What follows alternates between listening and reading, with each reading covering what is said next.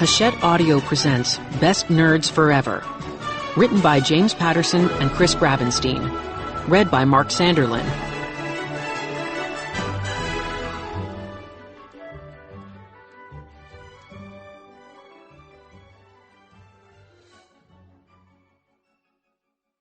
Chapter 1. Great, you're here. I might as well get this whole messed up story off my chest. On June 6th, right before I was about to finish middle school, I was out riding my Tony Hawk bike, which my parents never liked because, come on, Tony Hawk. That maniac started skateboarding when he was 9 years old. You ever seen the moves he makes in his video game? Extremely dangerous. I love them, but my parents aren't big risk takers. That's why my bike was neon orange. My mother wanted people, specifically drivers, to be able to see me from half a mile away. Except that didn't exactly work. It's after school, maybe 4:30 in the afternoon. I'm riding my bright orange bike up, down, and around Ridge Rim Road. Just cruising, psyching myself up for the big hill I know is coming. All of a sudden, I hear this engine roaring behind me. I mean, the driver's gunning it. I shoot a quick look over my shoulder. Here comes a huge, rattling black van. It looks like the driver is aiming straight for me. I pump my legs, pedal harder, ride really, really fast. The van picks up speed too. Its engine is screaming. It's like I'm being chased by some super creepy clown straight out of a Stephen King horror movie. Which, as it turned out, I kind of was.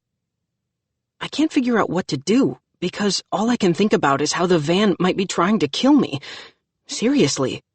When the drivers saw me and my bright orange bike, I swear they floored the gas pedal. So, of course, I'm terrified. You ever been chased by a demon van? It's very terrifying stuff. I work my legs so hard, it feels like my thigh muscles might explode and burst into flames. We're racing straight up a very steep hill, and in the high-stakes road version of rock, paper, scissors, van always beats bike. I can hear that motor whining behind me. It's getting closer, closer. I can smell burning oil. I can almost feel the heat blasting out of the radiator grill. Its front bumper is nearly nudging my rear tire. The maniac wants to run me off the road. I decide to ditch in some bushes I see on the shoulder. Sounds like the smart thing to do, right? Nope. Very bad move. Those shrubs are masking something. A low stone wall acting as a guardrail. My front tire slams into it. I go flying over the handlebars. And I plummet off a cliff. Oh, did I mention there's a whole pile of sharp, craggy rocks 100 feet below? Well, there is. Trust me, I know. I died on them. Chapter 2. I know. You weren't expecting me to die so soon. Me neither. Anyway, I've never died before, so I'm not exactly sure what I'm supposed to do. Or my soul or spirit or whatever, just sort of hang out down on those jagged rocks. My first reaction is, whoa, because I look up and see how far I've fallen. We're talking a long, long, long way. Enough to make me sick to my stomach. You might be wondering if, back when I was being chased, I memorized the demonic van's license plate number. Well, no, I did not. In fact, I only looked over my shoulder that one time. I was panicking, remember? Plus, even if I did know my killer's license plate number, what good would it do me? I'm dead. I can't really go running to the nearest police station to file a complaint or whatever. And you're right. Seconds ago, I was up on Ridge Rim Road looking down at my mangled bike, so how can I, all of a sudden, be standing next to it, looking up? I have absolutely no idea. I'm clearly new at this being dead thing. I start thinking about movies I've seen about dead people. I watch a lot of movies. I expect to see a tunnel of light, because in the movies, there's always a tunnel of light you're supposed to walk into after you die. Usually it's filled with ancient ancestors who help you move on. I think they call them guide spirits. But the thought of bumping into some distant aunts, uncles, or cousins, ones I might not even remember or know, makes me a little nervous. Did I send enough thank you notes to these dead people while they were still alive? Or will they be all like, "Oh, look who's here. It's Finn, the boy who never thanked me for that $5 bill I slipped into his birthday card 8 years ago." Oh, in case you were wondering, the van that chased me off the cliff never turned around to see what it had done. My hit-and-run driver showed absolutely no remorse. Psychopaths driving demonic vans straight out of a Stephen King movie seldom do. But one thing I noticed for maybe the first time, how great the pine trees smell along Ridge Rim Road.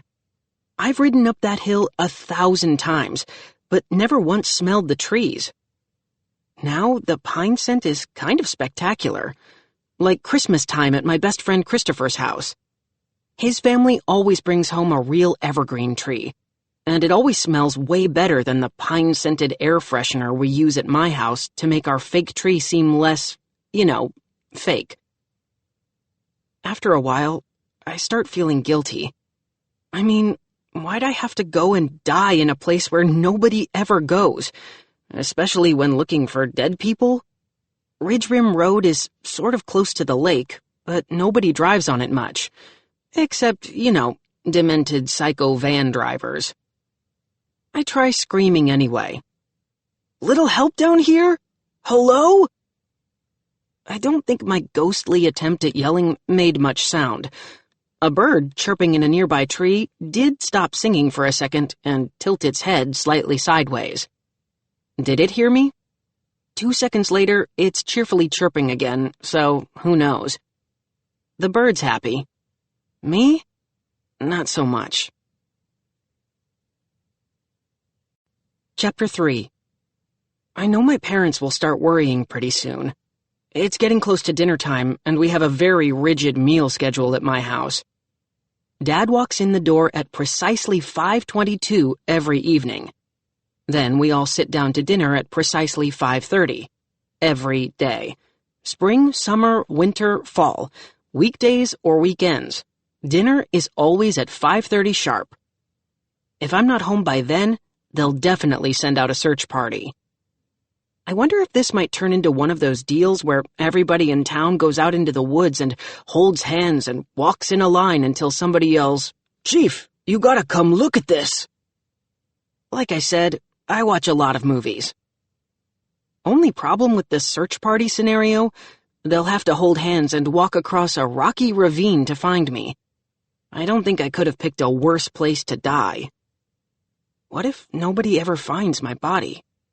What if they don't even know if I'm dead and just think I'm missing? Like that girl from school who disappeared like 4 months ago. What if I become the new Isabella Rojas? All of a sudden, I sense that someone is watching me. Someone from above. I look up and see a helicopter. It has WROL painted on its belly. It's the eye-in-the-sky traffic chopper from our #1 local news station, off to do its rush hour traffic report. I wave at the chopper. I know the pilot. It's Mrs. Owens. She's Christopher's mom. Yes, he's always Christopher, never Chris. He told me Christopher is classier. You ready for a laugh?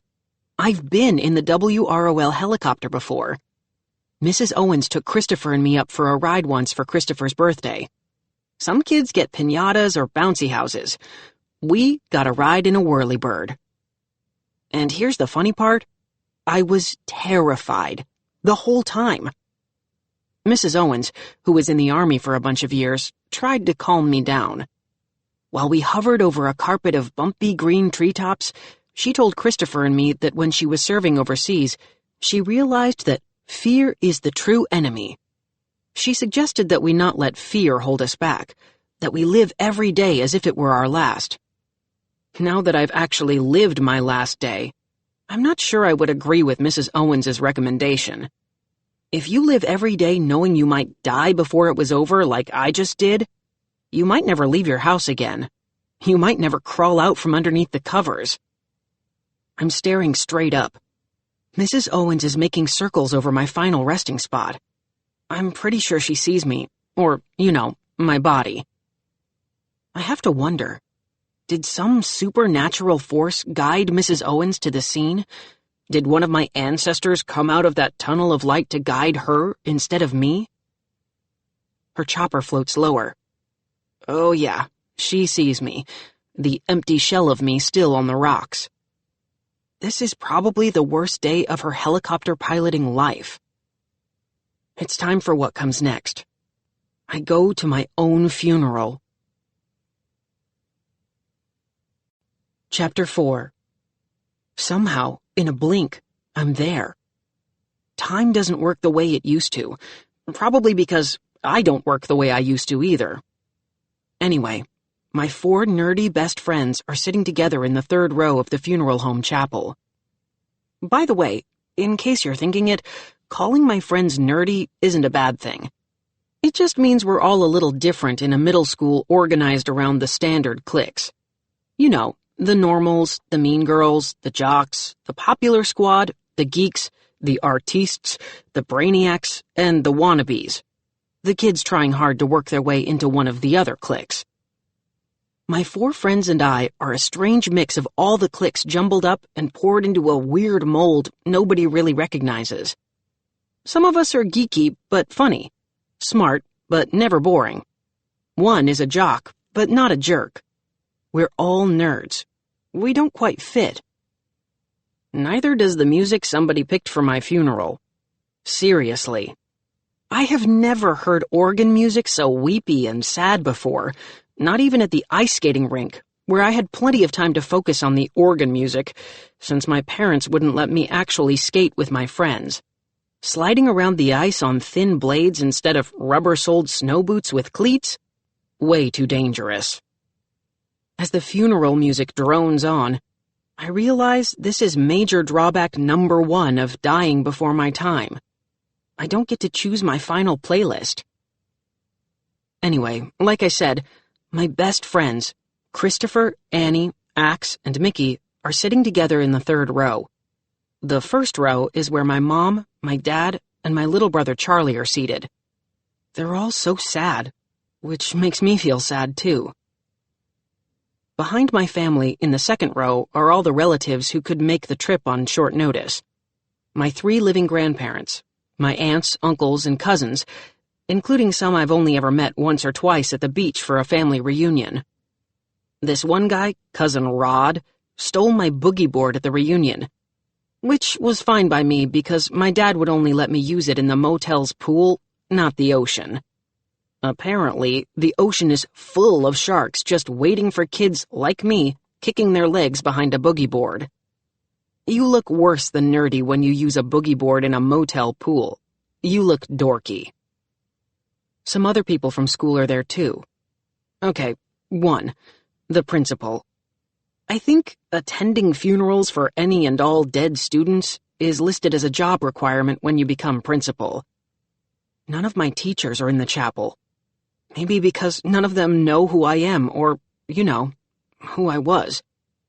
I never participated in class discussions or raised my hand to answer a question. In that way, I took my dad's advice. "Why risk it, Finn?" he'd tell me. "If you avoid all the questions, you never have to worry about giving the wrong answer. If you stay invisible, you never have to worry about looking like a fool." Now, I guess, I really am invisible. They have a picture of me on a placard mounted on an easel up front next to the casket. They've labeled it with my name, Finn McAllister. Although, I think most of the people in the pews already know my name. I can't be 100% certain, but I'm pretty sure my spirit face looks the same as my 8th grade class picture face, the one in the blown-up photo. Although, I'm a little whiter, a little paler now, very wax paper-ish. Now I feel horrible. I see my mom, the one who insisted I buy that bright orange bike. She's crying. And once she starts sobbing, so does everybody else, including me. It's like she's given us all permission. I'm Finn's mother, and I'm crying so you can cry too. I'm so sorry I died. I know how much it hurt my parents. Worse than it hurt me crashing into those pointy rocks. My pain passed. My parents' pain will last for as long as they live. Even my dad is sniffling a little, though I can tell he's trying really hard not to. That cousin who permanently borrowed my boogie board, Little Rod, his shoulders are shuddering. Maybe he finally regrets ripping that boogie board out of my hands at that family reunion. The whole chapel is crying. According to the preacher up at the podium, I died far too young. I agree. While the preacher keeps preaching, the crying becomes weeping. Even my 4 friends are blubbering. Finally, I've had enough. All right, you guys, I say out loud, hoping somehow the people in the pews can hear me. In fact, I'm practically screaming. All right. Stop crying. You guys, just stop. Please? That's when the weirdest, but kind of amazing thing happens. Boom. My friends stop crying. Did I just make that happen? Chapter 5. Okay, time for a flashback.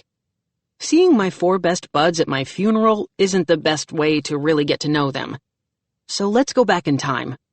Not too far, just last week. My last middle school cafeteria lunch before I decided to go cruising up Ridge Rim Road on my bike. That's right, my last meal on Earth was pizza-filled breadsticks. But I loved them. A very easy way to eat pizza without dribbling sauce and grease all over your shirt. And the smell?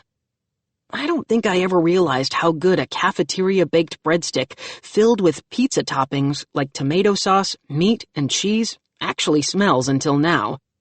I mean, is there a better smell on Earth than fresh-baked bread of any kind?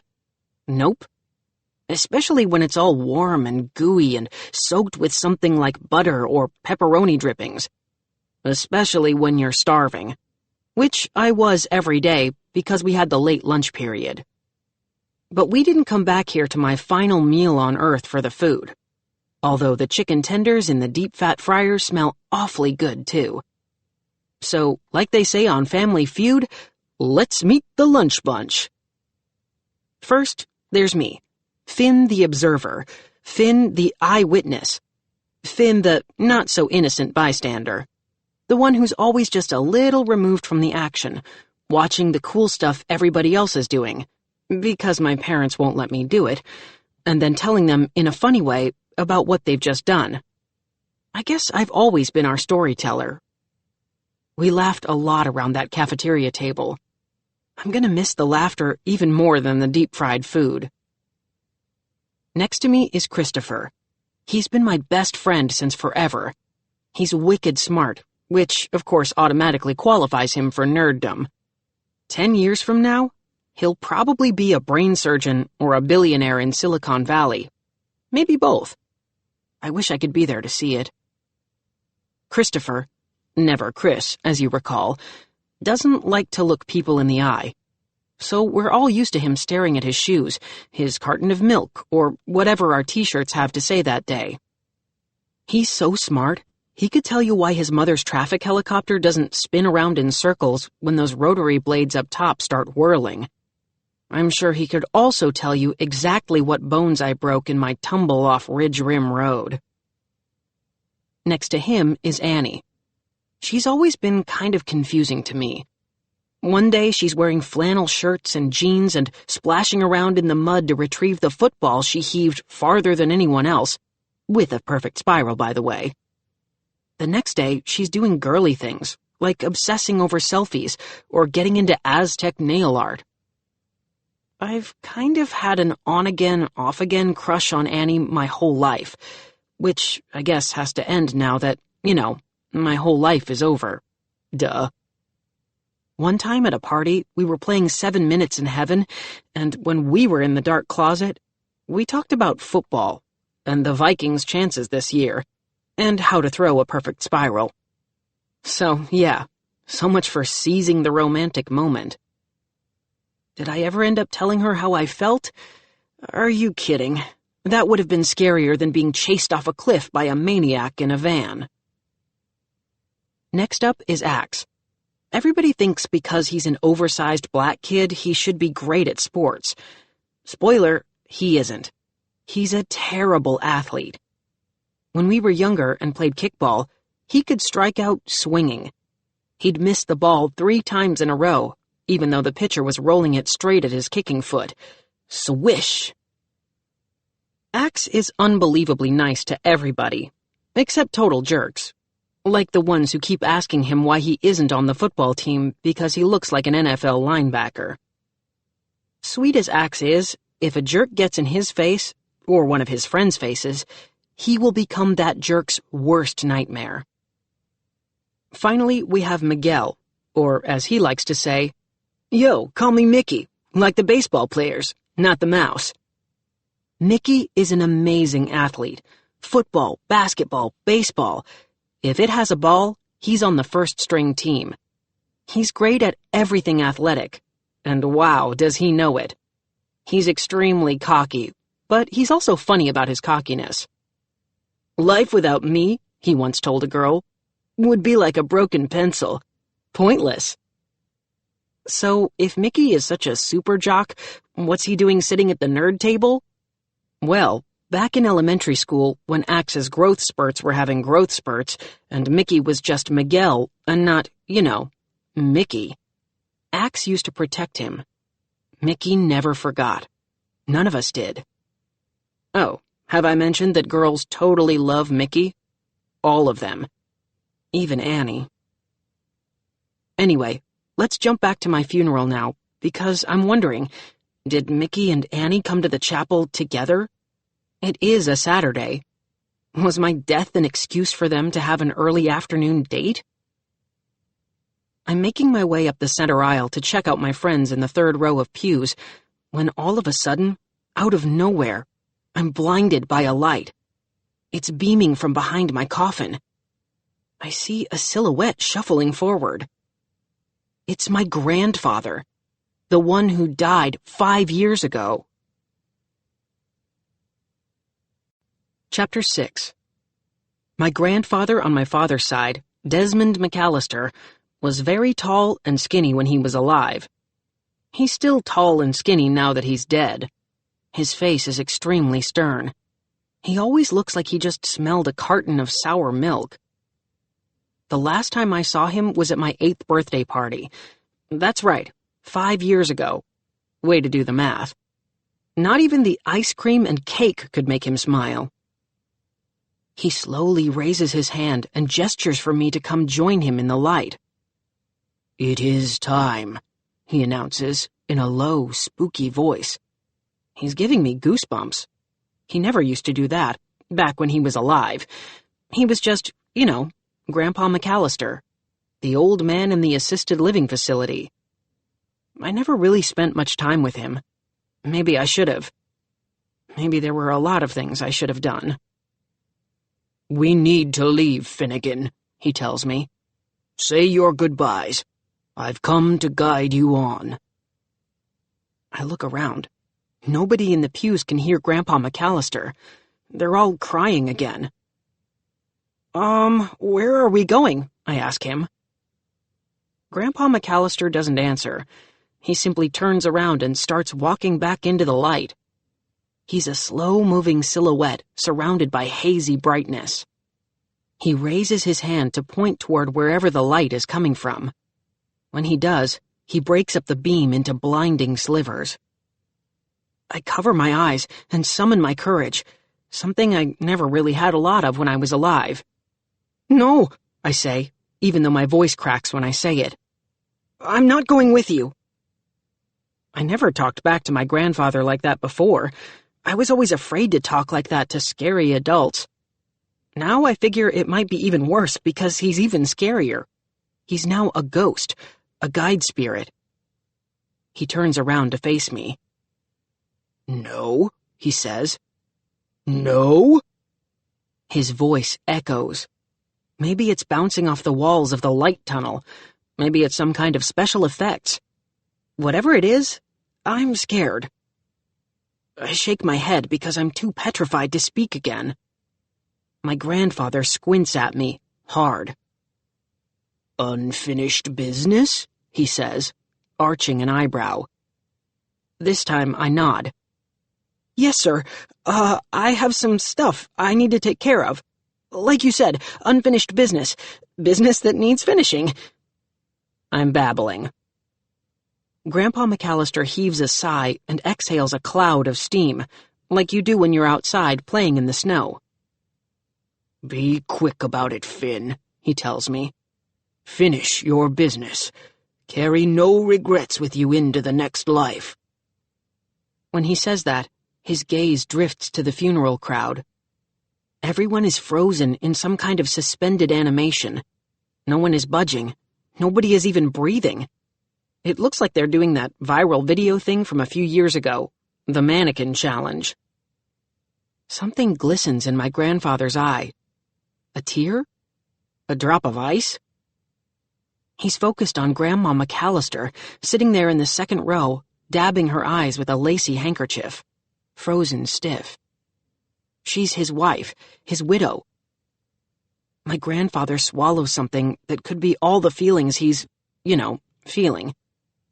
The way he's looking at my grandmother, it makes me wonder if he had some unfinished business that he never took care of. Some regrets. "Be quick about it, Finn," he repeats, softer this time. "Finish what needs finishing." He turns around and heads up into the shaft of light, and then, whoosh! It's like someone pulled the plug on one of those giant searchlights. The tunnel of light vacuums itself down into a tiny pinpoint and disappears. I face my funeral crowd again. People are moving. Everybody is hugging and drying their eyes and streaming out of the pews. I'm still near the row filled with my friends. "Come on," says Mickey sadly. "Let's get out of here." "Yeah," says Annie. "Let's hit the lake." "Sounds cool to me," adds Axe quietly. Christopher nods. "It's what Finn would have wanted us to do." Christopher is correct. The lake was probably my favorite place on the planet. Man, I loved it there. "The lake was probably Finn's favorite place on the planet," says Annie. "Man, he loved it there." Okay, that's extremely freaky. Annie picked up exactly what I was thinking, word for word. Did I somehow make her read my thoughts? If so, I need to watch what I think. I'm afraid she might pick up some of my, other thoughts, too. The ones about her. Chapter 7. The lake's official name is Lake Nunizanad, which means it is dangerous in the indigenous Ojibwe language. Yeah, you'd think my dad made up the name, but his family's Irish, not Native American. Everybody just calls it the lake.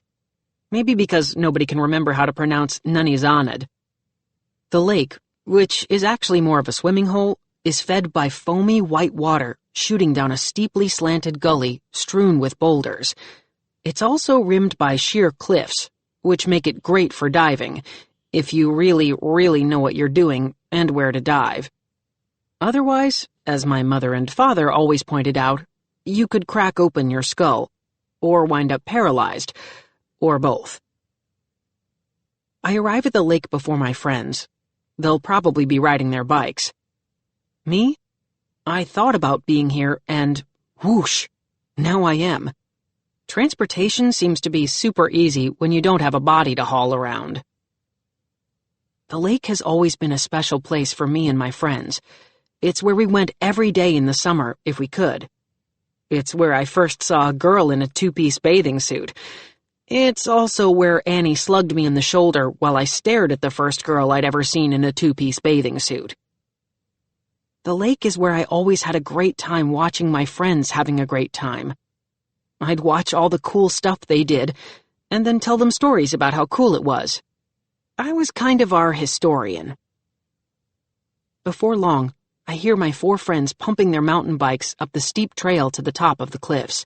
The jumping rocks. Mickey is in the lead, of course. Axe brings up the rear. They're all huffing and puffing. I'm the only one not breathing hard.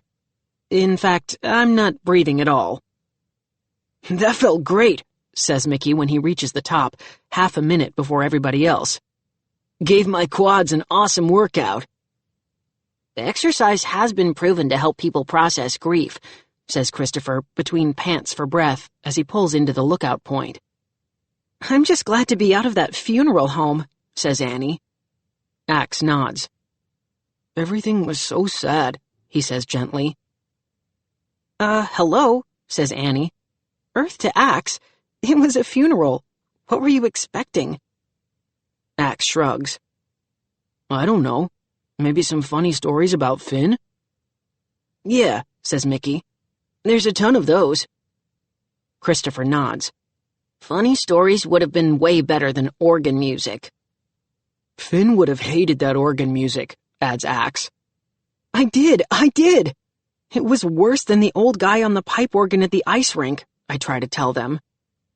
It feels just like old times. We're all up on the diving rocks, shooting the bull, having fun. The only problem? I'm still dead. They can't hear me. "Hey," says Annie. "Remember that time when I caught Finn gawking at that high school girl up here? The one in the string bikini?" "Yeah," says Mickey, puffing up his chest. "Her top came off when she dove in. I had to dive in and rescue it for her." "Such a gentleman," cracks Annie. "Finn almost jumped in to lend you a hand."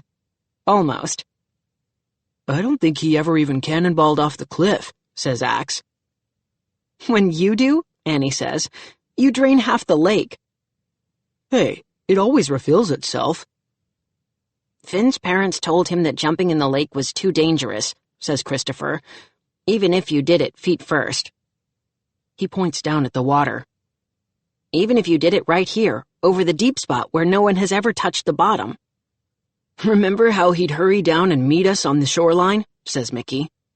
"And he'd do it so carefully, holding on to rocks, making sure he had 3 points of contact at all times." Then he starts imitating me, even though I don't think my voice ever really sounded like I'd been sucking helium out of a balloon. "I'll race you down to the water, guys. Bet I beat you." That was his corny line all the time. Bet I beat you. "Sometimes," says Axe, "I'd wait until Finn made it all the way down to the shore. He'd sit right on that smooth rock down there, and then I'd leap off the ledge, tuck in my legs, turn myself into a ginormous cannonball, and splatter Finn with one of those half-of-the-lake splash landings Annie was talking about." My friends all laugh. I can tell. They really do miss me. "Well," says Mickey, shedding his shirt and shorts to reveal his bathing suit. "Here's to Finn. This dive is for you, buddy." Christopher, Axe, and Annie all strip down to their bathing suits, too. "For Finn," says Axe, inching closer to the ledge. "Sure, he was a chicken, but he was our chicken." "Brock, brock, brock," cackles Mickey. Pretty soon they all join in the chicken squawk chorus. I don't mind. In fact, I kind of enjoy it. Reminds me of old times. Good times. My friends move forward to the lip of the cliff. Their toes are already twiddling over the ledge, eager to jump. "Careful, you guys!" I shout from my safe spot several feet behind them. "Annie, watch it! You could slip and fall. No diving, just jump. Axe, do a cannonball. You too, Christopher. Hello? Are you guys listening to me?" They all turn around and actually look my way. Did they freaking hear me? For a split second, all 4 of their faces have slightly curious expressions. It's like that chirping bird all over again. But just as quickly, they spin around to face the lake again. "Here's to Finn!" shouts Annie as she jumps off the cliff, feet first. "Finn!" shout Axe, Mickey, and Christopher. They all leap off the rocks. Except Mickey, of course. He jumps in, head first, and executes a perfect Olympic-style dive. Because of course he does. Chapter 8. My friends don't linger long at the lake. In fact, they just do that one jump, or in Mickey's case, one extremely dangerous swan dive, climb back up to the top of the rocks, grab their clothes, and, after a very emotional, if soggy and squishy, group hug, hop on their bikes to pedal home. They're all super sad. Me too. And not just because I'm, dead. I feel bad that I'm the one who's made them all feel so bad. Of course, it isn't totally my fault. There was that drive a kid off a cliff and run driver, the speed demon in the van, the maniac who was gunning up the hill behind me. But nobody knows about him, or her. Like I said, I didn't get a very good look at the driver. I was sort of busy, especially after I did a double somersault off Ridge Rim Road. I decide to follow Christopher home. Actually, it's less of a decision, more of a reflex. It's what I'd always do after we hit the lake. When the gang rumbled down the bike trail on their rides, I closed my eyes, and when I opened them, whoosh! I'm standing in the Owens' driveway, where I've stood a billion times, ever since I was 5 or 6, and would yell, "Can Christopher come out and play today?" I see stuff I probably saw a billion times before, as if I'm seeing it for the first time. Like how the basketball goal over the garage is just a hoop. The net has been missing ever since Christopher and I took over this asphalt court from his big brothers. We never thought about replacing it. I'm still not sure how all this ghost stuff works, but I have to say, so far getting from point A to point B is super easy. Also, it turns out, I can walk through doors. That's right. I can walk straight through the solid wood front door and step into Christopher's house. I'm hoping to see the typical chaos of the Owens household. Christopher has 4 brothers, Tom, Jeff, Steve, and Bill. Yep. His mom had 5 boys in 7 years. They're their own basketball team, which they sometimes play indoors, especially on rainy days. They use a pair of waste paper baskets on either side of the house, one in the den, one in the living room, as buckets. They also use a regulation Spalding for their indoor dunks. It's fun. It's also total chaos. Mr. and Mrs. Owens, the traffic helicopter pilot, let their kids run wild and tear around the house. As long as they do well in school, they can play all they want at home. Their parenting style seems to work. Like I said, Christopher, who's the middle son, is a whiz, smartest kid at my school. His older brothers are the smartest kids at the high school. His 2 younger siblings? One is the world's smartest 6th grader, and the other is tearing up academic records at the elementary school. Sometimes, when I was hanging out at Christopher's house, I wanted to invite my parents to come witness the chaos. See? They're running wild, they're having fun, they're laughing their heads off. Nobody's getting hurt. And they're all bringing home straight A's. But I never actually did that. Instead, I kept Christopher's house as my escape. A place where, for just a few hours, I didn't have to worry about all the things my mom and dad wanted me to worry about. But after my funeral, nobody is running around the Owens house. They're all in the den, slowly sliding their Monopoly pieces around the game board. Whoa. Usually, when the Owenses play Monopoly, it's as frantic as one of their indoor basketball scrimmages. If you buy a hotel and Tom or Jeff is the banker, they'll fling it at you. Hard. Bill tries to palm your orange $500 bills when you're busy rolling the dice. Steve is famous for tipping the board over if he's near bankruptcy. Monopoly is, usually, a full-contact sport at the Owens house. Not today. They're all sitting silently around their dad's faded green felt poker table. Mrs. and Mr. Owens are in their recliners, staring blankly at the TV screen, which, by the way, is also blank. The energy has been sapped out of the room, their house, their lives. By me. Finally, Bill, the youngest, pipes up. Hey, Mom, remember that time you took Christopher and Finn up in your helicopter? She smiles a little, then she laughs.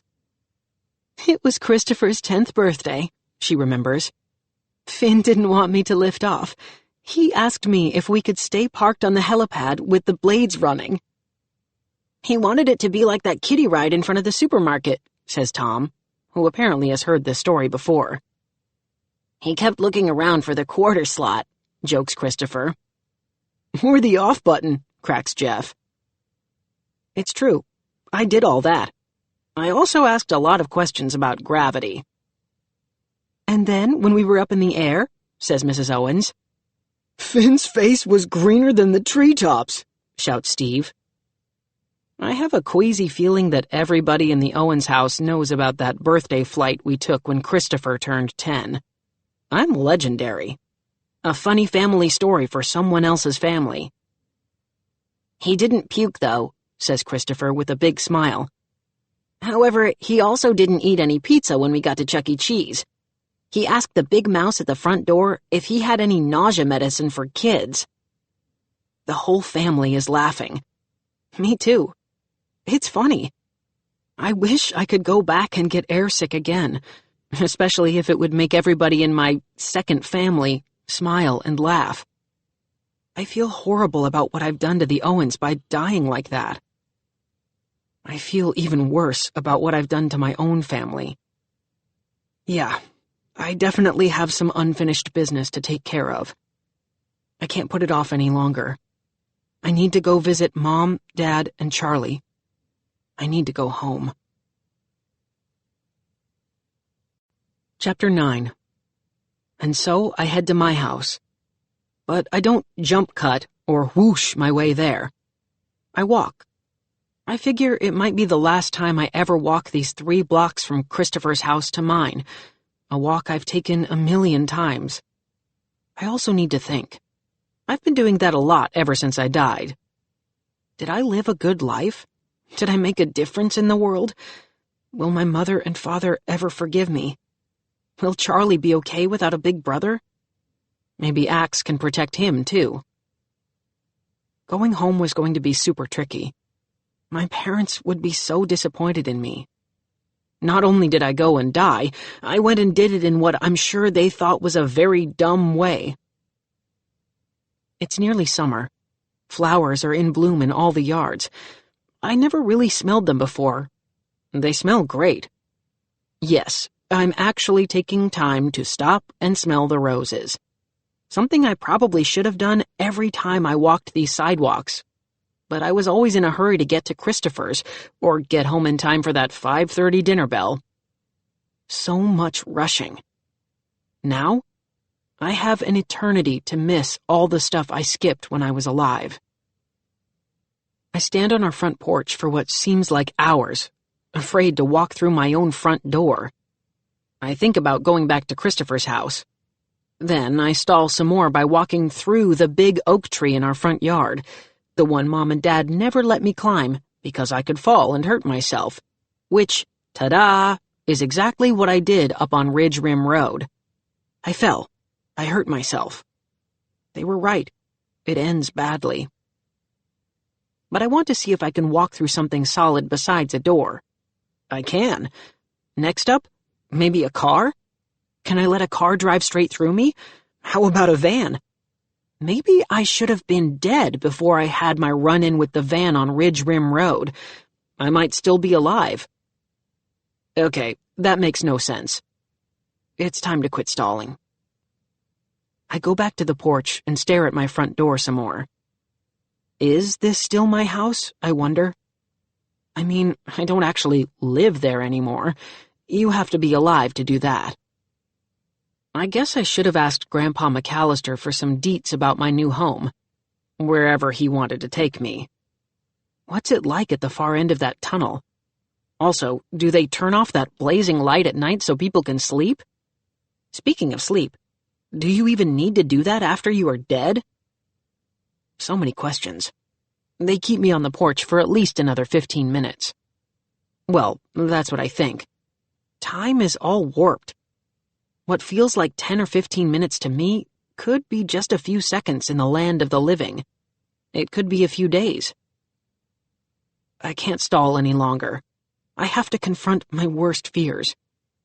That's extremely hard for me to do because all those years of leading a risk-averse, danger-avoiding life haven't done much to increase my courage quotient. I have very little experience on the fear-confronting front. My friends are right. I'm still a chicken.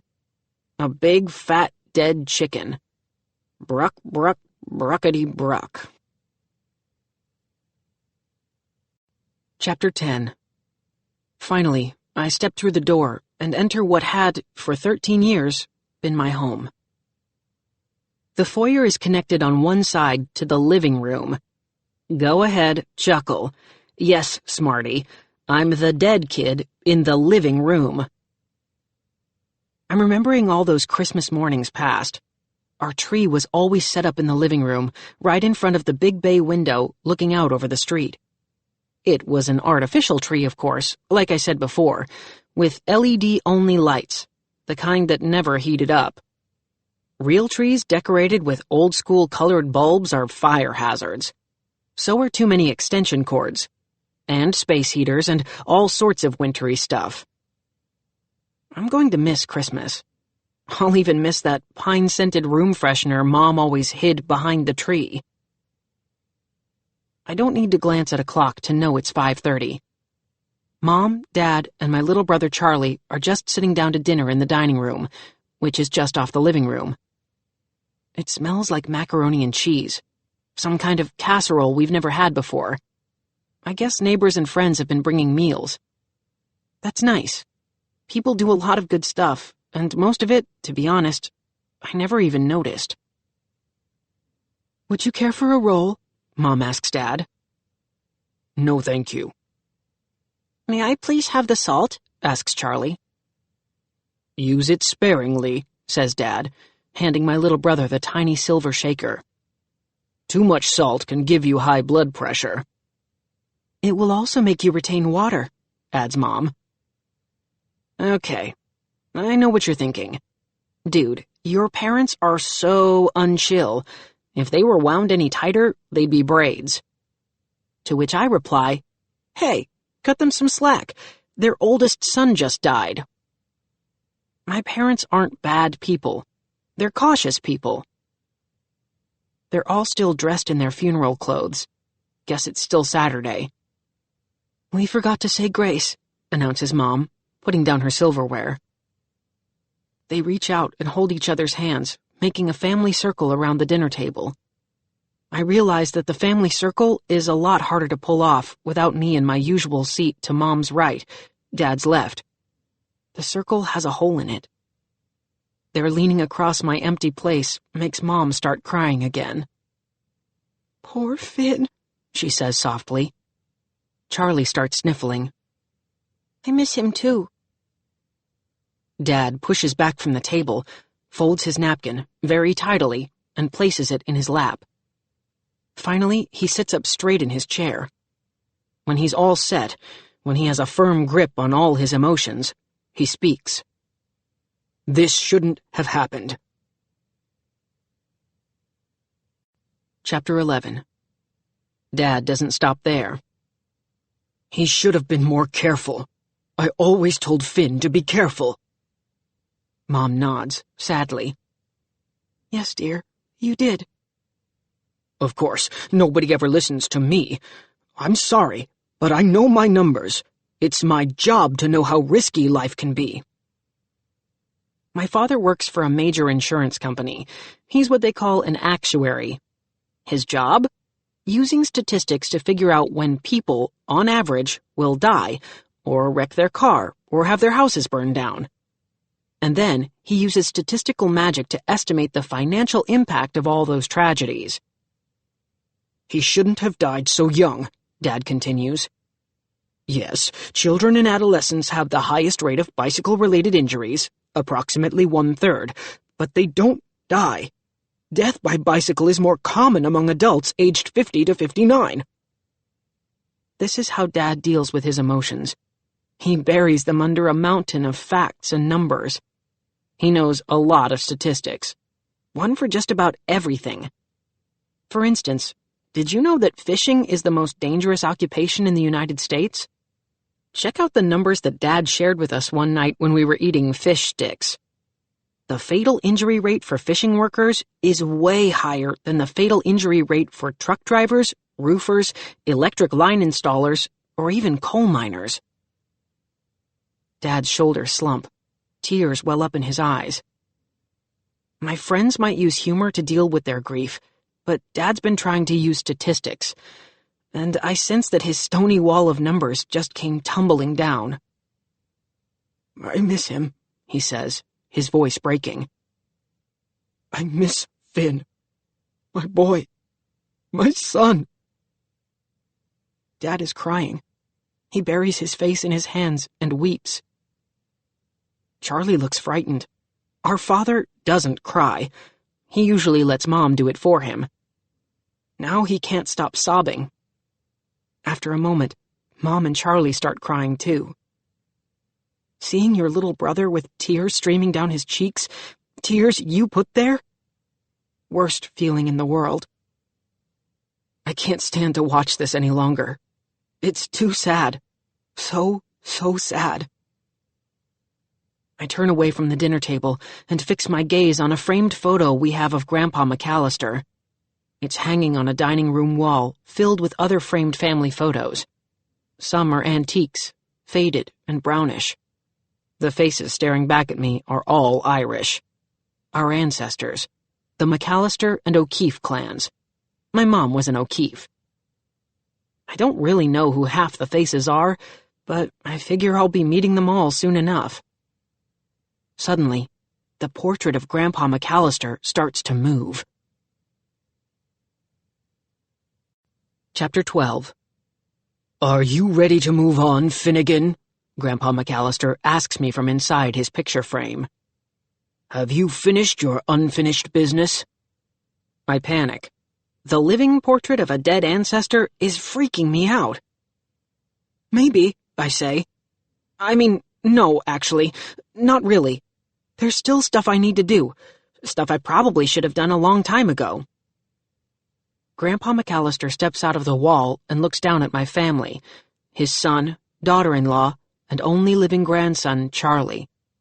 They're all sobbing, stricken with grief, hurting because I hurt them. "Haven't you done enough?" he asks. I summon up enough courage to attempt a question. "Grandpa?" "What?" "Why is my dad the way he is? Why is he so nervous, so afraid of life?" "Your father has his reasons," is all Grandpa will say. He summons me with his bony hand. The wall behind him dissolves into a tunnel filled with light. "It is time for you to leave here," he tells me. "Come along." He turns his back on me and starts leading the way into the tunnel. I realize I have a major decision to make. I can go with Grandpa and meet all the dead ancestors from our dining room wall. I can, like the funeral preacher said, move on to my heavenly reward, whatever that reward might be. Or I can haunt my friends and family as an invisible ghost until I'm really ready to move on, until I finish whatever unfinished business I feel gluing me to the life I know I have to leave behind. Suddenly, Dad slams both his fists down on the table. Silverware jangles. Ice cubes rattle in water glasses. "Why did Finn have to be so stupid? Why'd he have to pull such a foolish stunt? Trying to jump his bike over a stone wall on a cliff like he was some kind of ex-sports daredevil in a video game? What was he thinking?" "Whoa," I think. "I'll tell you what I'm thinking right now. That's not what happened, Dad. Not at all." Of course, I'm the only one who knows that. That's when it hits me. I have to investigate my own death. I need to find my killer. Because I need to somehow show my father, not to mention the whole world, that my death wasn't caused by me being stupid. A speed demon maniac in a Stephen King van chased me off Ridge Rim Road.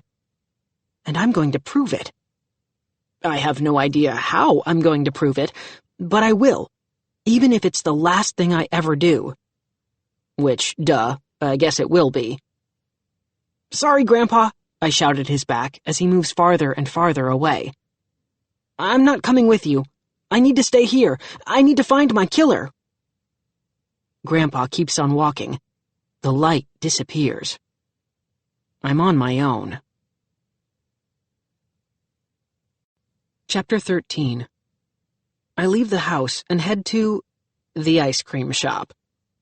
Not exactly sure how or why that happened, but here I am. The place is closed. The glowing clock behind the counter tells me it's 3 o'clock. In the morning. The streets outside are dark and deserted. It's just me and the ice cream, 45 different flavors. More if you include the fruity sherbet, but come on, who really does? When I was alive, the only ice cream I ever ate was vanilla, or chocolate chip. I never ventured very far down the flavor menu board. But now, I see all those open tubs in the freezer case, all those bright colors and fun swirls of nuts and chocolate and marshmallows and candy bits.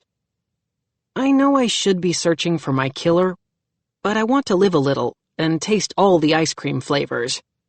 And so I do. Mostly because I figure that if I take one little pink plastic sample spoon bite out of all the open cardboard barrels lined up behind the glass, no one will ever notice that anything is missing. They won't call the exterminators or the Ghostbusters.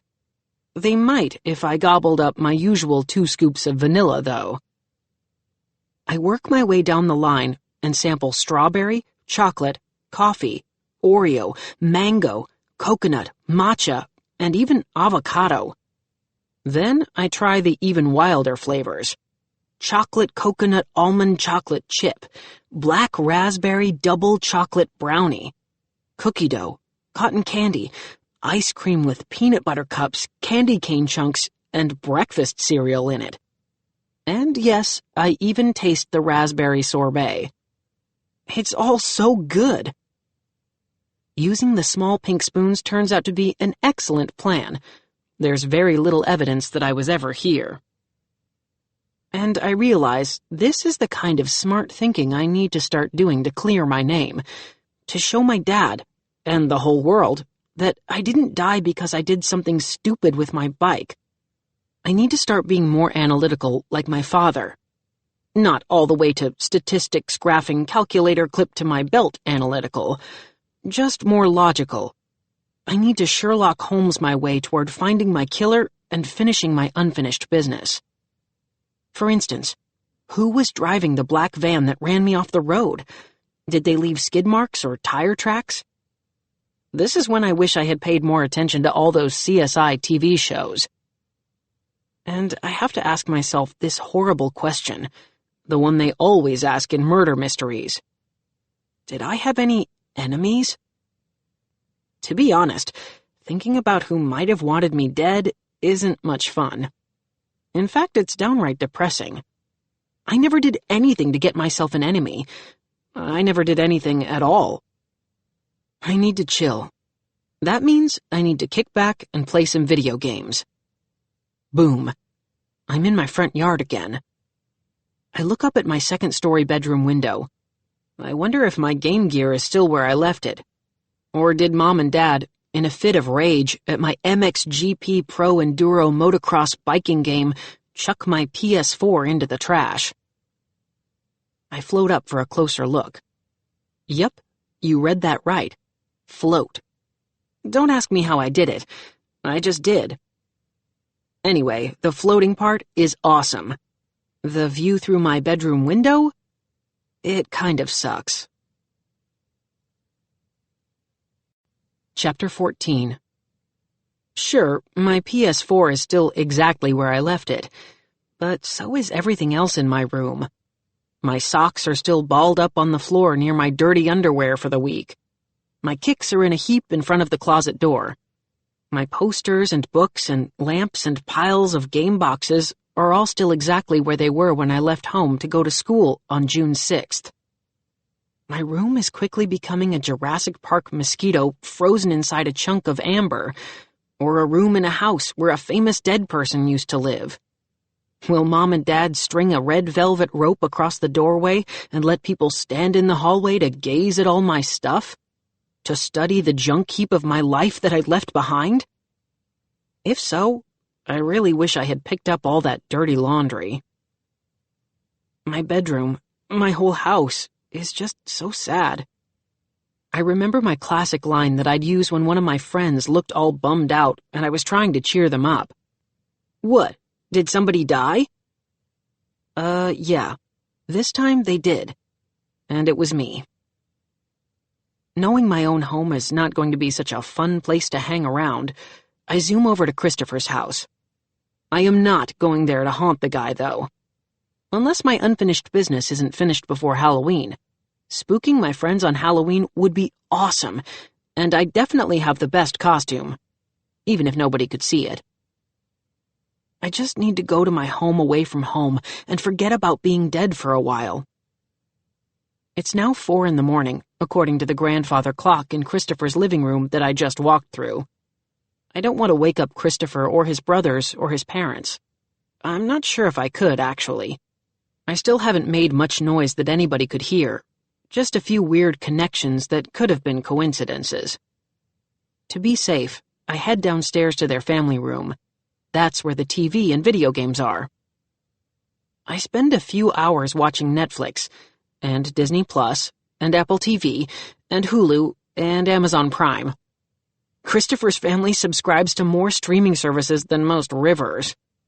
At my house, we have basic cable. And since the dead never sleep, I can do a major binge marathon. After my second movie, I start hearing footsteps and a coffee maker gurgling. The Owens family is waking up. I'll have to wait to play video games or complete my Obi-Wan Kenobi marathon.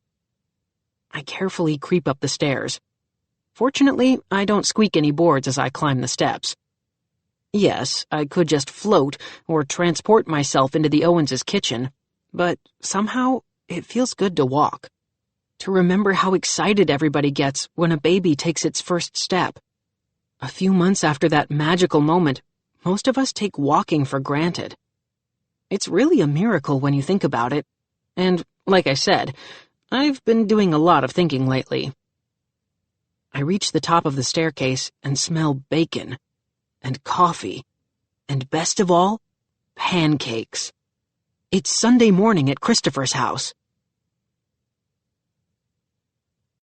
Chapter 15. I hover in the dining room with Christopher, his mom, and his brothers as their dad makes pancakes for everybody in the kitchen. It smells delicious. All that bubbly batter, sizzling bacon, hot maple syrup, and melting butter. I'm trying not to drool, the way I did that time I spent the night at Christopher's and had a stack of his dad's flapjacks the next morning. If I drool, I'm afraid Mr. Owens may see a puddle on the floor and think his roof just sprung a leak. Would my ghosty drool dribble real liquid? I don't know, and I don't want to find out. The Owens boys pass around the squeeze bottle of syrup. By the time it gets to Billy, the youngest, its sides are so sticky the bottle is glued to Billy's hands. Until Steve tugs it away. The bottle makes a rude sound. "Did your hands just fart?" jokes Tom, the oldest. The Owenses all laugh, including Mr. and Mrs. Owens. For some reason, that makes me sad. I guess it's because my dad would never laugh at a fart joke. He'd just frown and scowl and make you wish you could crawl under the table and disappear. Mrs. Owens flaps open the Sunday paper. "Maybe we should go to the movies today," she suggests. "A movie might cheer us all up." She suggests a romantic comedy. Mr. Owens wants to see a spy thriller. Each of the boys wants to see something different. That's when I realize I can see them all. I just have to walk through the walls separating the theaters inside the multiplex. Another dead guy bonus? Unlimited free movie passes. The multiplex at the mall has 16 screens. I'm tempted to snag a slice of bacon and a bite of pancake before I go, but that would probably freak my friends out. Floating bacon and tiny triangles of pancake tend to do that. Besides, I had all that ice cream, and there's popcorn at the movies. The theater isn't too crowded first thing Sunday morning, but movies do start at 11, so I walk through the sliding glass doors that used to automatically glide open, but now don't because they can't see me. Nobody wants to tear my ticket, because the staff can't see me either. At least the lobby smells like it always has. You know, popcorn kernels crushed into the carpet. I walk through the door to Theater 1. I figure I'll work my way up from 1 to 16. Until I do the math and realize that would probably take 32 hours. Which is fine by me, because I don't need to sleep. But the folks running the digital projectors, they'd probably like to go home from time to time and hang out with their families, maybe watch a movie. So I'm going to be picky. The first theater I enter is showing an R-rated film. Chalk up another victory for the dead, because I'm only 13. I'm not supposed to see this movie without a parent or guardian for 4 more years. My father would hate this flick. It has all sorts of risky stunts. Motorcycles leaping across rooftops, people dangling out of helicopters, explosions. In fact, it's making me kind of queasy. Maybe it's just a little too soon. One wreck in particular reminds me of my own. I decide to leave the scary film before the big finale and slide through the wall to whatever is next door. Singing animals, nice computer animation. Several celebs singing the songs. I'm pretty sure the woodchuck is that girl who won all the Grammy Awards. To make sure, I stick around and watch the beginning. Oh, yeah, it's her. I see her name right there in the opening credits. Next, I slide through the other wall and check out a cheesy comedy. It's stupid. Stupid good. Lots of laughs. I recognize one of those laughs, and not just because it's the loudest in the darkened room. It's my friend Mickey. Chapter 16. It looks like Mickey is on a Sunday date with Abby, one of the cheerleaders who loves watching Mickey score touchdowns or nail three-pointers. They're both yucking it up. Casually, Mickey fakes a yawn and extends his arm so it ends up on Abby's shoulder. All of a sudden, he's basically hugging her. What can I say? The guy has smooth moves, on and off the field. I could never be like Mickey. I'd be too afraid.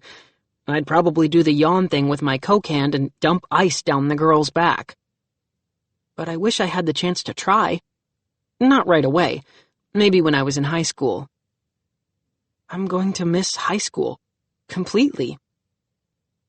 Thanks for coming with me, Mickey whispers in Abby's ear. Yes, I'm hovering right behind them over an empty seat that still looks empty to them because I'm invisible. I needed a few laughs after, yesterday, the funeral. Mickey looks like he's all choked up. Abby says, "Everything will be okay." Then she kisses him. There are wet, slurping noises. Gross. These guys were just sharing a big bucket of buttered popcorn. I've seen enough. I need to move on to the next movie. Like I said, I can stay at the movie theater as late as I want to. Yes, it's a school night, but I don't have to go to school on Monday morning. I'm on permanent summer, fall, winter, and spring break. The multiplex stops showing movies around midnight, and it isn't that exciting watching workers sweep up popcorn, collect crumpled Coke cups, and scrape up Junior Mints glued to the floor. But when you don't have to wake up for anything the next morning, when you don't even need to sleep, the night is always young. This calls for a video game. I can play them all night if I want to. So, after my 12-hour, 6-movie marathon, okay, I watched the kitty cartoon thing 3 times in total, I decide to head home. To my house. I'm afraid if I go to Christopher's house too often, I'll end up as a poltergeist there, like in that other movie. Poltergeists get glued to a certain spot and spook it for all time. I don't want to end up trapped inside Christopher's walls or attic where I'd have to spend my nights making loud noises.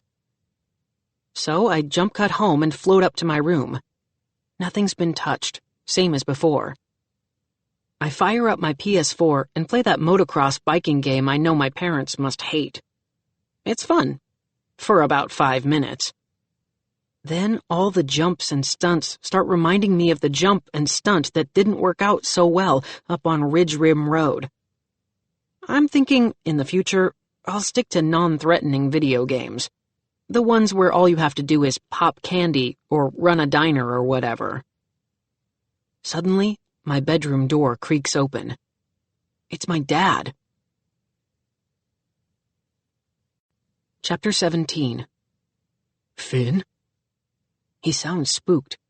He looks at the video game console. It's on, glowing. A stunt bike frozen in mid-leap.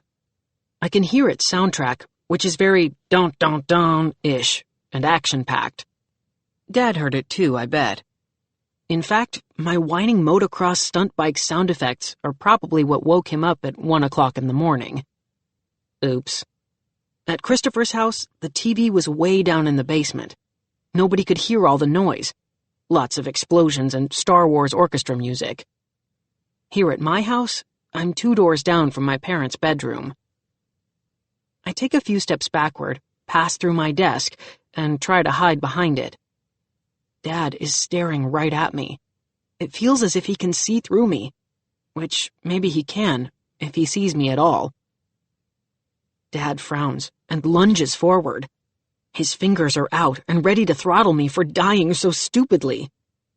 At least, that's what I think is going on until he rips my PS4 console off my desk, disconnecting all the cords with a yank so hard it swivels the monitor. "Stupid game," he mutters. "You killed Finn." Dad stomps out of my bedroom with my very expensive, biggest Christmas gift of all time PS4 tucked under his arm. I think he's taking it down to the garage to toss it into a recycling bin, right after he smashes it to plastic bits with a sledgehammer. I find it kind of odd that Dad didn't puzzle over what turned the game on. He probably thinks these machines are just automatically on all the time in their evil, never-ending quest to entice kids into doing reckless stuff, like performing death-defying stunts on their bicycles. Chapter 18. So now I know I can't play loud video games or watch action-packed movies without muting the sound, or maybe putting on headphones or popping in my earbuds. But I'm not sure they would work. So there's not much to do early Monday morning. I wish the sun would hurry up and rise, and boom, it does. I don't think I made the sun rise. It's been doing that all by itself since the dawn of time. I think I am now able to fast forward on the timeline that crawls so slowly for most 8th graders. We're always in a hurry to grow up, never thinking about what comes after you do that. Now that I've already reached the final stop in the game of life, I wish I could have slowed things down, not been in such a hurry to grow up and grow old. Having gloomy-goosed my way into becoming a total saddo, I decide to head to school, even though I don't have to. I guess it's just a bad habit. What else would I do at 7 on a Monday morning? Plus, I wouldn't mind hanging out with my besties a little longer. Maybe one of them has heard something about the van driver. I realized that while I was off at the movies and playing video games, I was supposed to be solving my own murder. Yeah, it's a focus thing. All my report cards said I have concentration issues. Guess those teachers were right. I wish I had paid more attention to what they were trying to teach me, because no one is going to try to teach me it again. I jump cut out of my bedroom without, for the first time ever, worrying about how my hair looks or what to wear to school. I drift up the sidewalk a couple doors to Annie's house. She and I have walked to school together since 1st grade. She comes out looking beautiful, just like she always did. But today, she also looks sad. Her head is hanging low. Her shoulders sag. I remember she can't see me. In her world, she is walking to school without me for the very first time. She looks up the block to my house, as if she thinks I'm just a little late, that I'll come running out my front door munching on a Pop-Tart, saying, "Sorry, sorry, sorry," which is what I said every time I was late. She sighs and wipes away a tear. "Finn's gone, Annie," I hear her tell herself. She sounds a little like a coach trying to buck up her team at halftime. "He's never coming back, okay? He's gone. Dead. Deal with it, girl." Whoa, I think. She's being a little hard on herself. I put my arm around Annie. Not that I'm trying to match Mickey's moves at the movie theater, but I figure she needs a hug. She shivers the instant my arm drapes over her shoulders. Her teeth even chatter. Did I do that? Can Annie feel that I'm here? I didn't mean to spook her or give her goosebumps. I guess I'm not totally in control of everything as a ghost. Huh. In some ways, being dead is just like being alive. Chapter 19. Some things in life never change, even after you die. Annie is strolling along, her head down, earbuds in, hands jammed inside her hoodie pockets. I know Annie. This is what I call her sad/mad walk. She's still thinking about me, which is sweet, but also bitter. Guess that's why they invented that word bittersweet. It's not just for chocolate. Here comes the part that never changes.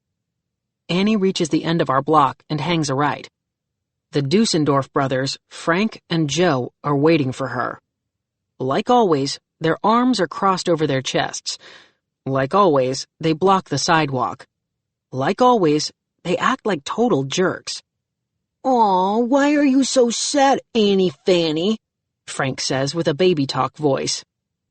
Annie tilts up her head so she can give them her laser-focused stink eye. "Why are you such a jerk, Frank?" "Ooh," says Joe, who's older and in high school. "She's right. We're not allowed to make fun of girls' butts anymore. It's against the rules. The rules suck, but they're the rules." "Fine," says Frank. "Why are you so sad, Annie Banani?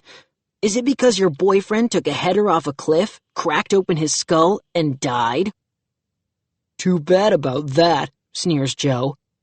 "But I have to wonder, was Finn McAllister just stupid, or was he scared? He was always such a chicken whenever we bumped into you two." It's true. The Dusendorf brothers always terrified me. Annie was much braver. When they tried to torment us, she usually cracked some kind of joke that made them laugh long enough that they forgot about killing us. Wait a second. Joe Dusendorf is in high school. He's over 16. He probably has a driver's license. His family might even own a black van. Did our local neighborhood bullies pull the biggest school bully stunt in recorded history? Did these two madmen run me off the road? I mean, it's definitely a possibility. They are right on the edge of juvenile delinquent dangerous. Today, Annie doesn't seem to have a snappy comeback for the Dusendorfs. Maybe because she's just too bummed out to crack a joke. So she decides to make a run for it. She dashes out into the street and sprints up the road. "Hey!" shouts Frank, racing after her. "You forgot to pay the toll!" "You have to give us something good from your lunch," adds Joe, joining in the chase.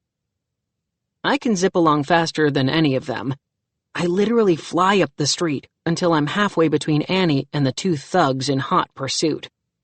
I land, spin around, put up both my arms, and yell, "Stop! Leave Annie alone!" The brothers don't hear me. They don't see me. In fact, Frank, the meaty, sweaty one, runs right through me. Yes, it's disgusting. Frank Dusendorf slithering through my ghostly form feels like slime oozing between my fingers. But he shivers, the way people do when they walk through a spiderweb they didn't see coming, and the chills slow him down some. There's nothing more I can do. Annie is on her own. Fortunately, she's fast. She could star on the cross-country team if she didn't find all that jock stuff boring. But as she nears the crosswalk closest to the middle school, she slows down. The Dusendorf brothers don't, until they see Axe. Yep, Axe, our gentle giant friend, is also on the school crossing guard squad. They had to stitch together a custom reflective sash for him because his chest is so wide. "Morning, Annie," says Axe. "How you doing?" "Better," she says with a smile. "Now." Axe glares at Frank and Joe. He doesn't say anything. He doesn't have to. Everyone knows how much he hates jerks. The Dusendorfs? Maximum jerkitude and jerkosity. Have a good day at school, Frankie," says Joe, his voice quivering. He's pretending he's just another high schooler dutifully escorting his little brother to middle school. Then he takes off running. Chapter 20. So now I have my first suspect. Joe Jerkface Dusendorf. I definitely need to check out what kind of vehicles the Dusendorf family has parked in their driveway. If there's a black van, then I'll know I have my man. Maybe. I mean, there are a ton of black vans on the road. Anyhow, it'd be a start. But I'm not doing it now because, okay, I'm a little distracted. Being back at middle school when you're a ghost, it's awesome. And not just because you can walk through steel doors and see what everybody has stashed in their lockers. Some of you do way too much interior decorating. I can hang around with my friends. I can hang around with other people, too. All those cliques I never belonged to. It's a great way to pick up all the gossip. I mean every shred. No one can see me, so they don't stop talking when I sneak up behind them. Before the second bell rings, I know more about who has a crush on who than I ever have. I also hear a lot about me. "It's so sad. Was his name really Finn? Like in Huckleberry?" "I never really knew the guy." "He was in my English class, I think." "Why'd he do something so dumb?" "They should close down Ridge Rim Road. It's too dangerous." I decide to stick with my usual schedule. I know. I should go to classes I've never gone to before. Learn things I've never even thought about learning before. But remember, I'm still basically Finn. I am my father's son. I don't take risks. Risks are scary. Although I did enjoy all that ice cream. So maybe tomorrow I'll shake things up a little. Drop in on some classes that aren't on my regular schedule. That'll be a good thing to do. Tomorrow. If I'm still here tomorrow. Anyhow, like always, when it's first period, I head into Mrs. Kimmery's class. She teaches science. Mrs. Kimmery starts by asking if anyone has any questions about me. Finn McAllister. My death. How they're feeling about it. She wonders if anybody has anything they need to talk about. And wow, people do. I'm kind of surprised. I never realized that so many kids in this class even knew who I was. A lot of their questions are the same ones I've been asking. Why did it happen? How did it happen? Is my family going to be okay? People say some pretty nice things about me. It kind of chokes me up. I didn't realize that half of these people even knew we had class together. The heartwarming bubble is burst when the class clown, a girl named Nancy Lombardo, wonders if maybe the school should close for a week in my memory. Mrs. Kimmery glances over the top of her glasses at her. "Never mind," Nancy apologizes. Then she sinks down into her seat. To be honest, it's a little embarrassing being the center of attention. First out in the halls, now in my old classroom. I look around the room, trying to find a distraction from the discussion. And, of course, my eyes land on the life-size skeleton model Mrs. Kimmery has at the front of her science classroom. In my current state, it's not something I really want to look at for very long. So I stare out the windows that face this garden the school has in its central courtyard. It's like a small, boxed-in park, with a few trees, a path, and a couple benches. Classes go out there sometimes to measure rainfall, plant seeds, or check on butterfly feeders. But it's not the butterflies that catch my eye. It's this girl. I kind of recognize her. I think her name is Isabella. Isabella Rojas. Right.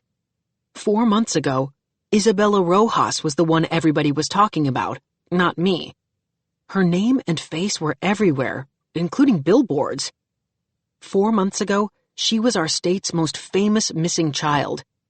To this day, nobody knows what happened to her. Except maybe me. Because I just saw Isabella Rojas walk through a tree. Chapter 21. That's right. Isabella Rojas is a freaking ghost, just like me. While I'm looking at her through a window on the south side of the courtyard, she has her face up against a classroom window on the east side of the garden. Curious, I slip out of Mrs. Kimmery's classroom by walking through the wall with all the windows. The class turtle bowl sitting on the windowsill passes right through my stomach.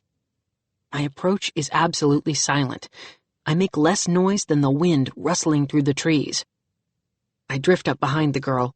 She has long, straight hair. It's jet black. She's also wearing a knitted ski cap and a sweater, because she was reported missing back in February. Now it's June. Nobody wears a ski cap in June unless they're a barista at a coffee place.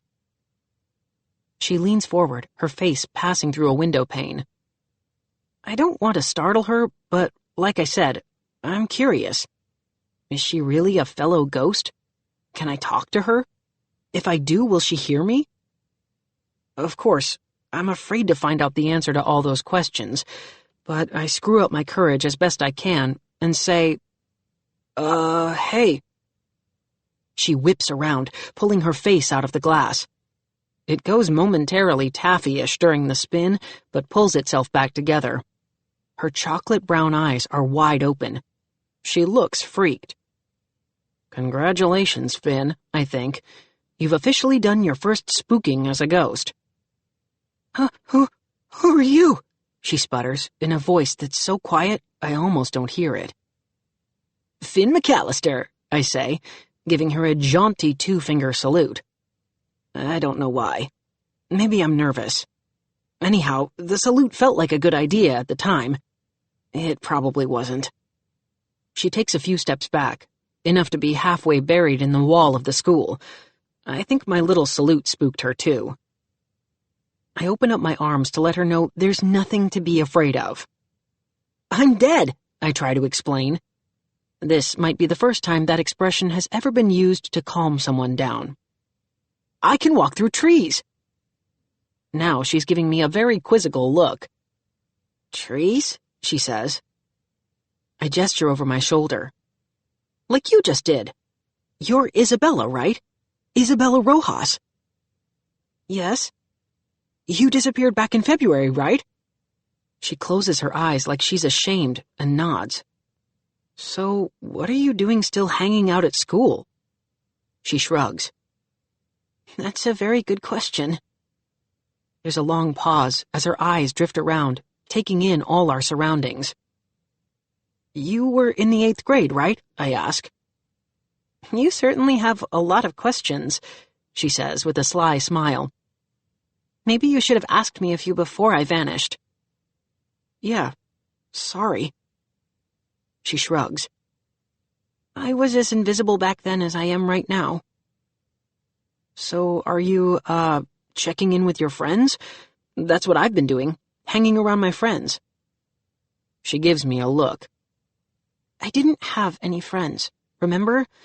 You weren't the only one who never said boo to me when I was alive. Oh. I am stunned. Even I had 4 friends, and I'm a nerd. 0? Zip. I always sat alone in the cafeteria, hid in the back of the class. Never did any teams or extracurricular activities. So, if you don't mind me asking, why are you here? I mean, I know why you're here, because you're a ghost. Duh. Like me. But why are you hanging out at school? She shrugs. It feels safe, familiar. I mean, I can't go home. Not after what I did. And I'm afraid to move on to whatever comes next. What if I don't have any friends there either? In a weird way, I'm almost tempted to say, hey, I'll be your friend. We have a lot in common. After all, we're both dead. But, nah. Who knows what scary stuff that might lead to. Chapter 22. Look, I tell her. I'd love to hang with you, but, I have some unfinished business to take care of. Actually, I just have so many problems of my own, I don't really want to deal with whatever hers might be. I need to, go finish some junk. Business, and whatnot. Yeah, says Isabella, staring down at her canvas sneakers. The tops, I notice, have spiraling doodles all over them. Me too. Unfinished business. Whoa, I think. She disappeared 4 months ago, and probably died then, too. And she's still not done with whatever she needed to get done? Her business is still unfinished? How is that possible? But I don't ask any of those questions. I just say, oh, cool. Got it. Awesome. Yes, I've always had such a way with words when talking to girls who aren't Annie. Yeah, cool. Isabella is almost as brilliant a conversationalist as me. Anyway, she goes her way, and I go mine.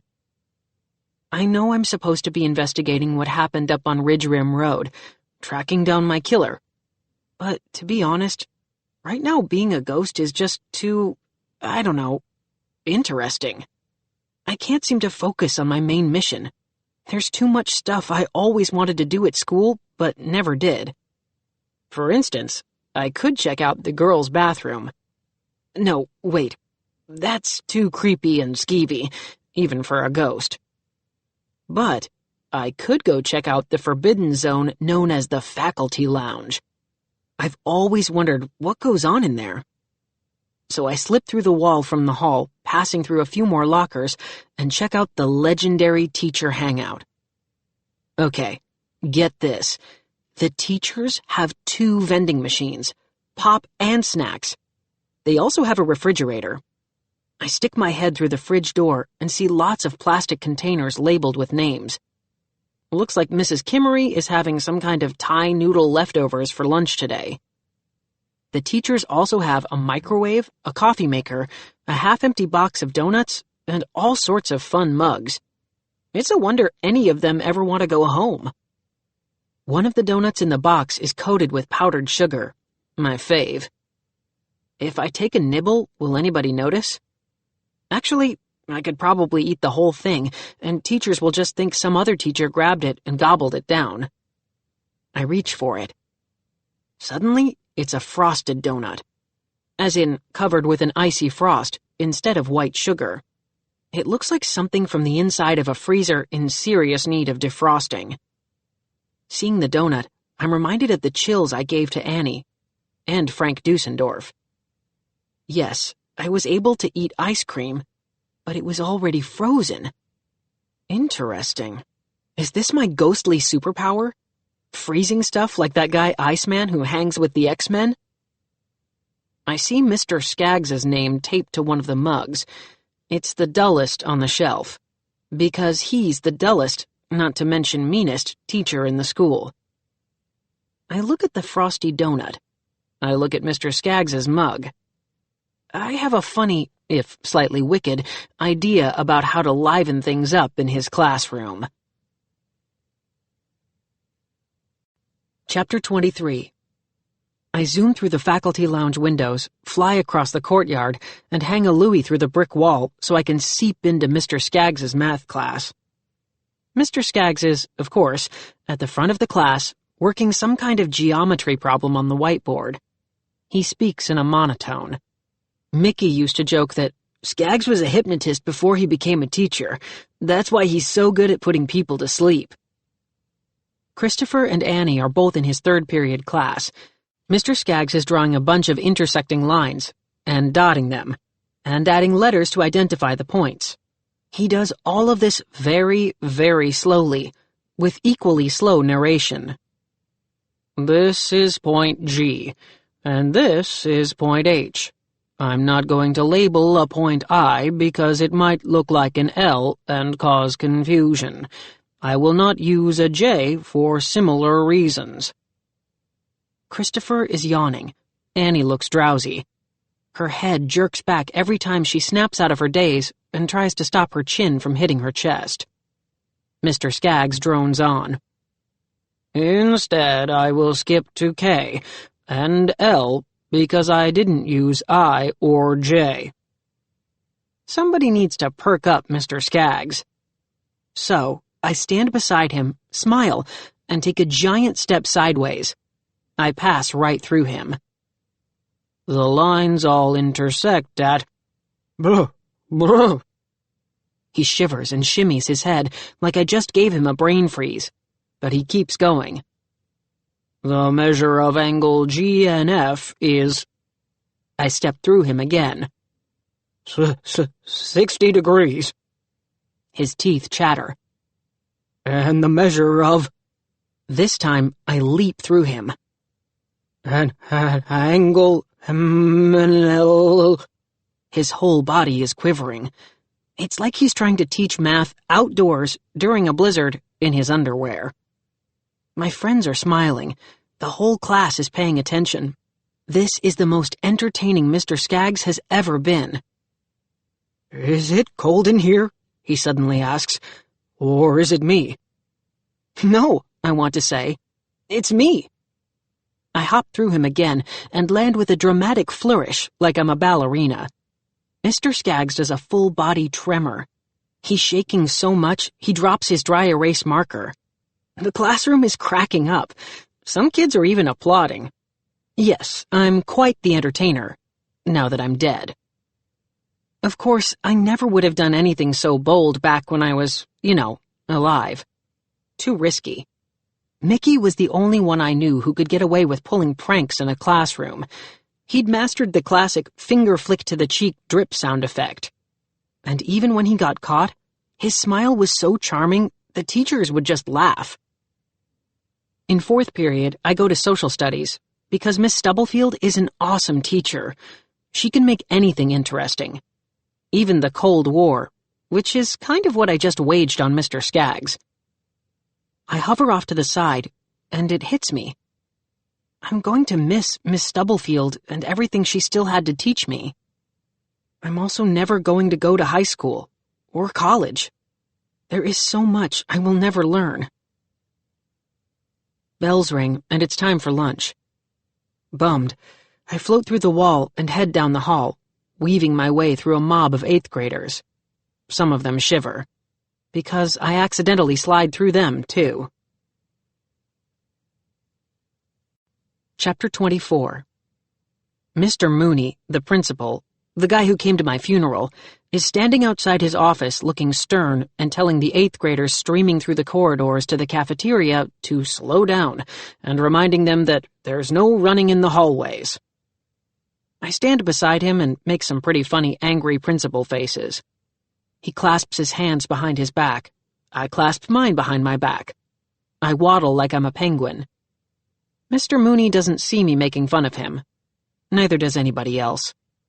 I think about jumping through him, repeating the shiver show I put on in Mr. Skaggs's class, but, to be honest, I'm starting to feel like a one-trick pony. Doing the one thing I can do over and over is kind of boring, so I quit making funny faces and silly principal poses. Mr. Mooney, however, keeps going. He calls out a few individuals by name, including Christopher. Mr. Owens. Christopher stops, looks at his feet. Yes, Mr. Mooney? Please look at me when I'm speaking to you. Yes, sir. Christopher raises his eyes, slightly. I'm sorry to hear about your friend Quinn. Finn. Excuse me? His name was Finn McAllister. Mr. Mooney looks at a note card he has tucked in his shirt pocket. Right, Finn. My apologies. Wow. He came to my funeral but doesn't even know my name? Come on. He was printed right on the program. Man, I really was invisible at this school long before I fell off that cliff and became a ghost. I was just like Isabella Rojas. Except I had Christopher, Annie, Axe, and Mickey. 4, count 'em, 4 friends. If there's anything any of us can do, says Mr. Mooney. Hey, if he can forget my name.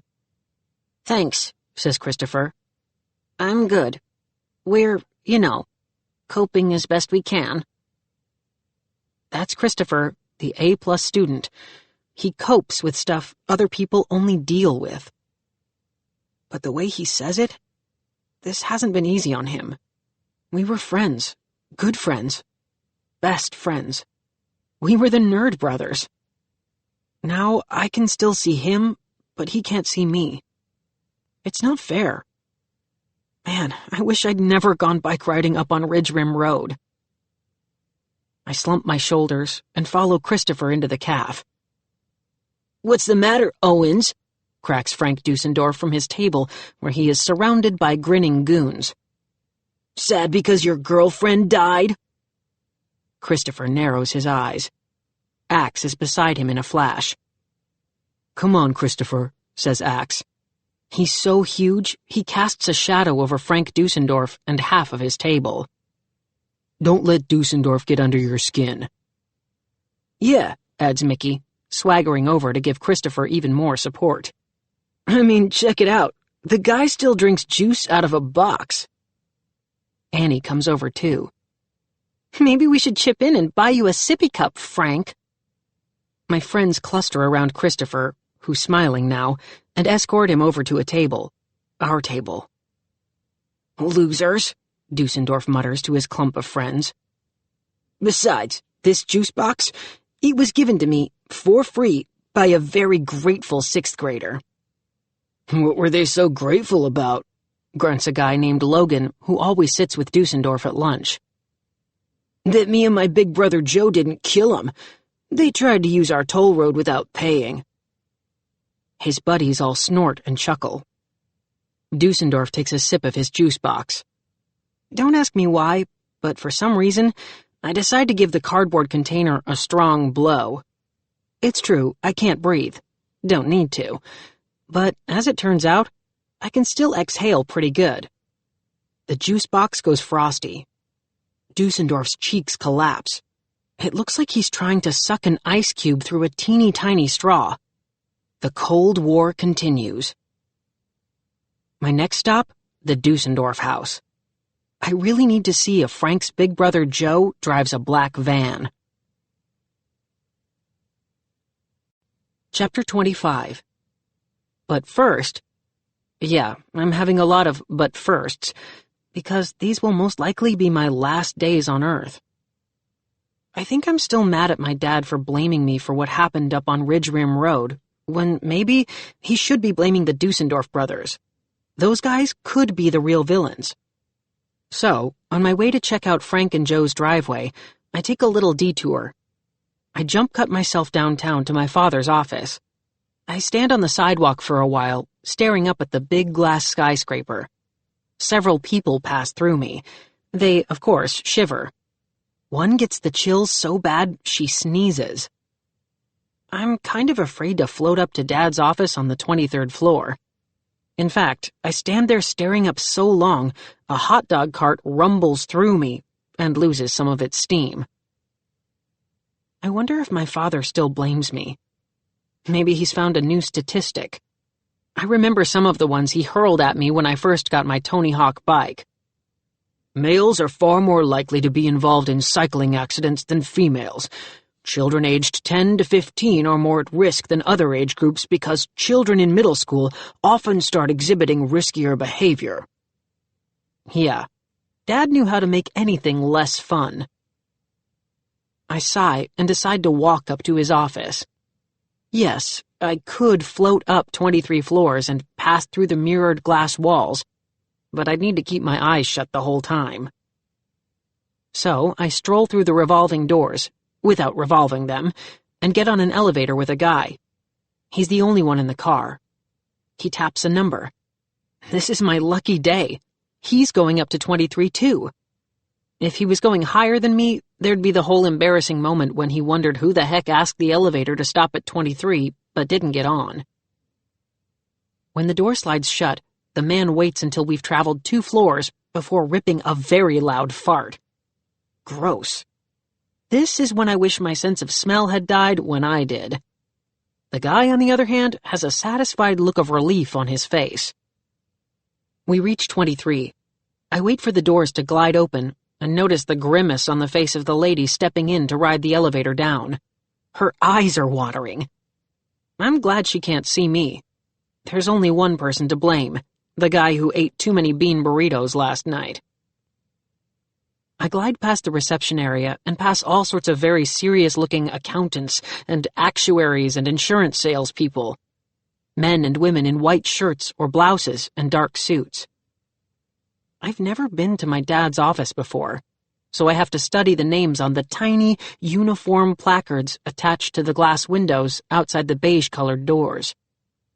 I know Dad isn't in a cubicle because we had a minor celebration, vanilla ice cream, 2 scoops each, when he moved up to an actual office. I find McAllister etched into a brown plastic door marker. Dad isn't in his office.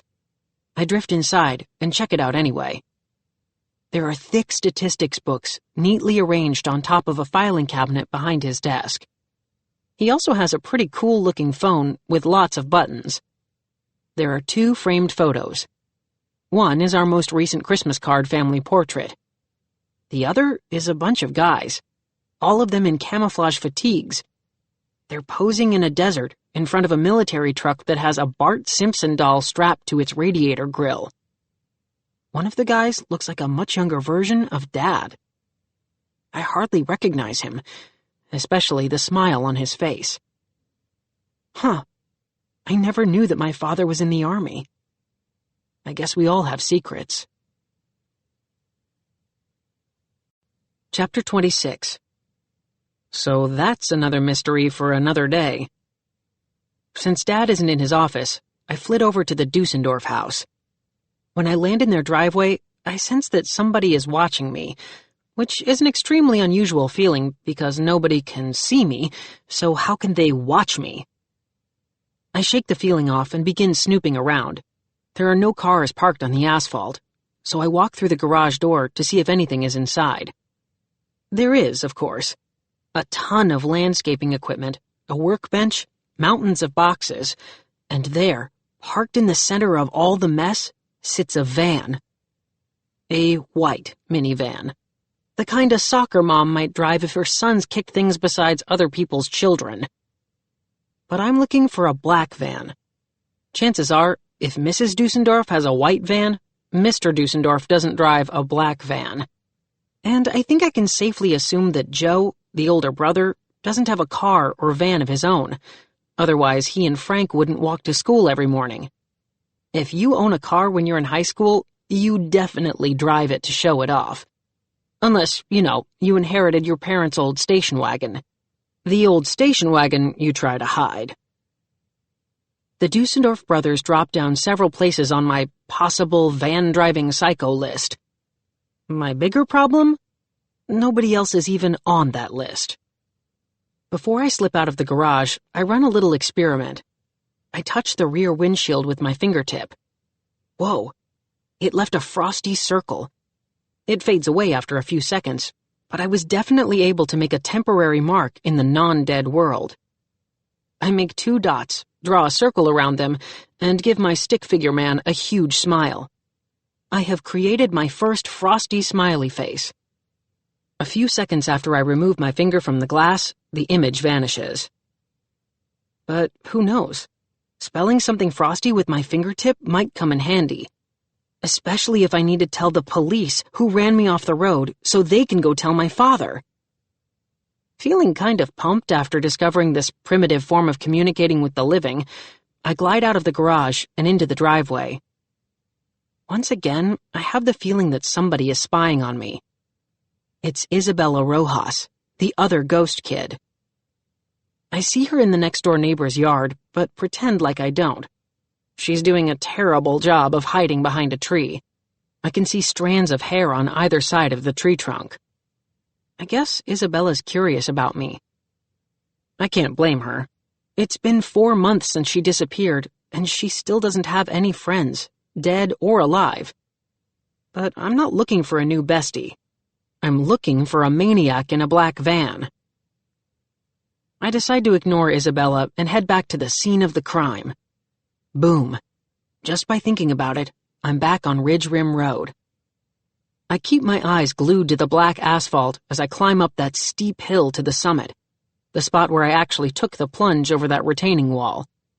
I'm looking for skid marks, tire tracks. Unfortunately, I see a ton of them, but I don't know what any of them can tell me about the van I'm looking for, or if any of this physical evidence has anything to do with the one motor vehicle in the world that I'm searching for. Frustrated, I look up. I'm maybe 10 yards away from the place where I went flying over the low stone wall, and you won't believe what I see. Not just the mounds of flowers, rows of candles, clumps of balloons, and piles of stuffed animals that people have placed on the ground in front of the shrubs to mark the place as a memorial. That's pretty amazing, sure. But what's even more incredible? My dad is there too. Chapter 27. Dad tucks the old stuffed rabbit I used to sleep with between a teddy bear and a bunch of white roses. And yeah, his name is Mr. Flopsy Wopsy, because of the ears. Never mind. Anyway, this is why Dad wasn't at the office. He wanted to come up here and visit my makeshift memorial. "I miss you, Finn," he whispers. "But I can't understand why you do something so... I'm sorry, son. Stupid. Was it peer pressure? Did one of your friends make you do this? Because research shows that teens are much more likely to take risks when other teens are around, and you were 13. Whoa. Now I really need to find out the truth about the van that ran me over this cliff. Dad's starting to blame my friends for what happened to me." "That's sweet," says a soft voice behind me. "Your father remembered your favorite childhood friend." I turn around. It's Isabella Rojas. "What was the bunny's name?" she asks. "None of your business." "Pretty weird name for a stuffed bunny." "Why are you following me?" I snap. Her eyes widen, like she's afraid I might lash out at her, which, duh, I guess I kind of just did. I'm not sure," she says. "It's been so long since I talked to anybody who could talk back to me. I'm sorry. I thought maybe you needed somebody to talk to, too." "Look," I tell her. "My father and I are having a moment." I gesture to indicate my dad. But he's not there anymore. And all of a sudden, it's twilight. Apparently, we've jumped ahead on the timeline. I'm not sure if I triggered it or if Isabella did, but the sun is disappearing beyond the pines to our west. It must be 8 or 9 o'clock at night. Dad's gone home and has already finished dinner. Great. Now my father's gone. I give Isabella a look. "You followed me to Frank and Joe's house too, right? I saw you trying to hide behind that tree. Your hair was sticking out." While she nervously smooths down her hair, I stare. I stare hard. Because I still can't believe I'm talking to a freaking ghost. Something I can only do because I'm a freaking ghost too. "I'm sorry I bothered you," says Isabella. She glances down into the ravine, down to the jagged rocks 300 yards below. "Yeah," I tell her. "That's where I died." She looks at me like she wants to tell me a secret. But then she changes her mind, I guess. Because she runs away. She tears down the hill in a blur. I follow after her. Where the heck does she think she's going? I may be dead, but you can't just sneak up behind me, strike up a conversation, and then run away.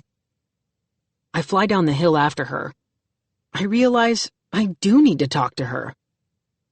Isabella has been an apparition longer than me. She might have some tips I can use in my investigation. She might also be faster than me, because I can't keep up with her, even though I'm whipping along like a flying banshee. She's whipping along like a speeding bullet. I reach the blinking red stoplight hanging over the intersection at the bottom of the hill. This is why biking up the steep slope of Ridge Rim Road is so hard. You have to come to a complete stop before you can attack it. I make a right turn, head down County Route 13. Not sure why. I just have a hunch that this is the way Isabella went. The sky is darkening. Both sides of this rutted two-lane blacktop are lined with thick stands of trees. It feels like the kind of stretch of road that a ghost would haunt so they could jump out at passing cars. I squint, but I can't see Isabella. Until I do. She's right in front of me and in my face. Chapter 28.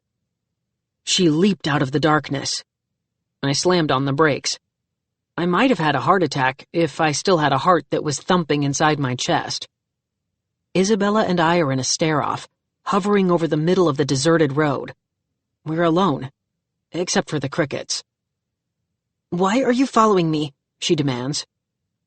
"I asked you first," I counter. "Remember?" "When?" "Oh, about a minute ago." "If you don't leave me alone," she says, "I'm going to scream." I shrug. "Go ahead, scream away." And that's exactly what Isabella does, very loudly. But nobody can hear her except me, not even the group of deer nonchalantly crossing the highway. Now I wish Mickey were here with me. Not that I wish he were dead. It's just that Mickey knows how to talk to girls who aren't Annie. Me? Not so much. "Okay," I tell Isabella, holding up both hands to show I come in peace. "Calm down." "Calm down?" She's still kind of screaming. "Just chill. I'm on your side. We're on the same team. We're the dead kids."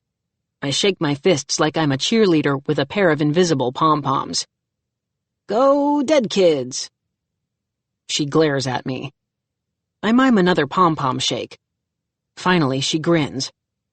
I lower my hands and casually tuck them into my jeans pockets, like Mickey would do to look cool. "So, where are you headed next?" Isabella asks. I don't really know. I should probably go to the police. Sometime. I don't have anything to tell them, though. Not yet, anyhow. "Oh, hey, have you tried that thing where you touch glass and it frosts up?" She nods. "I spooked an entire busload of kids. I tapped on the rear exit window. It did not end well. Lots of screaming and a panicked dash for the front door." That makes us both laugh a little. "I figure that's how I'll communicate with the cops," I tell her. "But without the screaming and the panicking. Once, I have something to tell them." "About what?" "My killer." "Really? Someone killed you? Like a murderer?" "Definitely. Technically, it was probably more manslaughter than murder. I was out biking, and they ran me off the road and over the cliff up there on Ridge Rim Road." "That's horrible." "I know. I was there." "Hey, how about you? How'd you, pass?" That scared look crosses her face again. "I don't remember." "You don't remember?" "I used to. When, it first happened. Now it all seems so long ago." Hello, I think. It was only 4 months ago. We're talking February. But then I realize forgetting stuff probably comes with being dead. You don't need everything you needed when you were alive. You start dropping baggage. But I sort of like my baggage, especially the suitcases with my friends in them. "So," I ask, trying to chit-chat like I've seen Mickey do. "Do you live around here?" She smiles softly. "Not anymore." "Right, I laugh. Me neither. I used to live on Oak Street. I remember that. Sure, I say. I know Oak Street. I'm on Birch. I mean... You were on Birch. Right.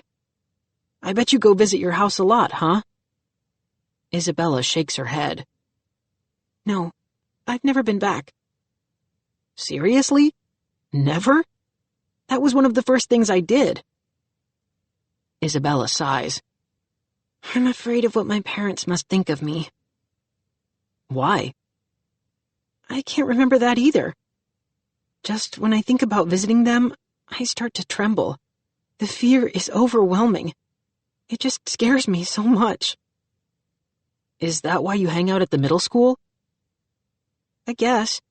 I never had any friends at school, but it feels familiar. Not as scary as home would be. And I like the butterfly garden. I think the butterflies can see me. Well, I'm going to find out who did this to me, I tell her. I know what happened. Now I just need to dig up the deets, especially who done it. Isabella nods.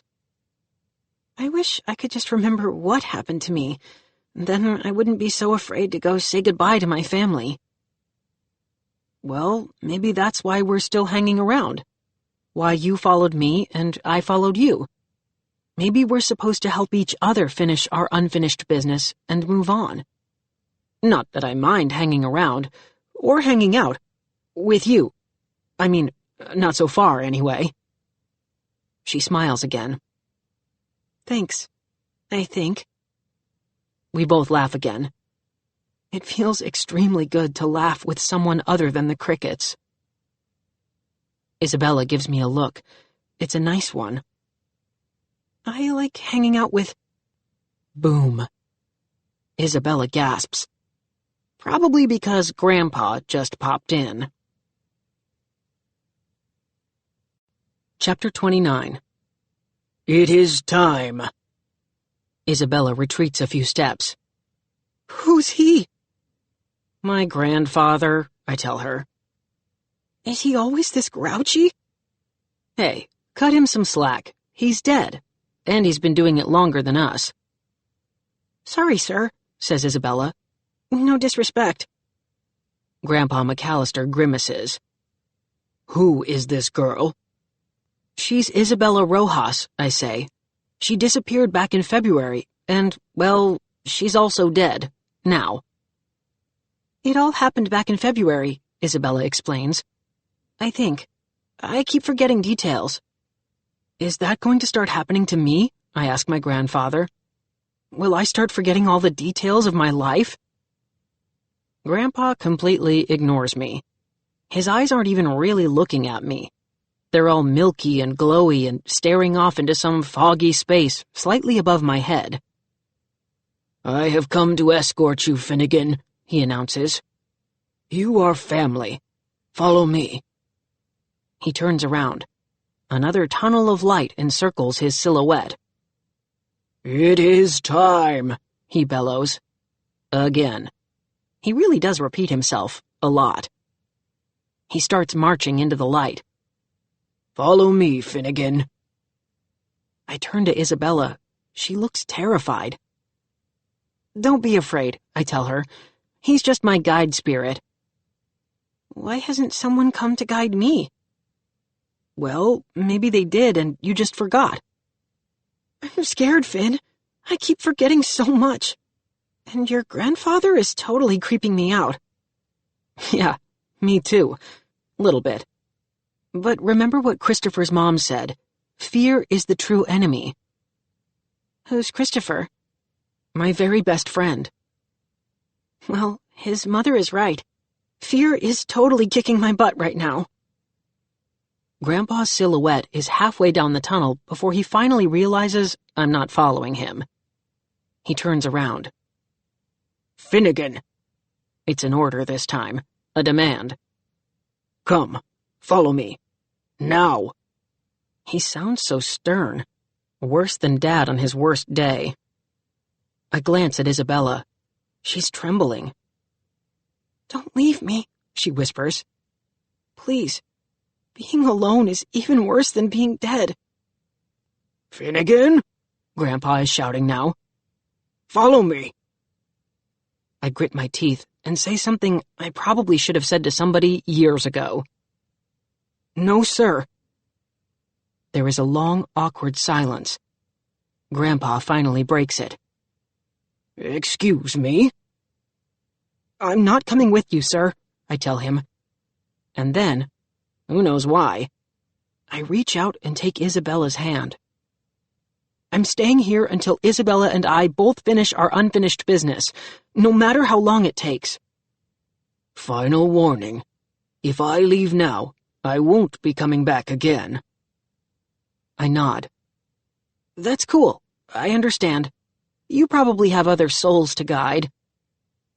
Grandpa McAllister raises both his hands high, like he's the priest blessing his congregation at the end of a service. "You are on your own, Finnegan McAllister. You are on your own." He turns and walks away. The light dims. Grandpa vanishes like the morning mist. Isabella squeezes my hand a little harder. "He's wrong, Finn," she whispers. "You're not on your own. We're in this thing together." Chapter 30. Grandpa McAllister is gone. Probably forever. It's just me and Isabella standing there on the dark country road. Neither one of us says anything. We drop each other's hands. I think we're both lost in our own thoughts. Me? I'm thinking about that thing Christopher's mother said, the snippet I just replayed for Isabella. Fear is the true enemy. Mrs. Owens was right. Unfortunately, it was an enemy that I let conquer me for my whole life, and now for my whole death. If I'm being honest, I've been afraid to learn the truth about what happened up on Ridge Rim Road. I think that's why I've been stalling, goofing around at school, visiting my dad's office, hanging with Isabella, hoping there was an easy answer like the Dusendorf brothers are to blame. Who wanted me dead? Who ran me off the cliff? Who should take the blame? Because I have to show my father what happened wasn't my fault or my friend's fault. "Thank you for staying," says Isabella. "No worries," I tell her, because I've heard Mickey say that to girls. I don't add the wink Mickey usually does. "Maybe we can help each other. I don't think either of us can move on until we finish our unfinished business, so maybe we can do it together."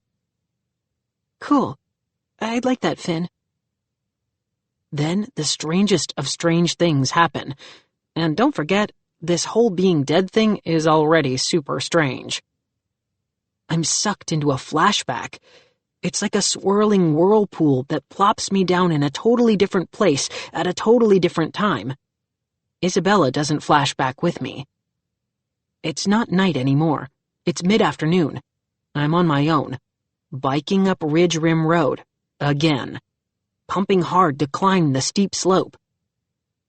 I'm reliving the last seconds of my last day. I look over my shoulder. There's that hulking black van racing up the road, straight at me. I can't make out the driver. They're only a silhouette. There's a split-second flash of light, as if somebody snapped a selfie.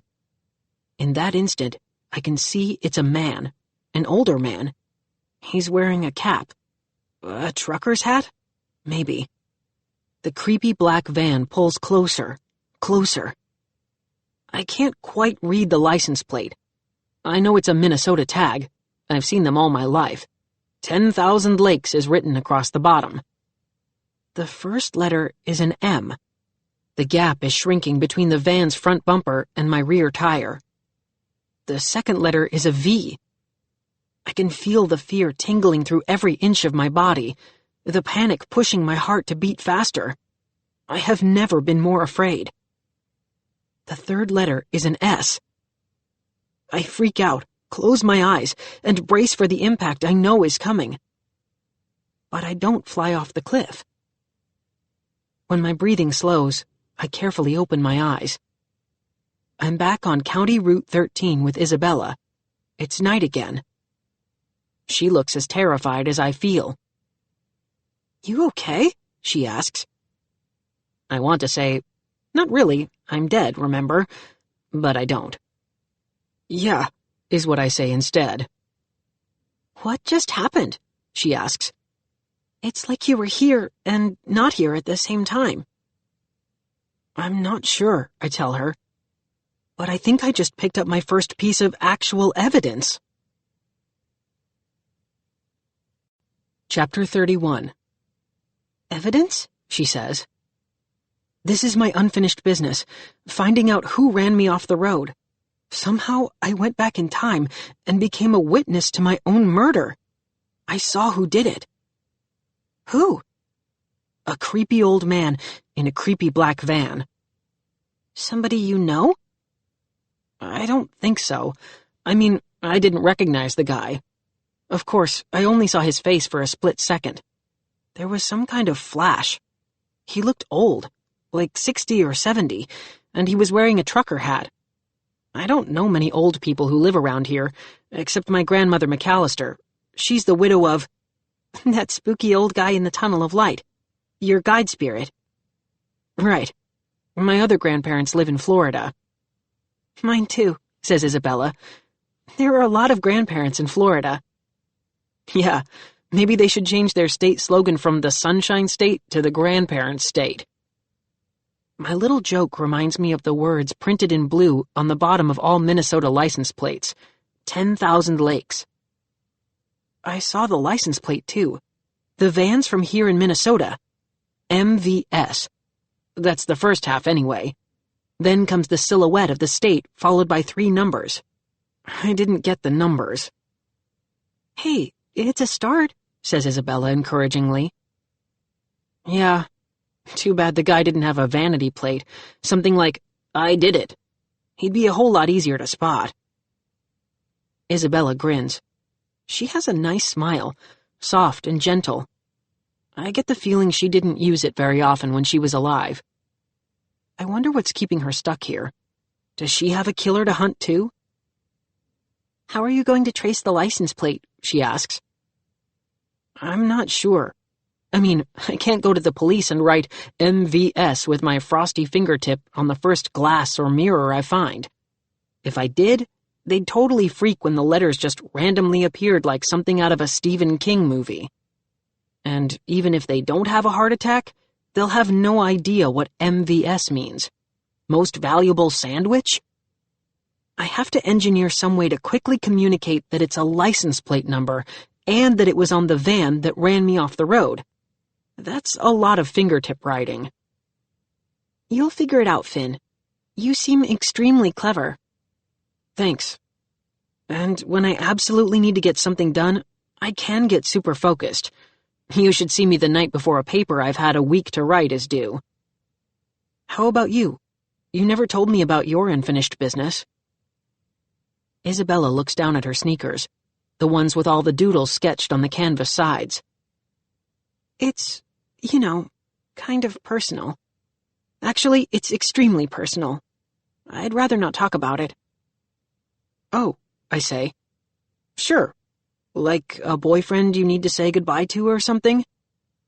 She shakes her head. I never had a boyfriend. Yeah, me neither. I mean, I never had a girlfriend. Somebody I was serious about. I had girls who were friends, but, never a girlfriend. Actually, I only had one girlfriend, Annie. I might have had a crush on her, but I never told her about it. Now I sort of wish I had. There's a lot of stuff I wish I'd done, says Isabella. Yeah, I tell her. Me too. We both think about that for a quiet minute. Regrets? We have a few. All the things we left undone that, now, we'll never get to do. Trust me, being dead can be a real bummer. MVS? Isabella finally says. Huh? The license plate on the van. It started with an MVS? Right. I'll keep an eye out for it. Thanks. Where are you going? She shrugs her shoulders. I don't really know. Hey, while you're helping me track down the van, maybe I could help you do whatever you need to do. No, it's my unfinished business. I need to finish it myself. You sure? I'm happy to help. Thank you, but I need to do this on my own. See you around, Finn. She turns, walks a few feet, and vanishes. She pulls a grandpa and just fades away. Girls. I didn't understand them when I was alive. Still don't get them now that I'm dead. Chapter 32. The next day is a Saturday. I can tell. There's a sleepy, early morning feeling to our small town. I decide to spend those early hours on Main Street. There are a lot of parked cars. On weekends, people drive their various vehicles into town to do all sorts of errands at the bank, the grocery store, or the barber shop.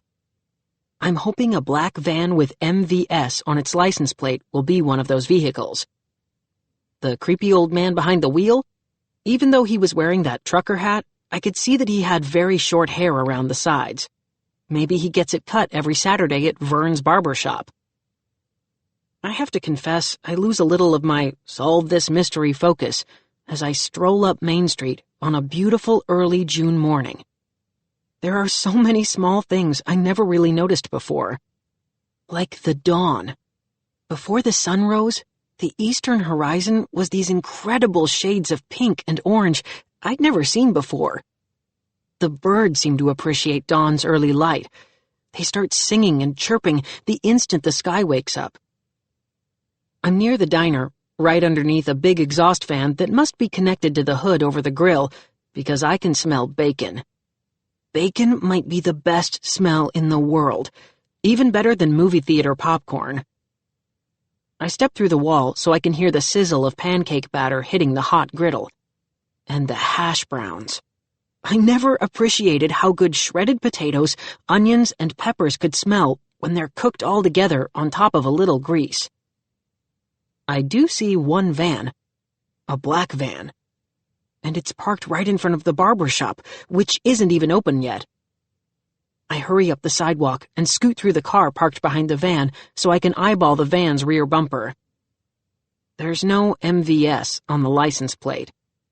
There are, however, a clump of those stick figure silhouettes letting me know the van's family has a mom, a dad, 2 girls, a boy, and a dog. Maybe they're all in the diner ordering pancakes with a side of bacon and hash browns. I never was an early riser on Saturdays, or Sundays, or any non-school day. My friends are probably all sleeping in too. Christopher, Mickey, Axe, and Annie. I think about them, and all of a sudden, I'm flitting from house to house, visiting. Don't ask me how. I just think about it, and boom, there I am. Yep, Christopher's fast asleep. The book he was reading last night is lying open on his bedside table.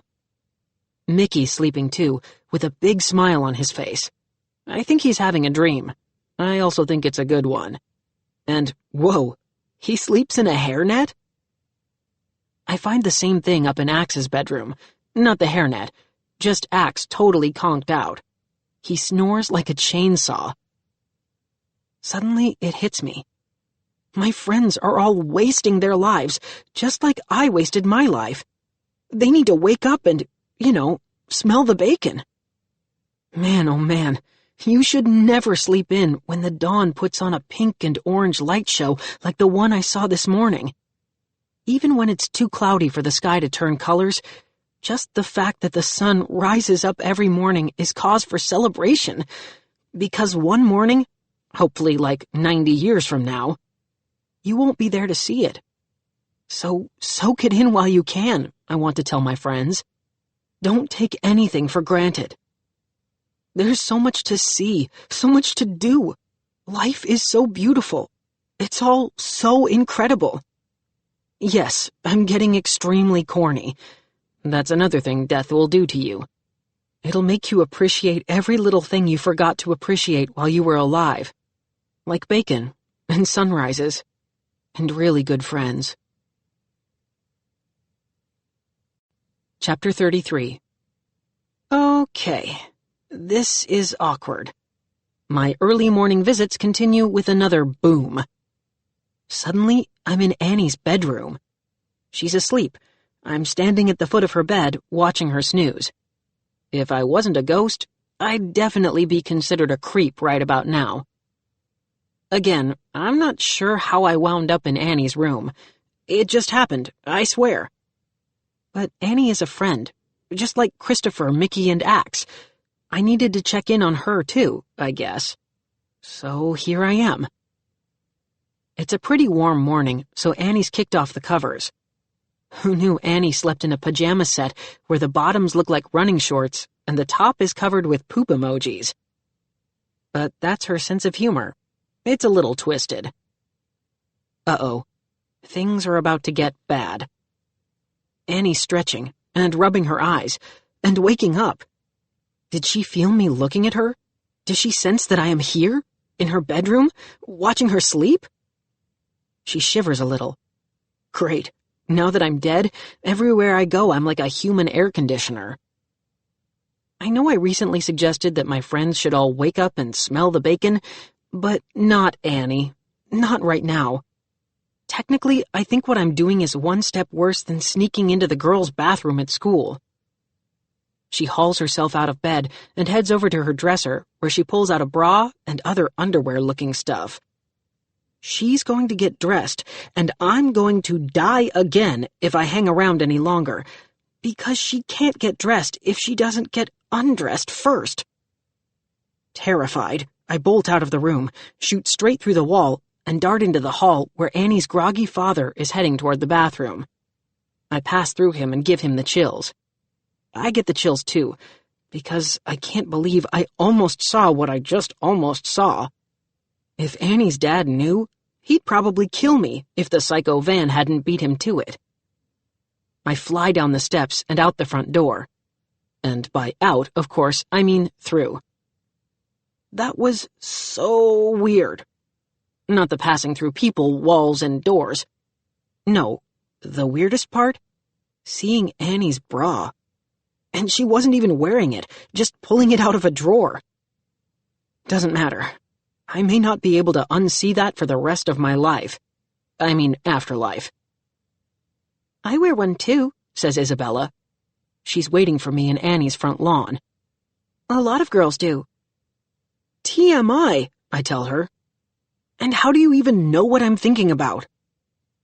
She just shrugs and basically ignores my question. A bra for a girl is just like boxer shorts for a boy. It's just part of our underwear. Or do you wear briefs? I refuse to answer that question.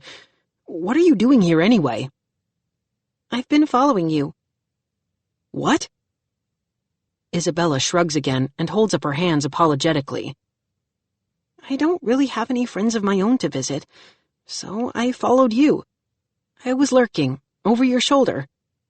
I could feel how much those guys all liked you. It must be nice to have friends like that. They all remember you even though you're gone. You'll live on in their stories. And that boy with the hairnet is kind of cute. I roll my eyes. Great. Even dead girls swoon over Mickey. Annie is very pretty, Isabella says, as she looks up to the second story of the house where Annie is at the window. She's fully clothed. Phew. She's the one you had a secret crush on, right? The girl with the bra? Yeah, but I never told her. Isabella shakes her head. What a wasted opportunity. I know, I tell her. I had a lot of those when I was alive. Chapter 34. I'm in a little bit of a daze. Yes, it's a beautiful spring morning. Flowers are in bloom. The leaves on the trees are that pale green they always turn when they first pop out to celebrate the coming of summer. But all I can see is Annie, in her room, pulling a lacy black bra out of a dresser drawer. I should probably hang with you for a while, says Isabella, as we drift up the street where I used to live. You look like you're in a little bit of a daze. I give her a curious look. Can she read my mind? So this is the street where you used to live? Okay, This is just freaky. She's picking up all my thoughts. Yeah, about 10 houses up the block. Annie and I used to walk to school together. She'd wait for me right here on the sidewalk. Every morning. If it started raining, I'd always let her share my umbrella. She usually forgot to grab one on her way out the door. My mom always made sure I left home with the proper gear, no matter the weather, because she knew precisely when the precipitation would start and what the real field temperature would be. She has an app for that. I think my dad downloaded it for her. As we continue our stroll, I notice how great newly mown grass smells. I never noticed how good it smelled back when I had to mow our lawn. Plus, the sweet green scent was always clouded by exhaust fumes from the mower. The sun swings up in the sky, like in a time-lapse video clip, and suddenly it's the early afternoon.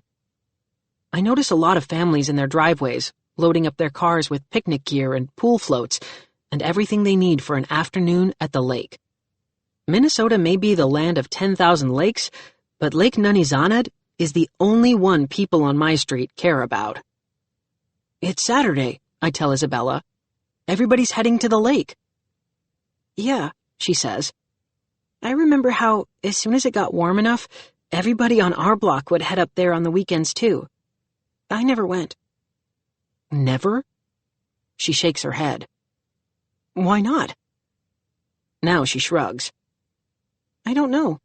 My mom wasn't into outdoor stuff, too many insects, and I didn't have any friends to hang out with up there. Yeah, I say. That's the only time I'd get to go, when my friends and I rode our bikes up to the cliffs without telling my parents where we were going. If I came home with soaking wet shorts or a dripping bathing suit, I'd just fudge a little and tell them I was taking swimming lessons or a life-saving course at the Y. My father liked those. He hated the lake. How come? Asks Isabella. Her question triggers another jump cut. We're in my house. My little brother Charlie is dressed in his swim trunks. He has a diving mask and a snorkel tilted back on the top of his head. Charlie is sulking and pouting because Dad is telling him what Dad told me every perfect lake day. I'm serious, Charlie, says Dad. The lake is a very dangerous place. When I was your age, my big sister Connie drowned in that water. It's very deep and very unsafe. She was only 12. She never saw 13. I've heard the words so often, I'm mouthing them along with Dad. That's terrible, whispers Isabella. I know, I tell her, but he says it every time Charlie or I want to head up to the lake. Then he reminds us we have a 6-inch deep kiddie pool in the backyard. No, says Isabella. I mean, it's terrible that his big sister drowned in the lake. Yeah, that too. It probably scarred him for life. Oh, yeah. That's probably why my father is severely risk-averse. Charlie, we hear my father say, did you know that, on average, 3,536 people die from drowning each year? That's 10 deaths per day. And males younger than 15, like you, are twice as likely to be involved in a fatal drowning than females. Huh, I hear Isabella say. I did not know that. I did, I say. My dad told me the same statistics. Stand by for the next factoid, the one about lakes. And, Dad continues, 80% of deaths in rivers, ponds, and lakes are boys. I turn to Isabella. If I'd been a girl, maybe he would have let me jump in the lake. Except no, because of Connie. Dad had me so freaked about what might happen. Even when I went to the lake with my friends, I never dove in. I just waded in a few feet or sat on the rocks and watched them have fun. Your dad was just trying to protect you, Finn, says Isabella. I guess. But I think he was also trying to protect himself from his memories of Connie, the aunt I never knew. Maybe she'll be waiting for you, says Isabella. When, you know. I finally move on? Isabella nods. Yeah, maybe so. Maybe we could go swimming together. When you're already dead, you really don't have to worry about drowning. Chapter 35. Come on, I say, after I've seen enough of another typical "no way are you going to the lake today" Saturday at my house. Let's go to the lake. What? Isabella looks shocked. You said you've never been, right? Right. So let's go. But... It's what I do with all my friends, I tell her. Am I your friend? Yeah, I say. Sort of. Because I'm the only one you can talk to?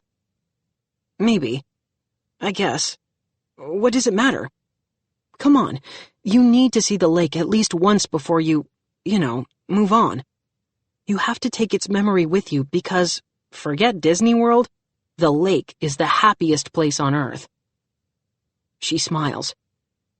Okay, if you insist. I do, big time. Fine. My house fades away, and instead of standing in my old kitchen, we're up on the cliffs, looking down on Lake Nanizanad. It doesn't look dangerous at all. It just looks like fun. Oh, wow, says Isabella, trying to take it all in. Oh, wow. She reminds me of how I felt on the very first summer Saturday that I snuck up to the cliffs with Christopher and saw how absolutely magical the place was. The water cascading down the rocks, sunlight dancing across the lake's surface, people laughing, splashing, floating, drifting, having fun. They're all enjoying life, which, now that I can't do it anymore, I really wish I had spent more time doing while I was alive. That gasp and shiver when you first step or plunge into cold mountain water, that's what they call proof of life. This is amazing, says Isabella. She's beaming. Can you feel that sunshine on your face? Yeah, it feels good. No, Finn, it feels amazing. Are your friends here? Maybe. I turn around. Yeah, over there, on that clump of rocks. That was our special spot. How come they're not in the water? I don't know. Let's go find out. Okay. This time, I follow her. We cruise across the cliffs and ease up behind Christopher, Mickey, Axe, and Annie. They're just hanging out in one of the shady spots at the top of the trail. Their bikes are all tipped over, lying on the ground. You want to dive in? Asks Axe. Nah, says Mickey. Not right now. Maybe later. That's what you said an hour ago. Look, Axe, if you want to go swimming, go swimming. Nah, says Axe. It's no fun unless you guys go swimming too. So, you want to dive in? I don't know, says Mickey. Maybe later. I can't believe it's only been a week, says Christopher sadly. Yeah, last Saturday was the funeral, says Annie. But we went swimming afterward, Axe reminds everybody. I did that ginormous cannonball. So swim if you want to, says Annie. Nah, says Axe. Unless you guys want to swim, it's no fun doing it alone. Nothing's been much fun since Finn pulled that stunt on his bike, says Christopher. Why do you have to do that? Annie kicks at a loose stone near her sneaker. Guess we'll never know, says Christopher. He isn't here to tell us. It wasn't my fault, I want to scream. There was this crazy old guy in a black van. But I know my hollering won't do anything except maybe make another bird chirp. It rained on Thursday, Annie mumbles. And your point is, says Mickey. Finn wasn't there with his umbrella. And he's not here today, adds Christopher. It's sunny, says Mickey. We don't need an umbrella. And we don't need to go swimming, says Axe. Unless you guys want to. Nah, says Christopher. I'm going home. Me too, says Annie. Good idea, says Mickey. Wait for me, says Axe, picking up his towel. My friends prop up their bikes and push them down the trail. They're too bummed to even ride. It's as clear as all that sparkling water down in the lake. My death has ruined their lives. Chapter 36. My 4 friends disappear. Soon, in another one of those time-lapse sweeps, so does the sun. And all the happy people having fun in the lake. There's no more laughter, and the only splashing is being made by the water tumbling down the waterfalls. I need to do some thinking, I tell Isabella, when the sky fills with stars, and she and I are the only ones left up on the rocks. Me too, she replies. I know a place. It's very comforting. Very easy to think. I went there a lot before I met you. Want to come with me? No thanks. I think I'll just stay up here tonight. You see that murky swoosh in the sky? That's our galaxy, the Milky Way. You can really only see it someplace super dark, like up here. We're so far from town, so there's no light pollution. Isabella nods and acts like she believes me. I sense she is reading my mind again and knows my real reason for staying on the cliffs. I really need to be alone. Isabella disappears. It's just me, myself, and I up on the rocks underneath a billion stars. It's so beautiful. It's so peaceful. It's so perfect. Just like always. It was probably perfect before I was born. Maybe before anyone was born. I remember this one night when I was sleeping over at Christopher's house. We snuck out through his window and rode our bikes up here so we could gaze at the stars. We laid on the rocks, flat on our backs, and stared up at the sky. Christopher, by the way, is big on astronomy. He knew stuff they hadn't taught us yet in school. He was like a one-person planetarium show. It takes about 1.3 seconds for light to travel from Earth to the moon, he told me. It takes 8 minutes for light to travel from the sun to Earth. So, I said, if the sun exploded right now, we wouldn't know about it for 8 minutes? Exactly. I started fidgeting with my watch. What are you doing? Asked Christopher. Setting an alarm for 8 minutes from now, just in case. Christopher laughed. It would take 2 whole years for that same sunlight to reach the edge of our solar system.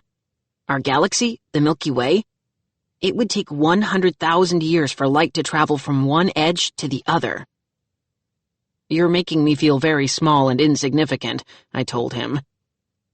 Wait, said Christopher. I'm not done. The observable universe is home to approximately 350 billion more galaxies, all of them the size of our Milky Way.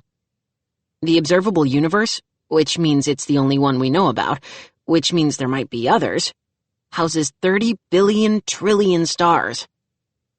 Mind blown. So basically, our whole planet and all the people on it is just one teeny tiny speck of sand, and the universe is all the sand on every beach on Earth? No, said Christopher.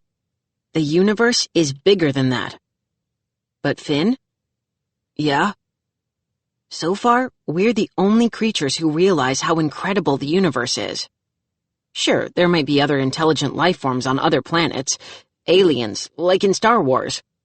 But until we find out they exist, we're the only ones we know of capable of enjoying all that this ocean of stars has to offer. I miss shooting the bull with Christopher on starry nights. In fact, I'm missing a lot of stuff about my old life, even though I'm still here. Sort of. But what I miss the most is all the stuff I never did. Chapter 37. I see a shooting star streaking across the sky. Its life isn't all that long. It burns brightly for an instant, and then, poof, it's gone. Kind of like me, I guess. I was here for an instant. Okay, 13 years. But now I'm gone. Sort of.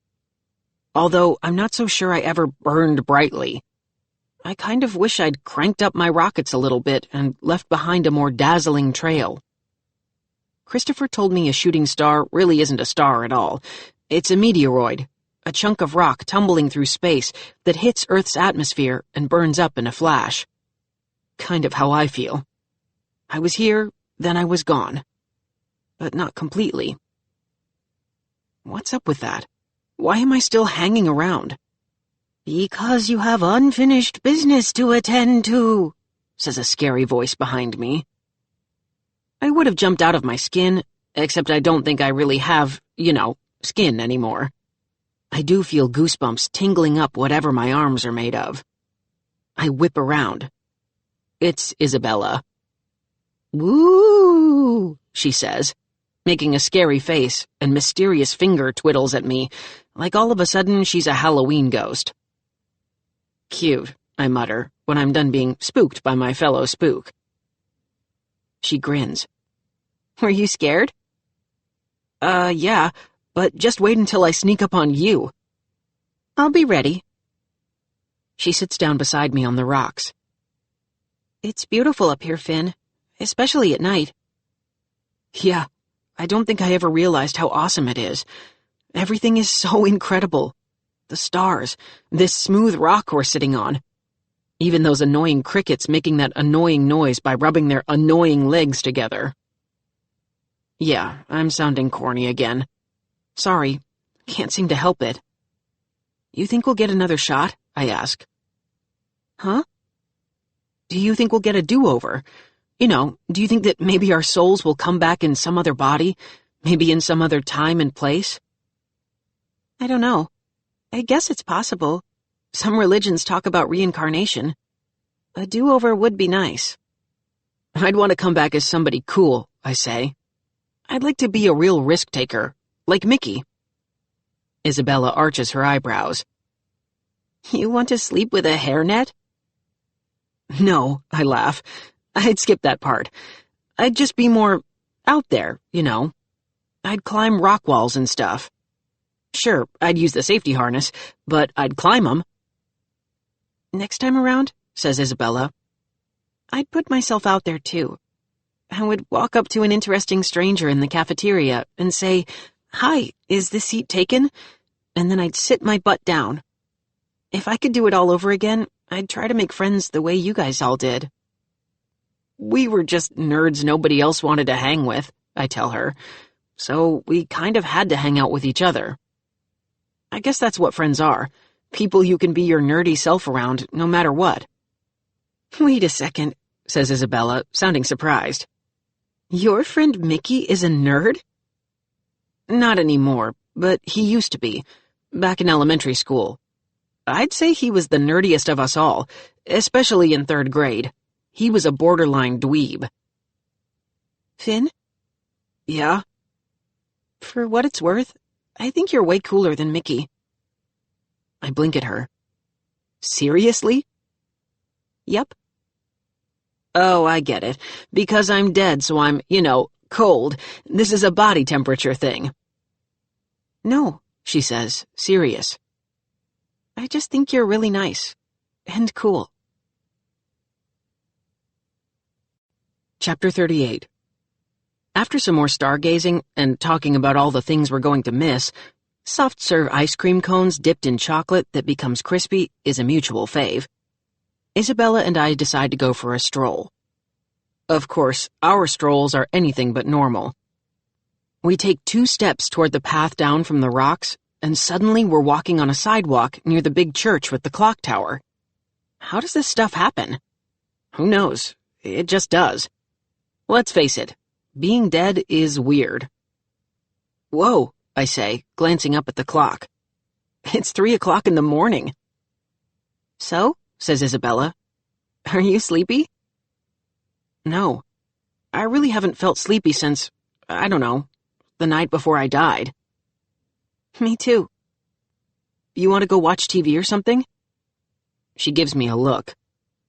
At 3 o'clock in the morning? Are you a big fan of infomercials?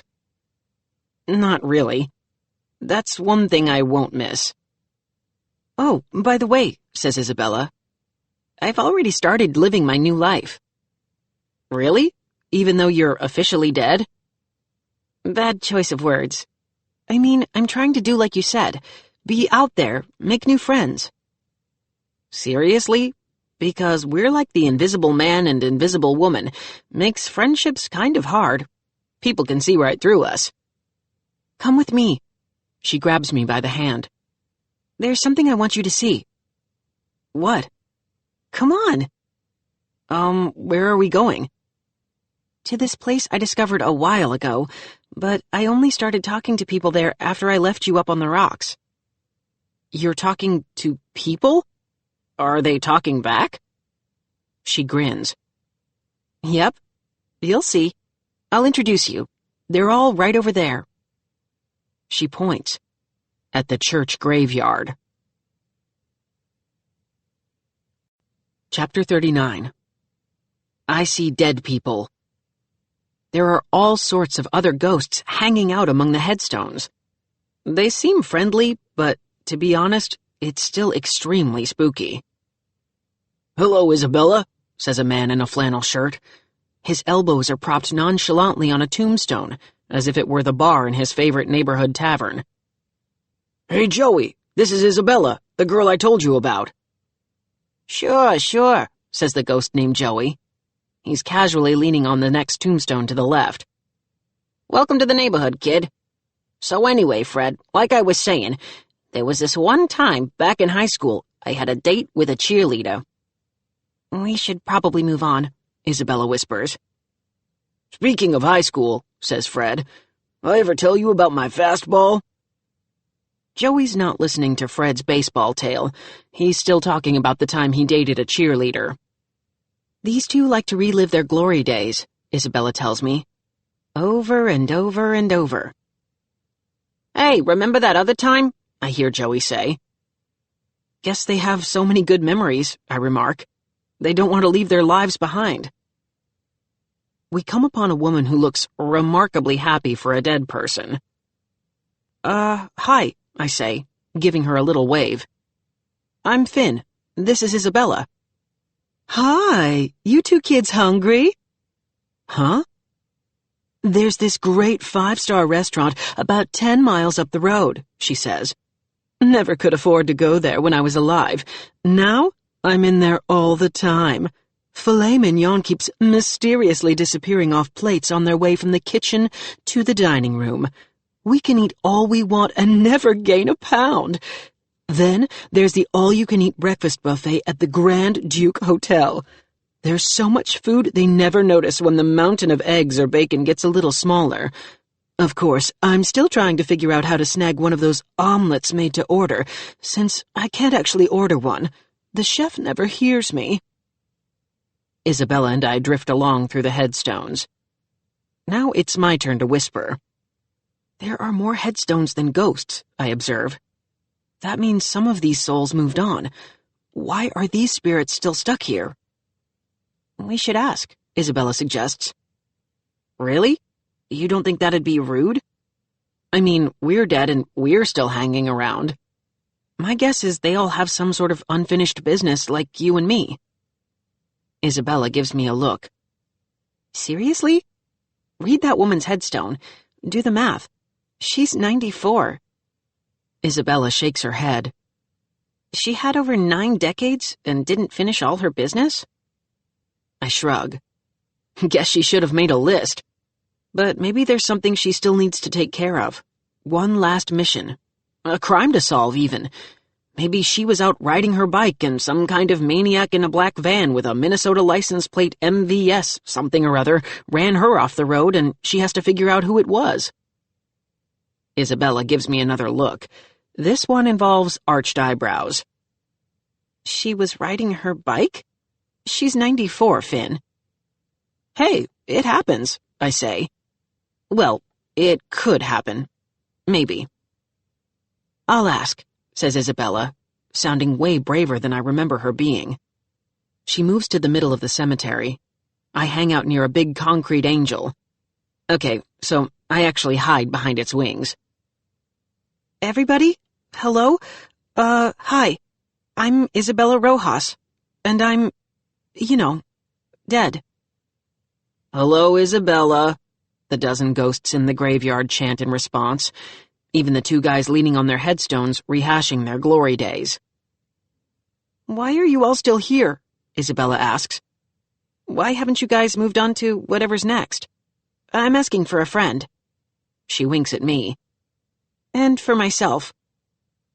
A stern young man steps forward. He's wearing a military uniform, camo-colored. "Simple," he says.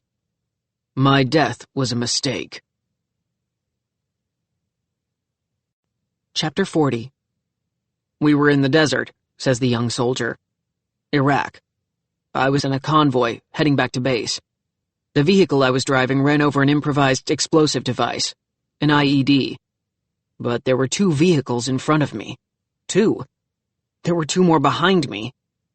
I remember one had a Bart Simpson doll strapped to its radiator grill. Funny the little things you remember, huh? Saw it in my rearview mirror. The bomb should have taken out one of those other vehicles. Not me. My death was a mistake." Whoa. And I thought my death was the worst one ever. I guess everybody who dies thinks that. "I just have some unfinished business to take care of," says an elderly woman. She's not as old as the 94-year-old lady, but she looks very grandma-ish. "I need to look out for my grandchildren." Yep, she's a grandma. Nailed it. "I only died because my furnace had a serious ventilation problem. Carbon monoxide poisoning, I heard them say when I was riding to the hospital in the back of the ambulance. I need to stick around and make sure the same thing doesn't happen to my grandbabies." "How can you do that?" Isabella asks. The grandmother looks stunned. "I'm not sure. But if the time ever comes, I'll think of some way to save them. You bet I will." "I'm here for the kids up at the camps," says a middle-aged man with slicked-back hair, a thin mustache, and a big, toothy smile. "See, in life, I was an entertainer, magician. One night, I'm in the middle of my act. Somebody lets go of the wrong rope, and kaboom! A sandbag conks me on my head.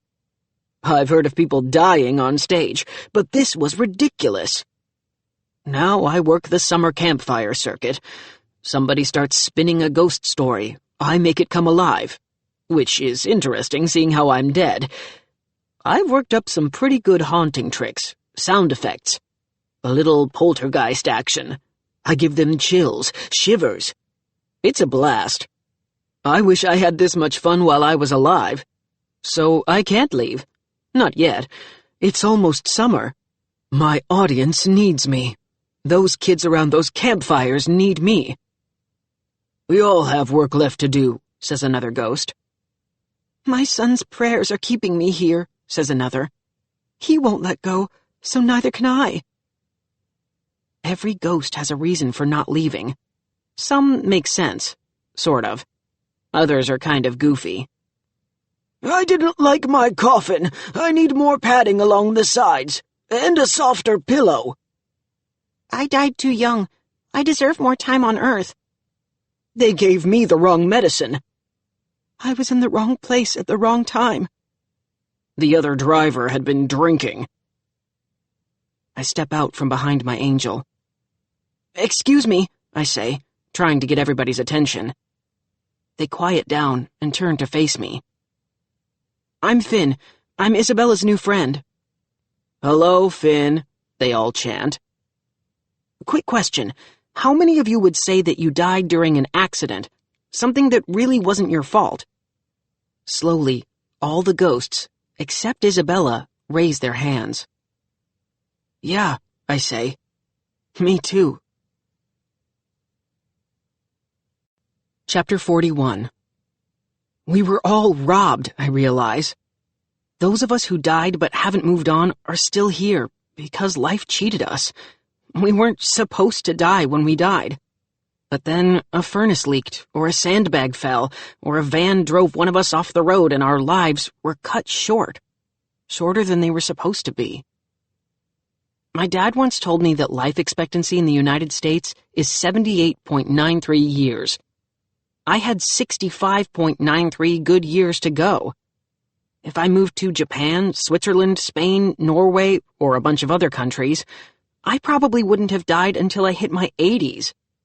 But 13? That's not on me. That's on the old man driving the creepy black van. A few more ghosts drift in to join the crowd. Spirits like Isabella and me, who aren't actually buried in this church graveyard. This graveyard is like Starbucks for dead people, Isabella tells me. a place to meet, hang out, catch up on all the gossip. I recognize that lady, I say. That's Miss Johnson, my first-grade teacher. I rush over to the new arrival. Isabella follows after me. Hey, Miss Johnson, it's me, Finn McAllister. She squints like she's trying to remember who I am. I used to be in your class, at the elementary school. My father wouldn't let me use pencils because they were sharp objects and could poke somebody's eye out. Oh, right, Finnegan. You always had markers. Soft felt-tip markers, and multiple colors of ink stains all over your hands. Yes, ma'am. This is my new friend, Isabella. She's dead, too. Well, then, says Miss Johnson with her big smile. I guess that's something we all have in common. If you don't mind me asking, says Isabella, how'd you pass away? Oh, I slipped and fell in the bathtub, dearie. I nod. The bathroom, most dangerous room in the whole house. My dad says that every year 250,000 people visit emergency rooms because of injuries they get in the bathroom. Really? Says Miss Johnson. Your dad says things like that? Yeah-huh. He's an actuary for an insurance company. 14% of those bathroom injuries happen when people are using the toilet. I see. Fortunately, mine was in the tub. So you were cheated too? No, Finnegan. I slipped and fell. It was my fault. Still, it was an accident. You should have lived longer. That's why you're still here. Is that so? I'd been wondering about that. Thank you, Finnegan. Looks like my student has grown up to become my teacher. She says goodbye. I feel a shiver at the back of my neck and slowly turn around. The soldier in the desert camo uniform is staring at me. Did you say your name was McAllister? He asks. Yes, sir. Finn McAllister. And your father, was he by any chance Thomas McAllister, from here in town? Yes, sir. The dead soldier nods. We enlisted together. He was in my unit. A driver, like me. Of course. The Bart Simpson doll tied to the front grille of an army truck. That photo in Dad's office. My father was there, I say. When you died? He was the lucky one. If it hadn't been me, it might have been him. I remember he hauled me out of the wreckage and tried to revive me. I was already gone, but he gave me CPR. My spirit was floating over my body, looking down. He took on enemy fire, but he wouldn't leave my side. Your father was a very brave man. I never knew. I always thought... Maybe that's why I'm still here, says the soldier. So I could tell you the truth. Your father is a hero. He risked his life to save mine, even though mine was already lost. My father took a risk? He did something courageous and dangerous? I wonder if what happened in the desert was so traumatic he never wanted to do anything risky once he got home. Couple that with what happened to his big sister years ago at the lake. Yeah, that's enough to make a guy try to stay safe at all costs, and to protect his family from all possible harm. Chapter 42. We leave the graveyard, and the sun comes up. Only, it's 3 weeks later. I'm reminded of this old rock song my dad liked to hum along to whenever it came on the radio.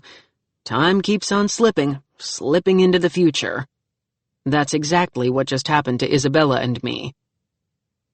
It's the end of June. The leaves on the trees are green. The tulips are all gone. The world has turned to summer. It's been almost a month since my funeral. It's also the last day of school. I need to hang with my buds, I tell Isabella. Check in with them. Make sure they're, doing okay without me. Every year on the last day of school, we head out to the lake for our unofficial start of summer celebration. They dive in, splash around, swim out to the deep water. I watch from the shore and guard our cooler full of pop.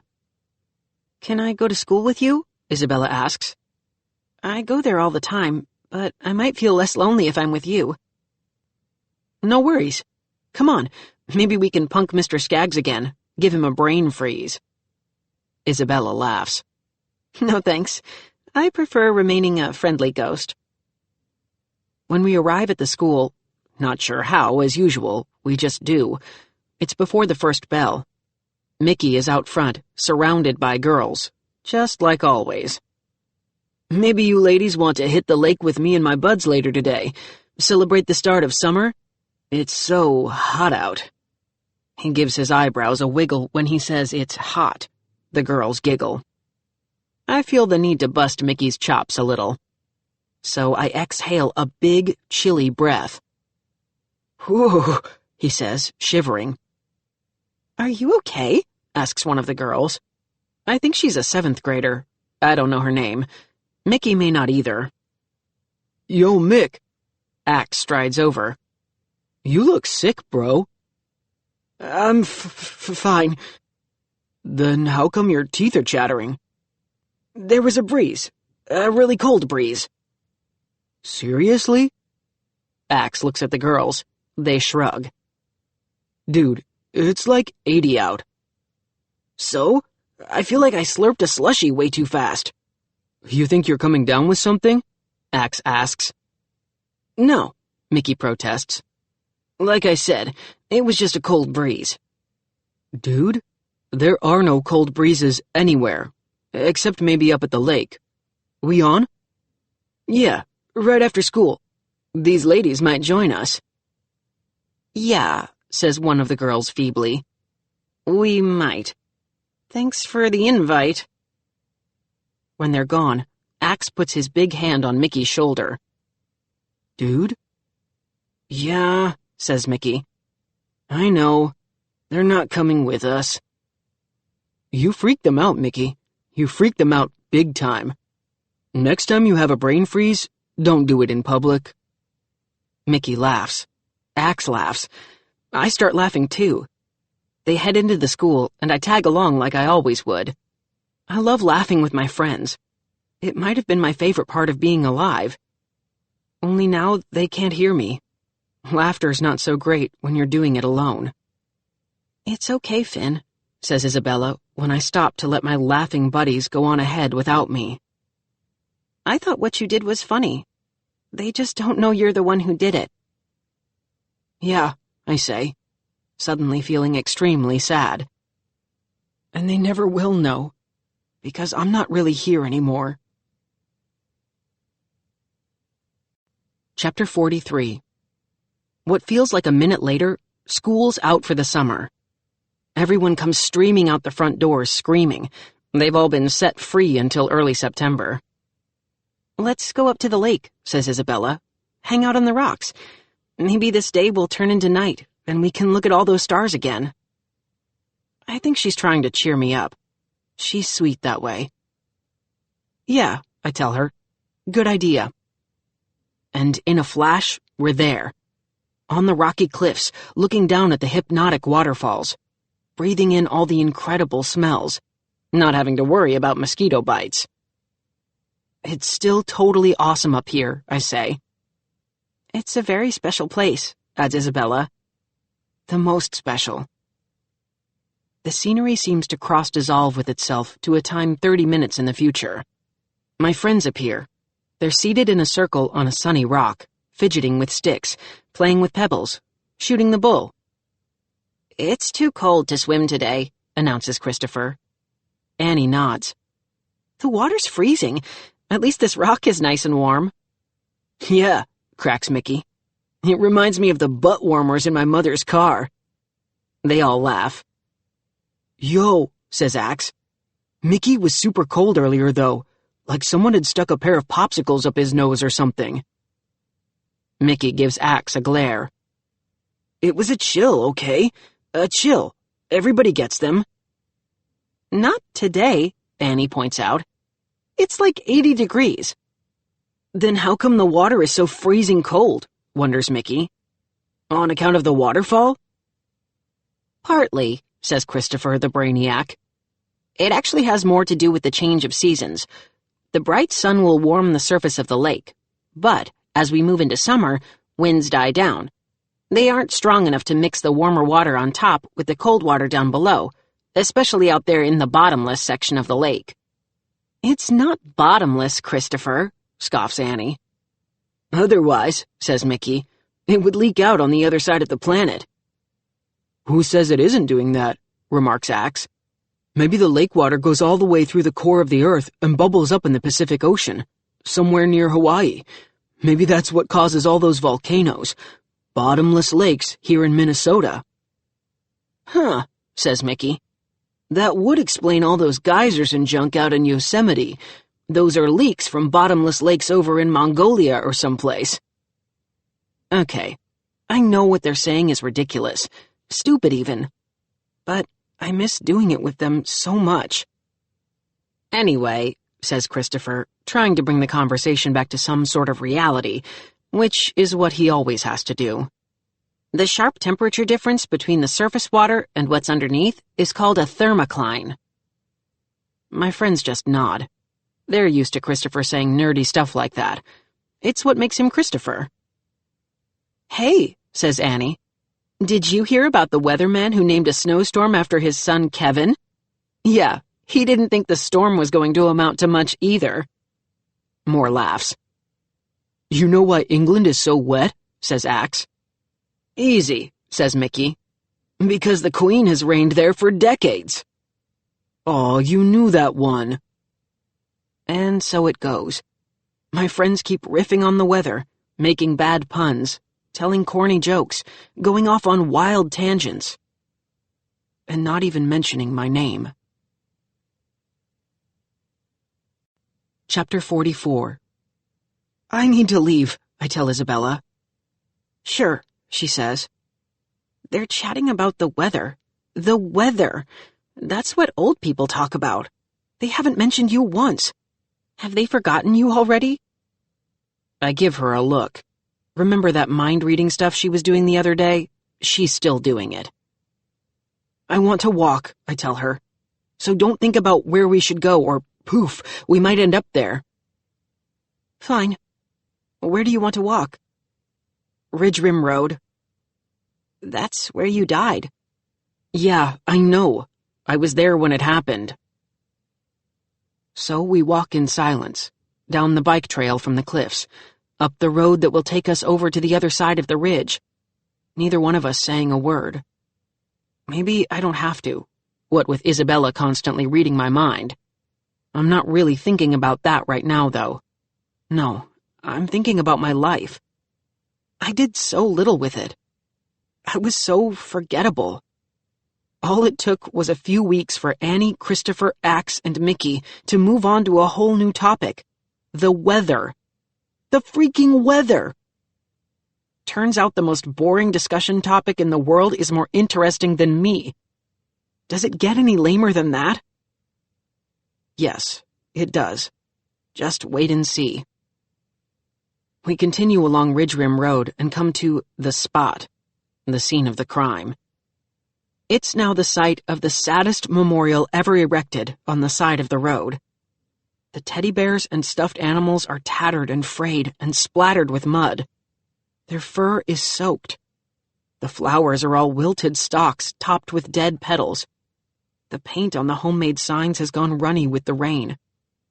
Somebody driving by tossed out a Burger King bag and several paper cups with plastic lids.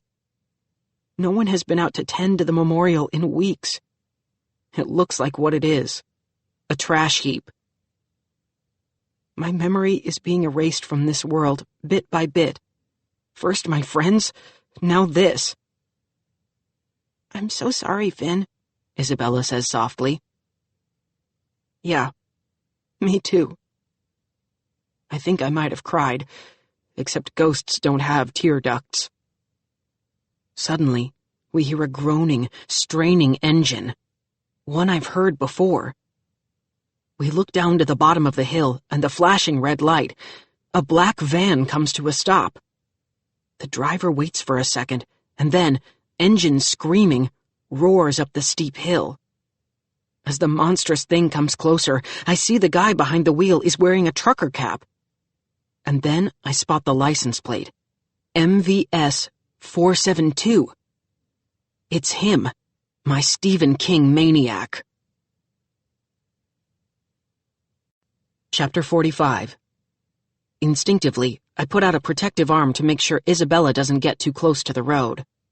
The van is moving like the proverbial bat out of hell as it races past us and soars to the crest of the hill, just like it did when it ran me off the road. My mind whirls. Why was that van chasing me? Or maybe it wasn't chasing me. Maybe he's just one of those drivers that hates bicycles and bike riders, the kind that never want to share the road. What if he was in a hurry to get home and I was slowing him down? Maybe bikes were always slowing him down, and he decided to finally make a cyclist pay for all those delays, to make me pay. If he uses this road all the time, he must live around here. That's what I was thinking too, says Isabella. Oh yeah, she can definitely read my thoughts. Her eyes widen with realization. His home has to be somewhere on the other side of that hill. I nod. Or the place where he works. Maybe he was running late. Then why was he gunning up the hill again today? Is he always running late? Maybe. Or maybe he's in a hurry to get home because, I don't know, he has to take care of somebody, or eat supper, or watch his favorite game show. I look at the sun. It's the same time of day. Huh? The sun. It's mid-afternoon. That's when he ran me off the road. More proof that this is his regular route, says Isabella. The road he takes to and from wherever he's going. I realize Isabella and I are starting to sound like detectives working a case, which is a good thing. Maybe the demon driver will run some other poor cyclist off the road. Maybe that's why I'm still here. My death wasn't supposed to happen when it did. It was a random, freak accident. I was in the wrong place at the wrong time. Just like all those dead people we met in the church graveyard. But maybe I can do something to stop the same thing from happening to some other poor kid. I heard somebody say once that every life has a purpose. Well, maybe every death has one too. Mine is to track down whoever was driving that black van, to catch a killer. And given my current state, I know I can do that and not be afraid, even if my killer is some kind of demented demon. There's nothing to fear.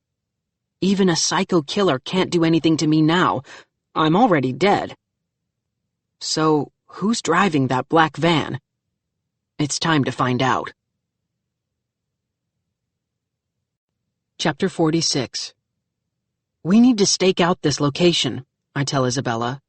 The next time he flies up the hill, we'll follow him. I don't know, Finn. That van was moving kind of fast. We can move faster. We've been zipping and zapping all over the place. All we need to do is concentrate on the van, lock onto it, stay super focused, not let our minds wander off to other places and other times. If we stay in that moment, I know we can zoom up the road after him. I look at the sky and squint at the sun. We need to be here tomorrow at this same time, says Isabella, because, that's what I was thinking. Exactly. You're going to finish your unfinished business. Yeah, I say, realizing Isabella might be right. I guess so. I think I'm supposed to stop that maniac from running some other cyclist off the road. After he killed me, he didn't even turn around to go see what he'd done. He's basically a hit-and-run driver. That's a crime. He's a criminal. Isabella nods, slowly. I can tell she's thinking. I just can't tell about what. Maybe you have to be dead as long as she has to pick up that particular superpower. I'm impressed, Finn, she finally says. What you're going to do is pretty brave. Hey, I'm dead. What's there to be afraid of? I just wish I'd felt this way when I was alive." "Well, maybe you can," says Isabella. "If you get that do-over we were talking about." Yeah, maybe I'll be reincarnated as a very brave cow or something. But here's the hard part. I need to figure out how to tell the police. I'm good with the tracking down part, but once I know who the guy is and where he lives, what am I supposed to do with that information? Write it all with a frosty fingertip on the windshield of the first cop car we find? She grins. "You'll figure it out." Christopher would. He's smart. But me? "So are you. Finn, Yeah? you're inspiring me." Well, I guess there's a first time for everything. "I'm being serious. What you're doing takes guts." Not sure if I actually have any of those anymore. "Quit kidding around," she says with a small laugh. "Look, if you can be brave, maybe I can be brave too. I'm ready to go home." Seriously? "Yeah, it's time. No, it's past time. I need to go see my mother." Chapter 47. I glance up at the sky again. So, let's go visit her. We don't need to be back here until this time tomorrow. You're on Oak Street, right? "Yes, 48 Oak Street." She says it, and you know the drill. Boom. We're there. Inside the house. There's a beautiful lady in the living room. She is decked out in workout clothes, pumping away on a stationary bike. She has a phone glued to her ear.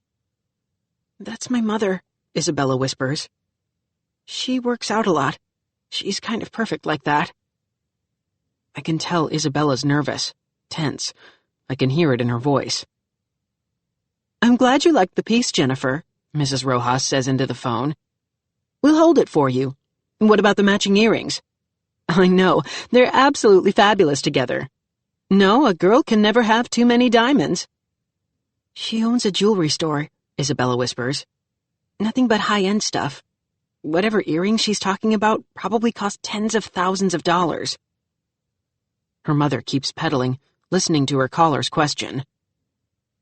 "No, she still hasn't come home, but she will. I know Isabella. She was just being dramatic. It's been 4 months. I'm sure she'll get tired of living with her father soon enough. I know I sure did." Mrs. Rojas shares a laugh with her caller. "She didn't really run away from home, Jennifer. I guarantee you, she and her father were in cahoots. My ex can be very sneaky, very clever. I'm sure they planned the whole thing. He probably picked her up that morning on her way to school and whisked her off to Disney World, took her off the grid to drive me cuckoo. Yes, I hired a private investigator. He's been keeping an eye on Eduardo's house. But Isabella isn't there. My guess? After Disney World, he enrolled her in some posh private boarding school in the middle of nowhere. Maybe even registered her under a phony name. Oh, yes, he would. He's very sneaky, Jennifer. Very clever." I turn to Isabella. "She doesn't know you're dead?" I say. "They never found my body, remember?" Right. All those missing child posters and billboards. Isabella's mother thinks Isabella is still alive. "Oh, don't worry, Jen," her mom says into the phone. "One way or another, I'll find her, and then I'll have Eduardo arrested for kidnapping. The judge gave me sole custody. I don't care. I'm going to win this thing." Yikes. It sounds to me like Isabella's mother is more interested in busting Isabella's father than having her daughter safe at home. "I'm so sorry," I say.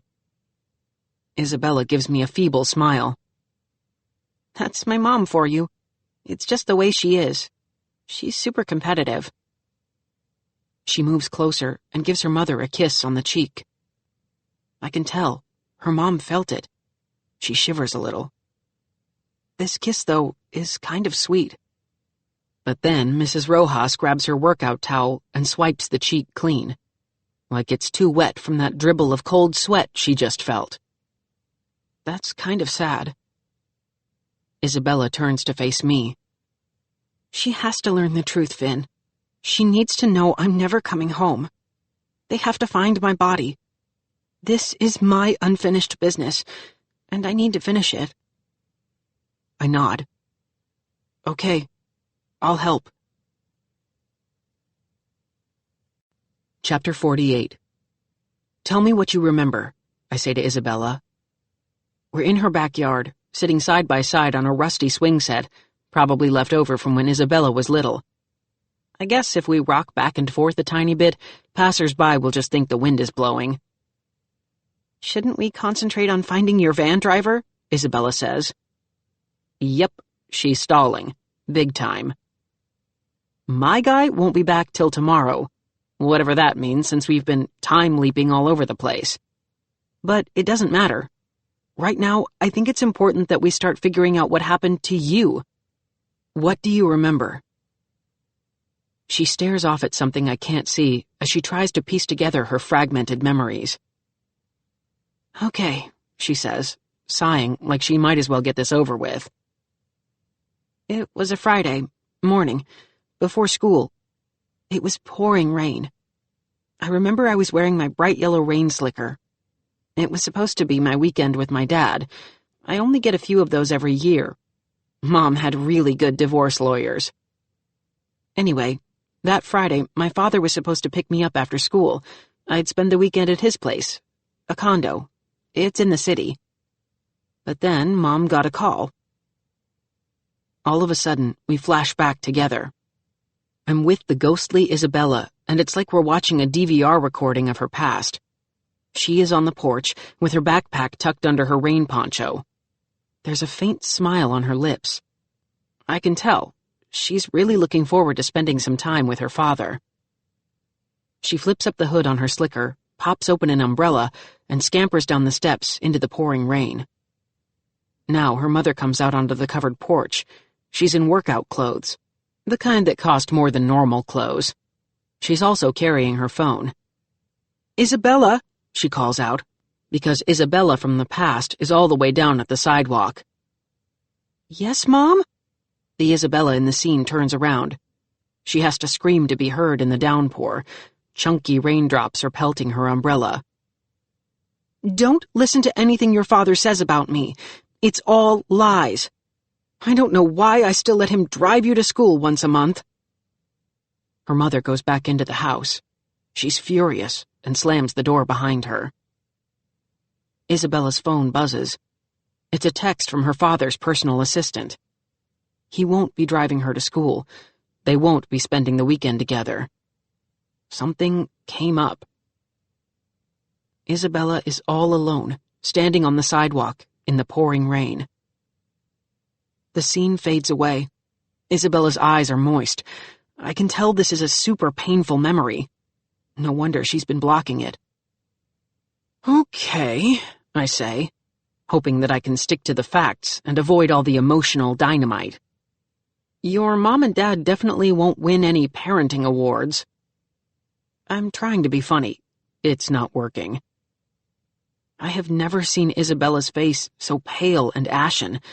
It's like she's in shock. He didn't want me, she mutters, still staring at where the image of her mother had been. She didn't want me. Nobody wanted me. That's not true, I say, because, I don't know, it sounds like what the school counselor would say in this situation, I guess. Isabella gives me a look, a real don't insult me, Finn look. Sorry, I say. You're right. It sucks. Totally. I knew nobody would miss me at school, except maybe my homeroom teacher, but only because she has to take attendance every morning. Did you miss me, Finn? Back then? 4 months ago? She nods. I have to be honest. No. I didn't even know who you were until I saw all those missing child posters and billboards. Well, don't be too hard on yourself. Nobody knew who I was. I was the invisible girl before I became a ghost. Anyway, instead of heading to school that Friday, I decided to run away from home. Okay. Where were you going? I don't remember. I may not have had an actual destination. I just knew I wanted to run away. Which direction did you head? That way. She points. It's the opposite direction from school. Downtown, Main Street, the Metro bus stop. I had my lunch money. I figured it'd be enough for the fare. Where were you going? Anywhere but here. Chapter 49. We're at the bus stop downtown. Actually, it's just a gas station with a bus stop sign on a pole at the curb. The Metro Transit bus goes to St. Paul, I say, because that's the main destination for commuters from our Minnesota town who don't want to or can't drive their own cars into the city. Like I said, I only had my lunch money, Isabella tells me, her face lined with concentration as she tries to piece together her memory fragments. So I couldn't afford to go all the way to St. Paul. Besides, I don't know anybody in the city except my father, and he wasn't going to be there. So I didn't go to St. Paul. I had enough for a ride to somewhere between here and there. I look at the route map mounted on the curbside pole. It lists all the stops between this gas station and St. Paul. Luckily, it's not many. Do any of these places ring a bell? I ask. Oakdale? Lake Elmo? Route 13? Route 13, says Isabella. Yes. There's another gas station. It's in the middle of nowhere, but it was close to where I wanted to be. Where was that? I don't remember. All I remember is the feeling that I had to go there, that it'd be safe. For real? Yes, Finn. The feeling told me where to go. It was a purely emotional decision. I took the bus to the Route 13 stop. The gas station had a little shop. I had enough money left over to buy a donut. I ate it and waited for the rain to stop, but it didn't. It kept coming down. So I decided, what the heck, I'd just walk.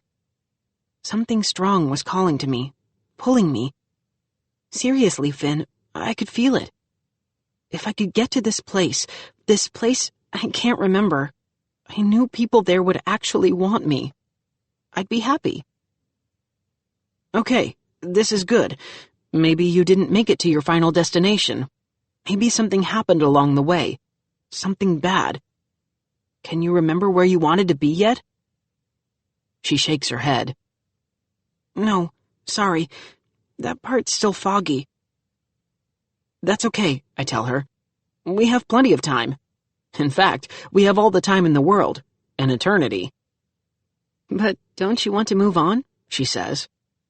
After we catch that crazy van driver who ran you off the road, your business will be finished. You won't need to stay here any longer. I'm not going anywhere until we find your body and give your parents what they always call closure in the movies.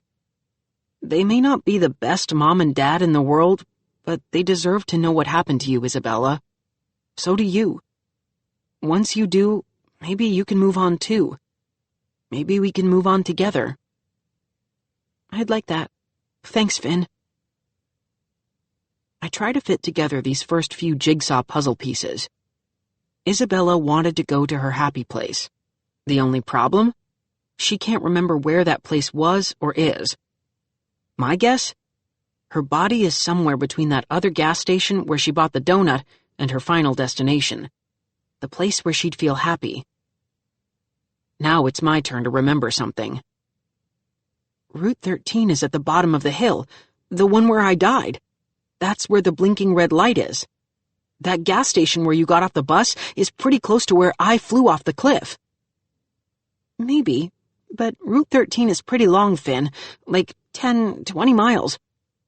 Suddenly, shadows swing across Main Street as the sun races through the sky like an arcing three-point shot, dunks itself on the western horizon, and plunges us into darkness. 10 seconds later, bam!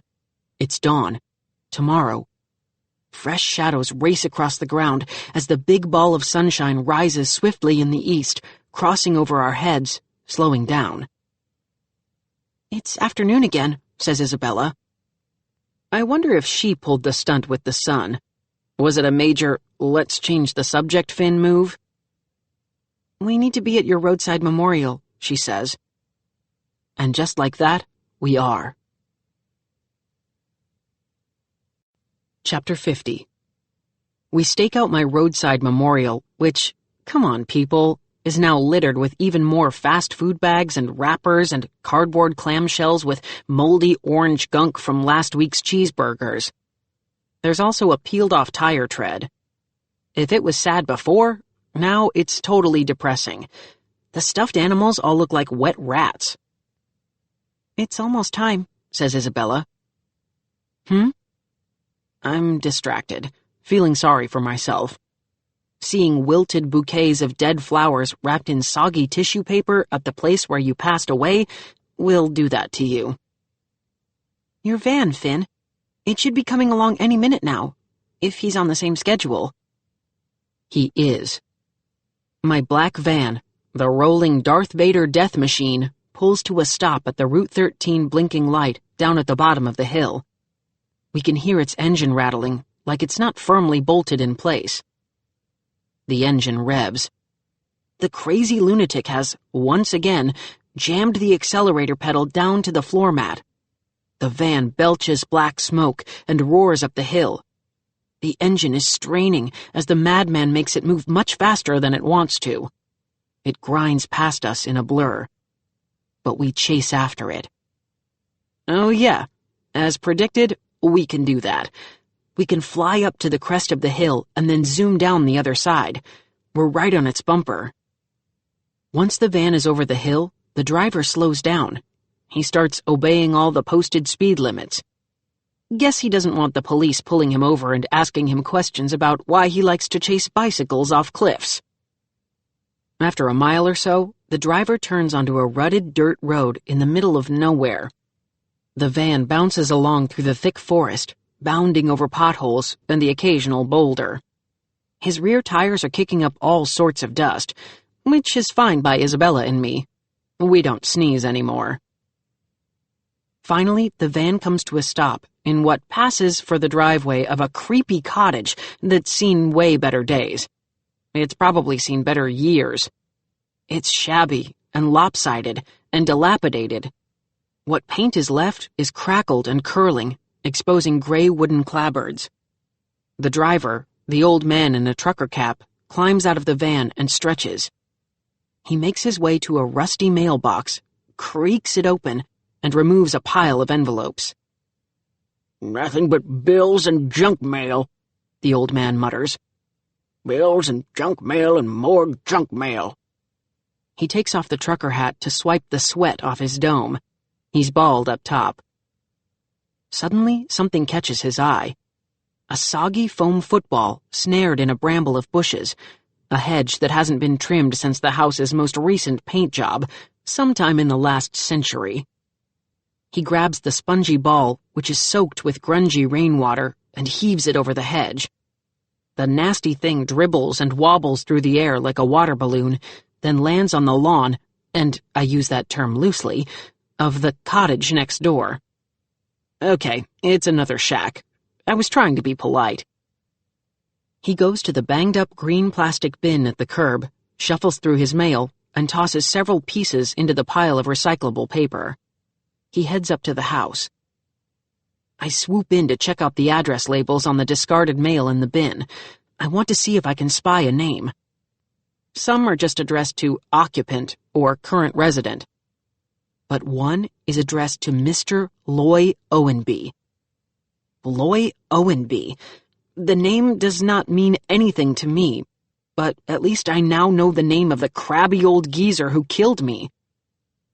But I still don't know why. What did Mr. Loy Owenby have against me? I never threw a squishy football into his yard or broke one of his windows with a foul tip. I need a motive. Some reason for him doing what he did. The police always need a motive in the movies. So what was Mr. Owenby's? What was his reason for wanting me dead? Or was just riding my bike on the same road where he was driving his van reason enough for him to run me off a cliff? Chapter 51. When the sun sets, Isabella and I head back to the lake. We love it here. We sit down on the rocks ringing the water. We skip a few stones across the still surface. Good thing nobody else is around. Otherwise, stones magically leapfrogging across the lake might freak them out. Skipping stones is one of those things you do when you're trying to think, or, if you're Mickey, trying to show off. He swears he once skimmed a flat rock clear to the other side. 14 bounces, he said. Of course, no one was there to witness or verify his championship move, but hey, he probably did it. Like I said, the guy is quite the jock. Isabella and I are quiet. We're both trying to figure things out. What happened to us? Why? Are you going to turn Mr. Owenby into the police? Isabella finally asks. I guess, I say. But I'd like to know why he did it. Why me? If he really is a psycho, Finn, there may not be a rational reason. Maybe you should let the police figure that part out. I guess. I skim another stone. How about you? Remembering anything after the stop on Route 13? She shakes her head. Nothing. It's like that part of my brain is asleep and won't wake up. So, I say with a sly grin, let's throw some cold water in its face. Excuse me? Let's go for a swim.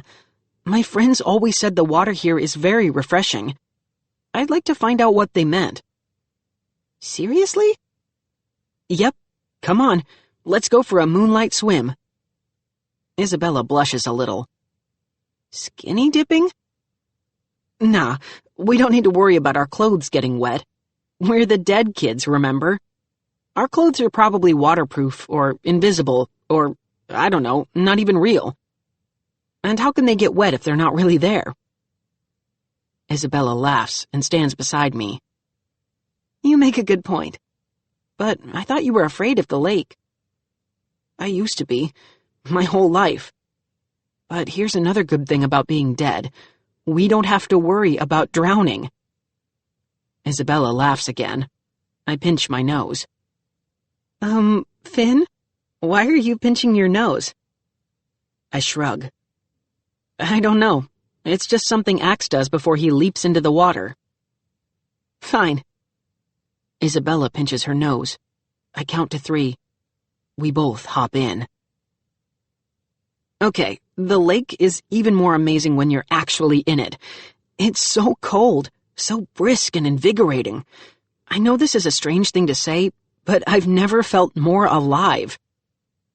I want to swim out to the middle, the spot where everybody says the lake is bottomless. Come on, I say. Isabella follows me out to the deepest spot. I know where it is. My friends were always daring each other to swim out to it. I was always sitting on the shoreline, worrying about their safety. Tonight, I'm feeling all the feels they felt on those hot summer days. I wonder if any of them ever swam out this far at night. I wish I could tell them how spectacular it is. The stars in the sky are reflected in the still surface of the water. It's like Isabella and I are drifting through our own private galaxy. Yep. I just conquered a few of my fears. Swimming in the lake, talking to a girl who isn't Annie. Hey, better late than never, right? So, I say, after we've both drifted in silence for a few minutes. Did a plunge in cold water wake up your brain? Any more memories? Maybe, she says. I flip over and tread water. She does the same. We're looking right into each other's eyes. What? I ask. What do you remember? A feeling. A warm feeling of being loved, of being safe. I felt so loved and safe right before whatever happened. I knew that where I was going would be a place filled with love. So where is that place? I don't know. I mean, it's right there, on the tip of my brain. She sighs. I can't remember. Chapter 52. I'm starting to feel like my time is almost through. I'll be moving on soon. Isabella has been slowly remembering stuff, so in another day or two, her memory of where she went will come back. I know it will. I'll get a message to the cops. I'm not exactly sure how that will work. Not yet. But I'll figure it out. Long story short, our unfinished business is about to get finished. Before I go, though, I need to have a word with my little brother Charlie.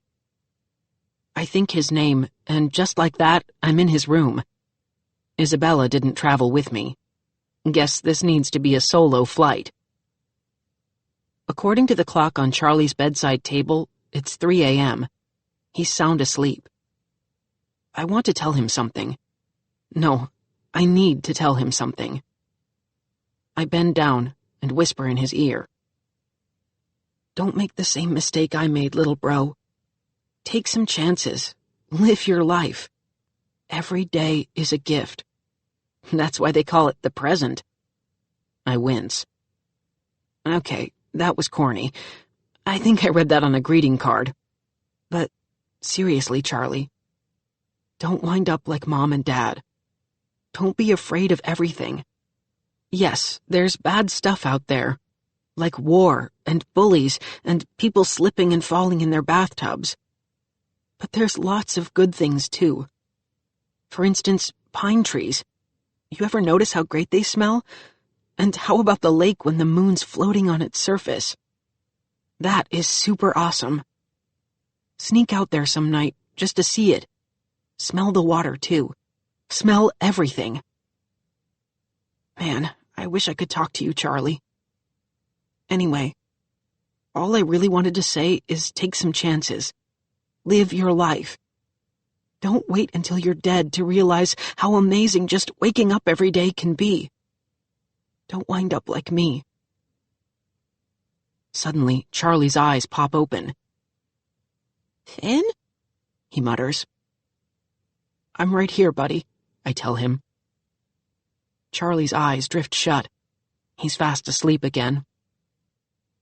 I hope he heard me. I hope I made it into his dreams. Chapter 53. It's afternoon again. Isabella and I are together up on the cliffs. School's out for the summer, so of course my friends are hanging out on the rocks. Mickey dives in, Olympic gold medalist style. Annie and Christopher leap off feet first. Axe pinches his nose and does another lake-draining cannonball. They swim around for a little while. Go out to the deep spot, I shout through cupped hands. It's awesome out there, adds Isabella. My friends can't hear us. They splash around in the water, have a couple chicken fights, then haul themselves back up to the cliffs, to the sunny rock where they've spread out some towels. It's another spectacular day. They're all shooting the breeze, laughing. They're all so alive. A few minutes later, Christopher and Axe launch into the debate they've been having for years. Pizza or pasta? Depends on the sauce, says Christopher. And the meat, says Axe. Toppings or mixed in. Soon they're shooting the bull about YouTube videos and new shows streaming on Netflix.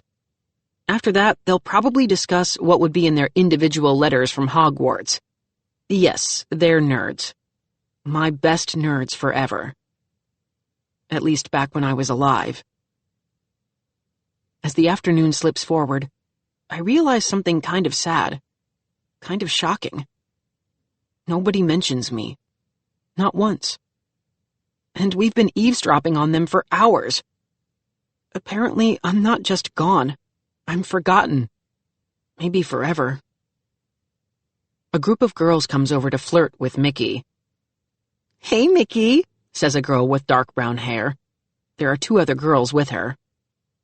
Hey, Maria, he says suavely. I see you brought some friends. Have you ladies met my main man Axe and my best bro Christopher? Maria giggles. Her friends giggle. Axe beams. Annie rolls her eyes. Christopher stares at his shoes. Isabella grabs hold of my arm. I feel a chill. Maria, she says urgently, like it's the most important name in the universe. Maria! I have no idea why she keeps saying that, and unfortunately, I can't focus on her right now. Because Mickey just invited everybody to grab their bikes and head up Ridge Rim Road to the Tip Top Dairy Barn, this roadside ice cream place we'd go to sometimes for a swirl cone after a hot day at the lake. Ridge Rim Road? Says the girl named Maria. That's not how you get to Tip Top. Mickey grins. It is if you want to get there before the custard melts. It's a shortcut, says Axe. We just discovered it the other day. But, cautions Christopher, you have to pump really hard to make it up that steep hill after the blinking stoplight at the crossroads with Route 13. I agree, because that's what I was doing on that very same hill when the maniac ran me off the road. At 4:30 in the afternoon. I glance down at Christopher's smartwatch. It's 4:20. I do some quick math. My friends are going to be biking up the hill on Ridge Rim Road right when Loy Owenby will be heading home to his creepy cottage in his black death van. Chapter 54. My friends grab their bikes. The group of girls grab theirs. Everybody's laughing. One of the girls is showing Annie some dance moves. Mickey's pushing his and Maria's bikes by their handlebars because it makes his biceps, his guns, bulge. Meanwhile, Isabella is staring off at the horizon, repeating the name Maria. Maria, she mutters. We need to stop these guys. I'm remembering something, Finn. Maria. Why is that name so familiar? We'll figure it out later. Right now, we need to stop my friends. They're going to be on the hill when the madman comes racing home. He'll run them all off the road. I know he will. How can we stop them? I don't know. There's no glass to write anything on. We could give them the chills. Good idea. We leap through my friends. They, of course, shiver. Ooh, says Mickey. Just thinking about all that cold and frosty ice cream is giving me goosebumps. Me too, says Axe. Come on, you guys. If we hurry, we can beat the rush. I want a swirl cone, says the girl with the dark brown hair. No problem, Maria, says Mickey. Which makes Isabella start muttering, Maria, Maria, again. You guys, I shout. Forget taking your new shortcut. Just go the normal way. Stay off Ridge Rim Road, please. Whatever worked at my funeral isn't working here. Nobody hears me. They rattle their bikes down the footpath. Isabella and I hurry along beside them. Please, I whisper this directly into Christopher's ear. He's the smart one, the most sensitive one, my best friend. Maybe we can make a psychic connection. You do not want to take any kind of shortcut, Christopher. You do not want to take the shortcut. Is it really a shortcut? One of the other girls asks Christopher. From the way she asks it, I can tell. She likes Christopher and just wants to find an excuse to talk to him. Because I'm, starving. Yeah, says Christopher. Awesome. You're the best. I'm Mia. Christopher. Oh, great. He's looking directly at her. Now he decides to make eye contact? No way will he hear my pleading. Mia has him mesmerized. I think Christopher's falling in love. Bad timing, I mutter. In a flash, they're biking up Ridge Rim Road. A caravan of 7 bikes, clustered along the right-hand shoulder of the road. They're taking up a lot of the roadway. They will annoy any driver who comes along, especially if it's a grouchy old man.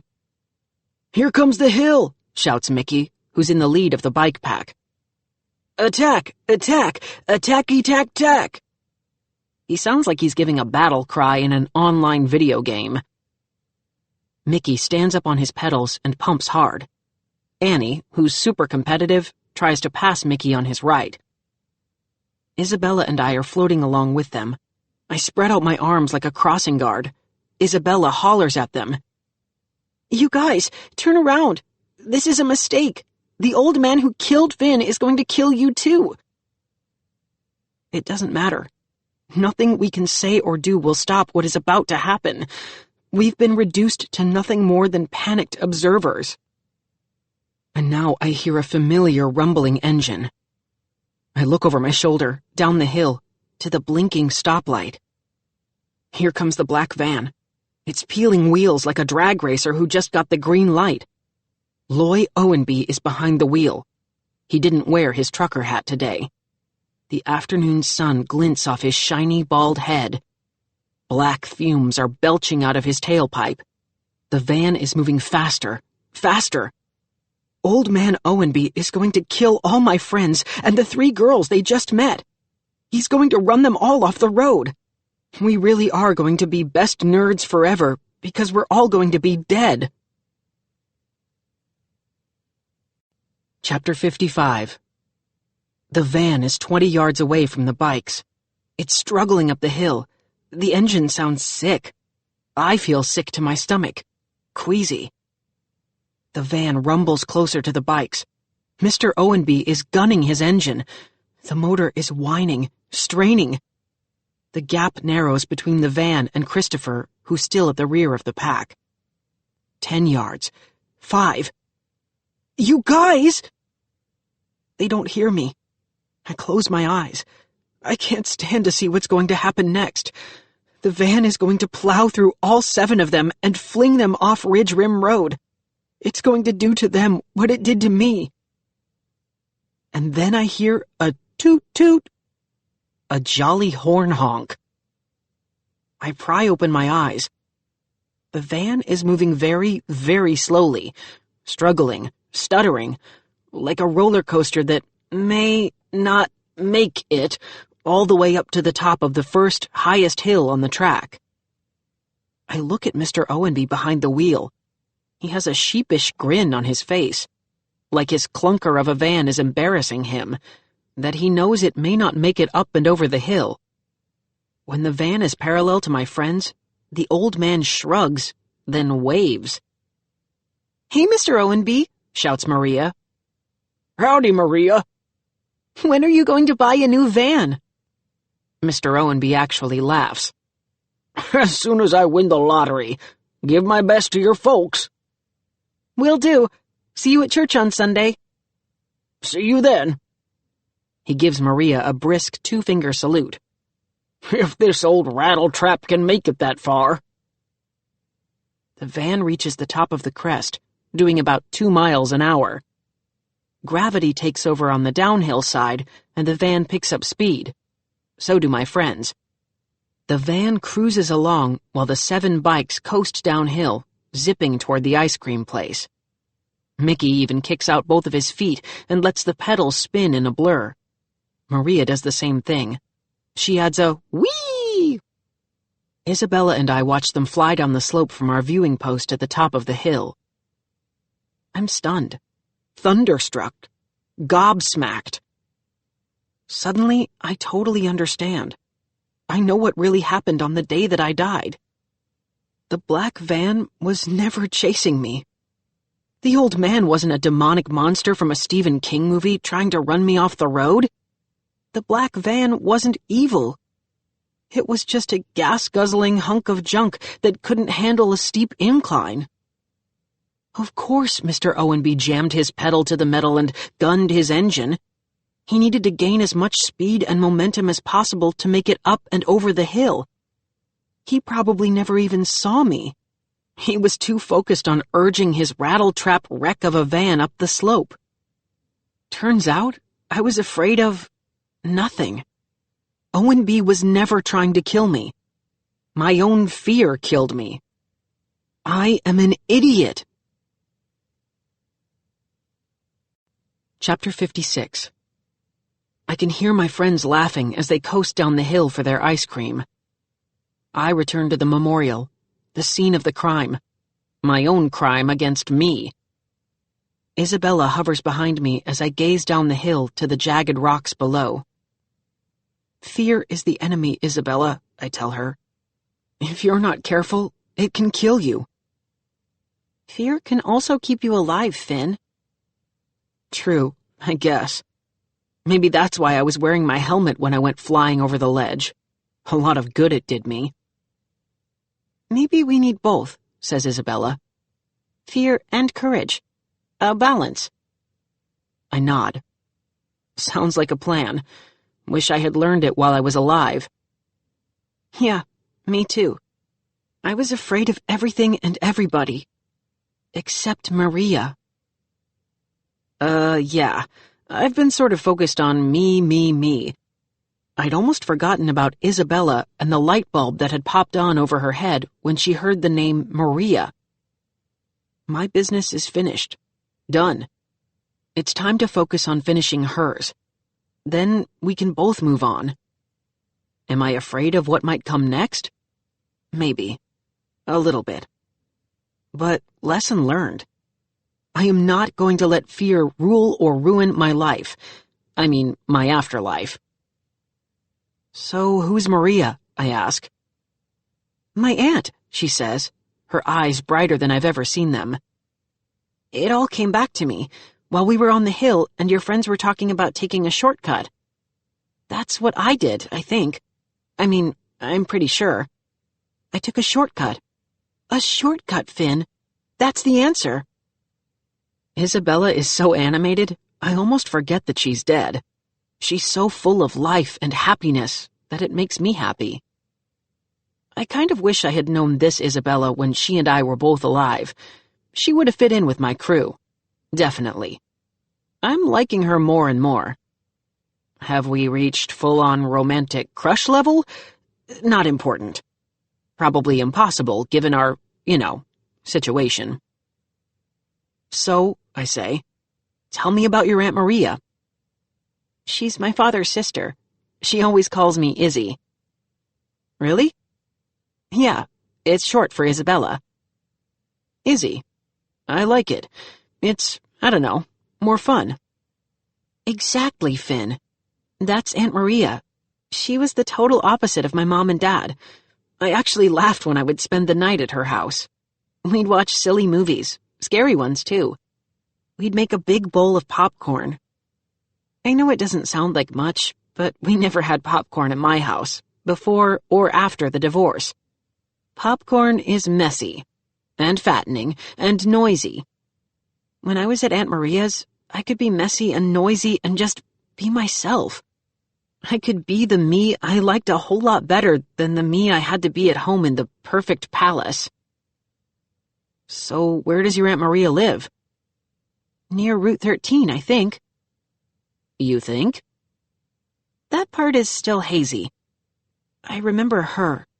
I remember her laugh, her dog, her 2 cats, her big purple bowl for popcorn, the way her kitchen always smelled like she just baked cookies. And the street address? Isabella shakes her head. That's where I draw a blank. That's okay. We'll find it. It'll come to you.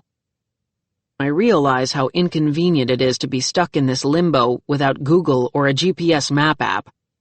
There is no Wi-Fi or high-speed internet when you're dead. I took a shortcut, Isabella says. From that gas station to Aunt Maria's. I wanted to get there as quickly as I could. Plus, it was raining. I didn't want to get totally soaked. So, yes, I cut through the woods. The forest alongside Route 13? Once again, Isabella is staring at something nobody else can see as she tries to remember her last day on Earth. Well, the last alive one, anyway. Yes, I remember now. I remember everything. Chapter 57. When Isabella says she remembers everything, she actually means almost everything. I walked out of the gas station, she says. My job is to say, uh-huh, and nod to keep her memory stream flowing. It was raining. Pouring. I was wearing my yellow rain slicker. Uh-huh. I went up Route 13, maybe half a mile. My shoes were soaked. My socks were squishy. I nod. I realized I'd probably die of pneumonia if I hiked the 5 miles to Aunt Maria's house. So I checked my phone, the map app. If I went on the diagonal, cut through the woods, it'd only be a mile, maybe 2. Do you remember where you got off Route 13? I ask. Where you went into the woods? No, but I had my map app up and running, at least until I lost signal. I knew I needed to keep heading downhill, and I'd end up in her backyard, right there at 102 Whippoorwill Lane. Her eyes bulge. Oh my God, I just remembered her address. 102 Whippoorwill Lane. That's where Aunt Maria lives. It's a cute house, what she calls a craftsman cottage. There's a porch swing out front. If I was going to run away from home for good, that was the home I wanted to run away to. Okay, I say. This is excellent. We have the gas station on Route 13 and the cottage at 102 Whippoorwill Lane. What happened in between? I was in the woods. My phone stopped working. There wasn't any signal. I guess you could say I was lost because I had no idea where I was, just where I wanted to be. I wondered if I was walking around in circles because I kept seeing this same moss-speckled rock. I panicked. I started running. It was still raining. The leaves on the ground were wet. I slipped. She gasps. I wait. There was a cliff, Finn. A ledge. I slid, lost my footing. The ground disappeared.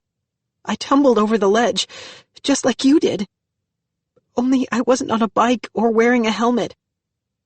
I'm pretty sure I blacked out before I hit the jagged rocks 50 feet below. Yep. We have something else in common besides being dead. Falling off a cliff and landing on jagged rocks. Can't forget the jagged rocks. I didn't feel any pain, she says. I just died, I guess. The next thing I knew, I was back at school, wandering around in that courtyard garden with the butterfly feeders where you saw me all those months later. So you just hung around the school? For 4 months? She nods. Yeah, mostly. Your fear ran you off the road.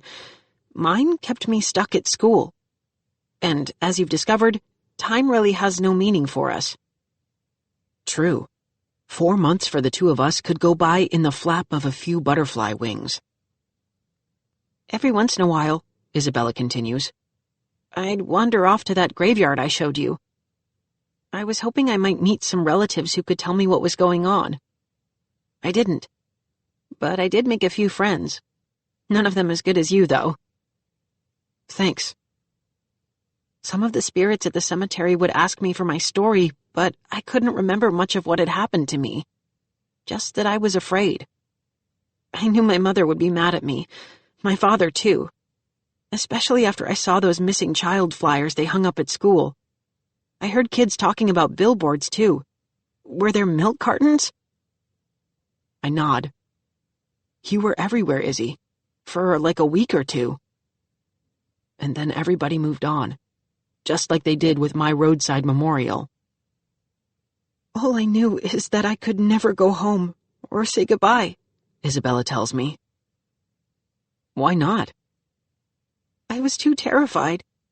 I couldn't face my mother, not even dead. Not after what I had done, even though I couldn't remember what I did. I mean, I went out and died. I ruined her perfect life. People probably came by the house with casseroles and condolences, and my mother doesn't like anybody feeling sorry for her. I think that's why she refuses to accept the fact that I'm dead. Why she thinks I'm in some top-secret boarding school or having fun at Disney World with my dad. It's time, Finn. She needs to learn the truth. My father, too. Everybody who tried to find me. We have to let them all know that I'm dead. If we can do that, I think I can move on. So someone has to find your body. Correct. Somewhere in the woods between that gas station and your Aunt Maria's house. Yeah. That's a lot of acres of forest. I know. A whole lot. Yeah. Okay. I have an idea. I tell my idea to Isabella. She likes it. We're going to do this thing. We're going to finish her unfinished business. Chapter 58. Remember that time I got airsick flying in the traffic helicopter with Christopher's mother? Not my best day, and probably the first time anybody's puked at a birthday party before the cake and ice cream were served. Well, as you also might recall, Mrs. Owens was the one who discovered my body lying in a ravine. It's time for her eye in the sky to find one more. During the evening rush hour, Isabella and I just think about being inside the WROL traffic chopper, and we are. It's early summer, so the sun still has a bunch more hours to go before it ducks down behind the horizon for the night. I am looking down at the snarled traffic clogging the downtown highways, like one of those drug commercials on TV showing cheese or whatever blocking somebody's arteries. And guess what? I'm not afraid this time. Yes, I'm up in the air without a parachute, but Mrs. Owens is a military-trained pilot. Her helicopter gets regular maintenance and inspections. The controls look very computerized and brand new. Plus, I'm already dead. What's there to be afraid of? As Isabella and I look on, Mrs. Owens does her standard spiel about rubbernecking delays and fender benders on all the major roads leading out of town. I start whispering course corrections. Fly up Route 13, I tell her. Hover over the forest. Forget about traffic. There's bigger news out in the woods. Mrs. Owens keeps the whirlybird circling over a jackknifed tractor trailer on the interstate. I try again. Head up Route 13, I whisper. I'm really doing my best to sound spooky, too, like if a Ouija board could talk. Isabella joins in. Hover over the forest. Forget about the traffic, we both whisper together. There's bigger news out in the woods, I tell her. Again. We get zip in response. Just some more hovering over that poor tractor trailer lying on its side on the shoulder of the road, leaking cargo. Apparently this particular 18-wheeler was hauling several tons of bananas. They're mashed all over the highway like a yellow oil slick. I realize whispering isn't going to work, especially in a helicopter. The whirring blades over our heads make all sorts of thump-thump-thumping noises. It's so loud, Mrs. Owens has to wear super thick headphones. So I try screaming. Fly up Route 13, I shout. Head into the forest! Please, Mrs. Owens, please! Mrs. Owens gets a look on her face. Did she hear me? Is please really the magic word everybody always says it is? This is Chopper 1, she says into her head mic. Stay away from 694 unless you love banana splits. Your next traffic report will be coming up in 10 minutes, on the 2s. Back to you, Brian. She slides her control stick to the right. We veer off the interstate. We're heading for Route 13. Somehow she heard us. Chapter 59. There are a lot of trees in this forest.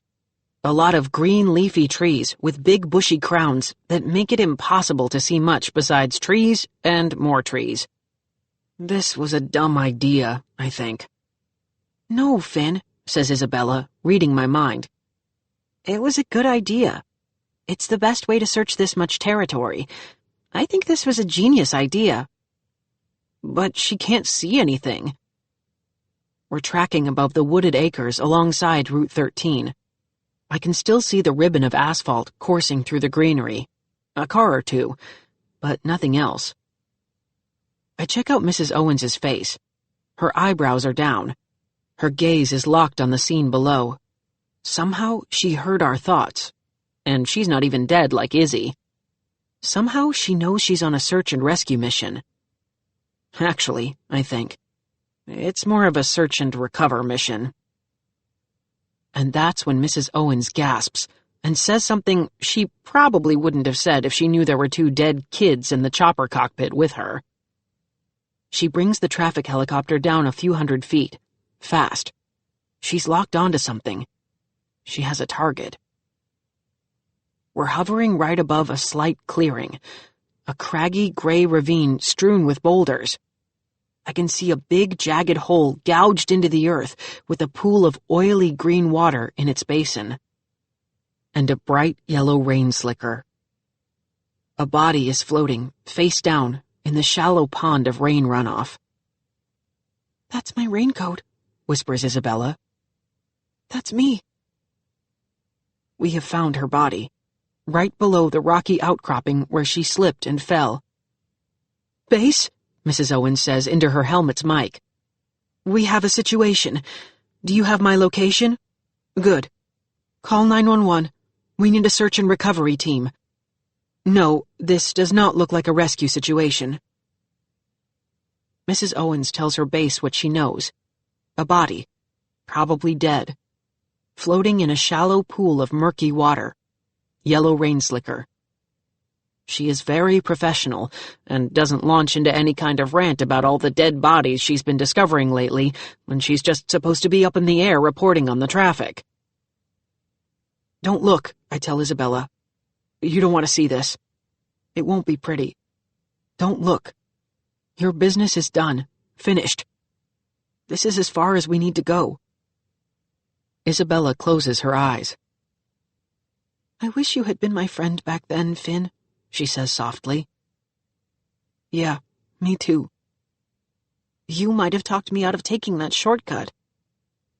"Yeah, I might have. Taking shortcuts through the woods can be very dangerous. I could probably have told you some of my dad's statistics about the dangers of hiking and camping and doing anything remotely woodsy. Or I just could have told you about Hansel and Gretel and what happened to them when they went out for a walk in the woods. Little Red Riding Hood, too." Isabella smiles. Just a little. She even gives me a hint of a laugh. "I'm glad we're friends now, Finn." "Me too, Izzy. You ready to move on?" "Yes, if you don't think it'll be too dangerous." I shake my head. Nah, from here on out, there's absolutely nothing left to be afraid of. Chapter 60. We go to my house. I'm pretty sure this will be my last visit. It's just a feeling, but a strong one. "Goodbye, house," I say, when we're standing out front. "Goodbye, lawn. I'll actually miss mowing you. So long, flowers. Mom always made sure there were new ones popping up every season." We move through the walls. I say goodbye to more stuff. The living room window where we put up our Christmas tree. The dining room where we had dinner every night at 5:30. It's kind of goofy to be saying goodbye to things, inanimate objects. But they were all part of my everyday life, even though I never really appreciated that life every day. Now comes the hard part. Saying goodbye to Mom, Dad, and Charlie. I give Charlie a hug first. He doesn't shiver. He makes a cozy murmur, the way you do when you feel warm and toasty, snuggled underneath the covers on a cold winter night. My goodbye embrace is warming, not chilling. "Take care of yourself, little man," I tell him. "And take a few risks. Nothing, ridiculous. But get out there a little. At least more than I did." I find Mom in the kitchen. She's sniffling, looking at my last class picture. I give her a hug, and I know she feels it. "Finn, you will always be here in my heart," she tells the photo. She gives my 5x7 a gentle kiss. I give her one on the cheek. I think she felt that, too. Finally, I go into the den where Dad is at his desk, crunching numbers on the computer. "I understand, Dad," I tell him, remembering what I learned from the soldier in the cemetery. "You did your best. You had enough danger and excitement when you were deployed overseas, so you tried to keep us safe from all harm. even though you already knew that it would be an impossible task. Random things happen. Things numbers and statistics just can't predict. I'm sorry about what I did. I let my fears chase me off that cliff. That's not on you, Dad. That's on me. And know that if I had a chance to do things differently, I would. I wouldn't be so afraid. I wouldn't let fear be the thing that told me what to do. I give him his hug. He sighs and stops clacking on the keyboard. A tear slips out of his eye. Mine too. Okay, I say to Isabella, who's been silently observing my final tour around my home. I'm done. We need to go to your house. She nods. And we're there. Chapter 61. Isabella's house is empty. She isn't saying goodbye to any of the expensive things artfully arranged around the spacious, white-carpeted rooms. I realize that, unlike my home, Isabella doesn't have a lot of happy memories associated with this particular place. Maybe we should have gone to her Aunt Maria's. She could have said goodbye to her purple popcorn bowl and that oven where all those cookies got baked. The door opens. Her mother steps into the foyer and peels off her high-heeled shoes. She places them neatly on the floor and pads across the room, working the clasps on her earrings. They're huge diamonds. She opens a framed painting as if it were a cabinet door to reveal a wall safe. That's where the diamonds will be spending the night. Isabella looks timid, maybe even scared. So I step forward and whisper into her mother's ear. Isabella's gone. Isabella's gone. Isabella's gone. A tiny flicker of emotion twitches across her mother's lips.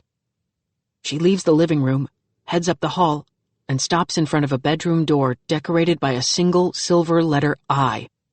Isabella's room. She slowly opens the door. This is her first time visiting my room since that morning, says Isabella.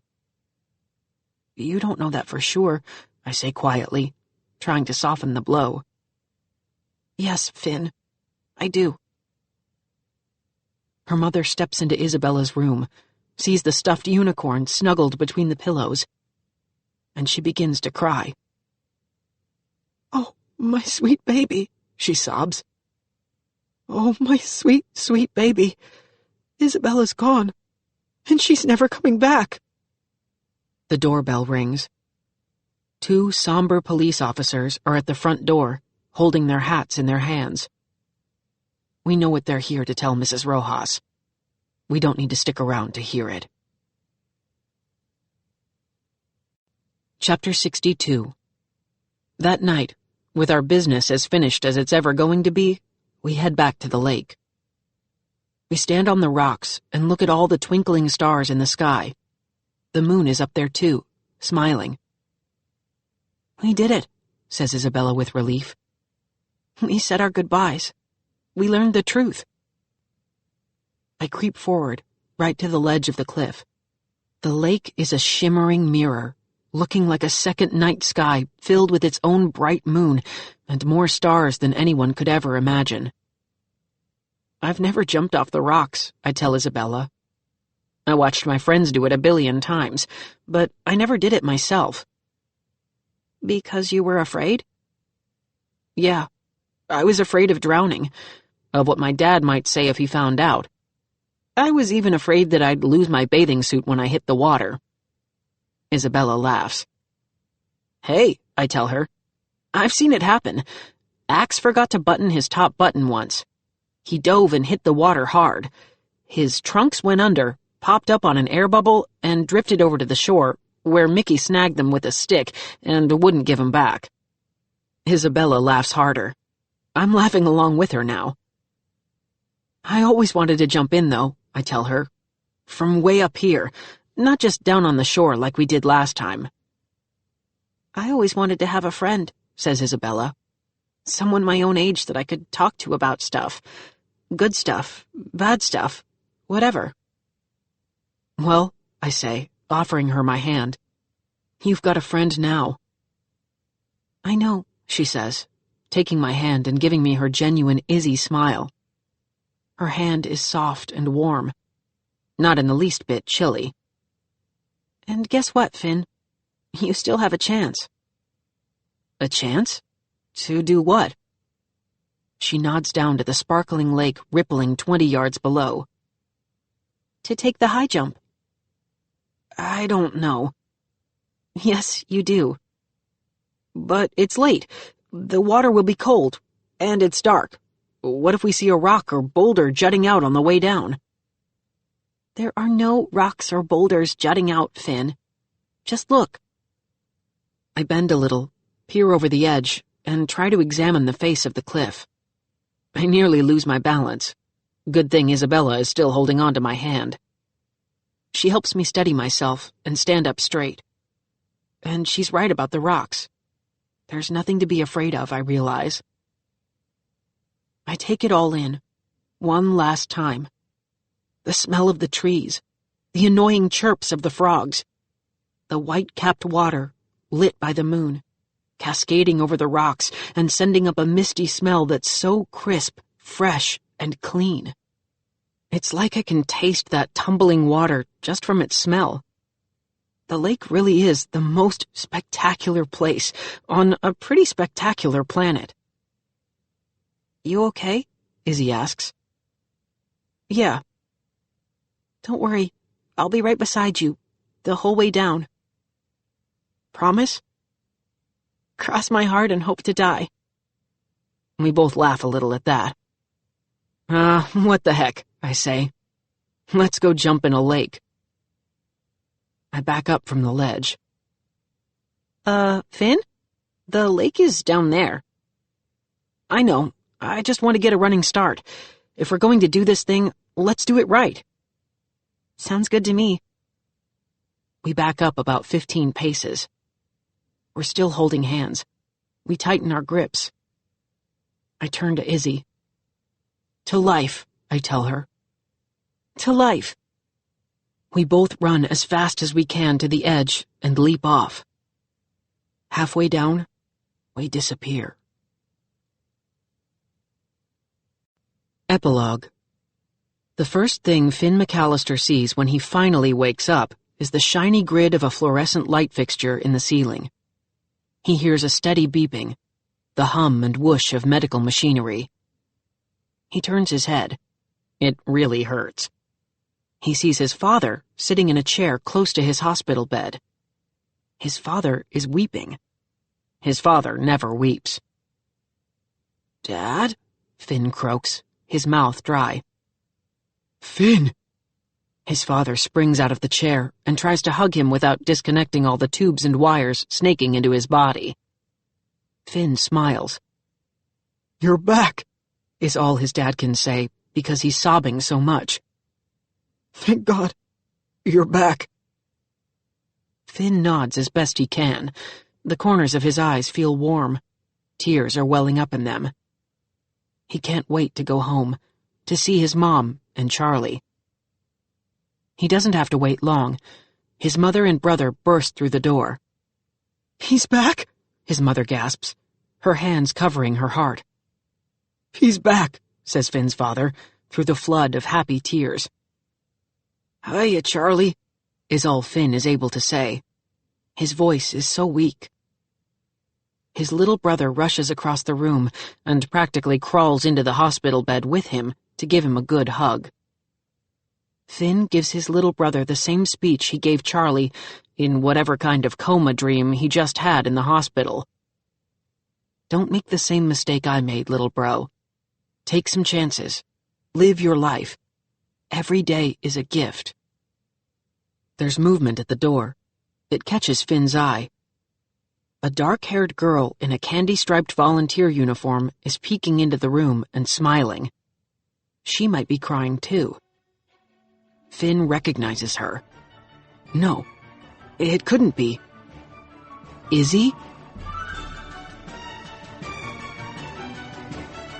This has been a Hachette audio production of Best Nerds Forever, written by James Patterson and Chris Grabenstein, read by Mark Sanderlin, Produced by Tom Meese.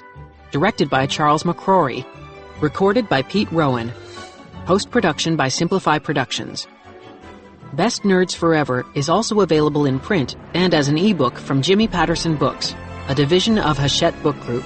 For more Hachette audio productions, visit us at hachetteaudio.com. Thank you for listening. Text copyright 2021 by James Patterson. Audio production copyright 2021 Hachette Audio. All rights reserved. Hachette Book Group supports the right to free expression and the value of copyright. The purpose of copyright is to encourage writers and artists to produce the creative works that enrich our culture. The duplicating, uploading, and distribution of this audiobook without permission is a theft of the author's intellectual property. If you would like permission to use material from the audiobook, other than for review purposes, please contact permissions@hbgusa.com. Thank you for your support of the author's rights. This audiobook is a work of fiction. Names, characters, places, and incidents are either the product of the author's imagination or are used fictitiously, and any resemblance to actual persons, living or dead, events, or locales is entirely coincidental.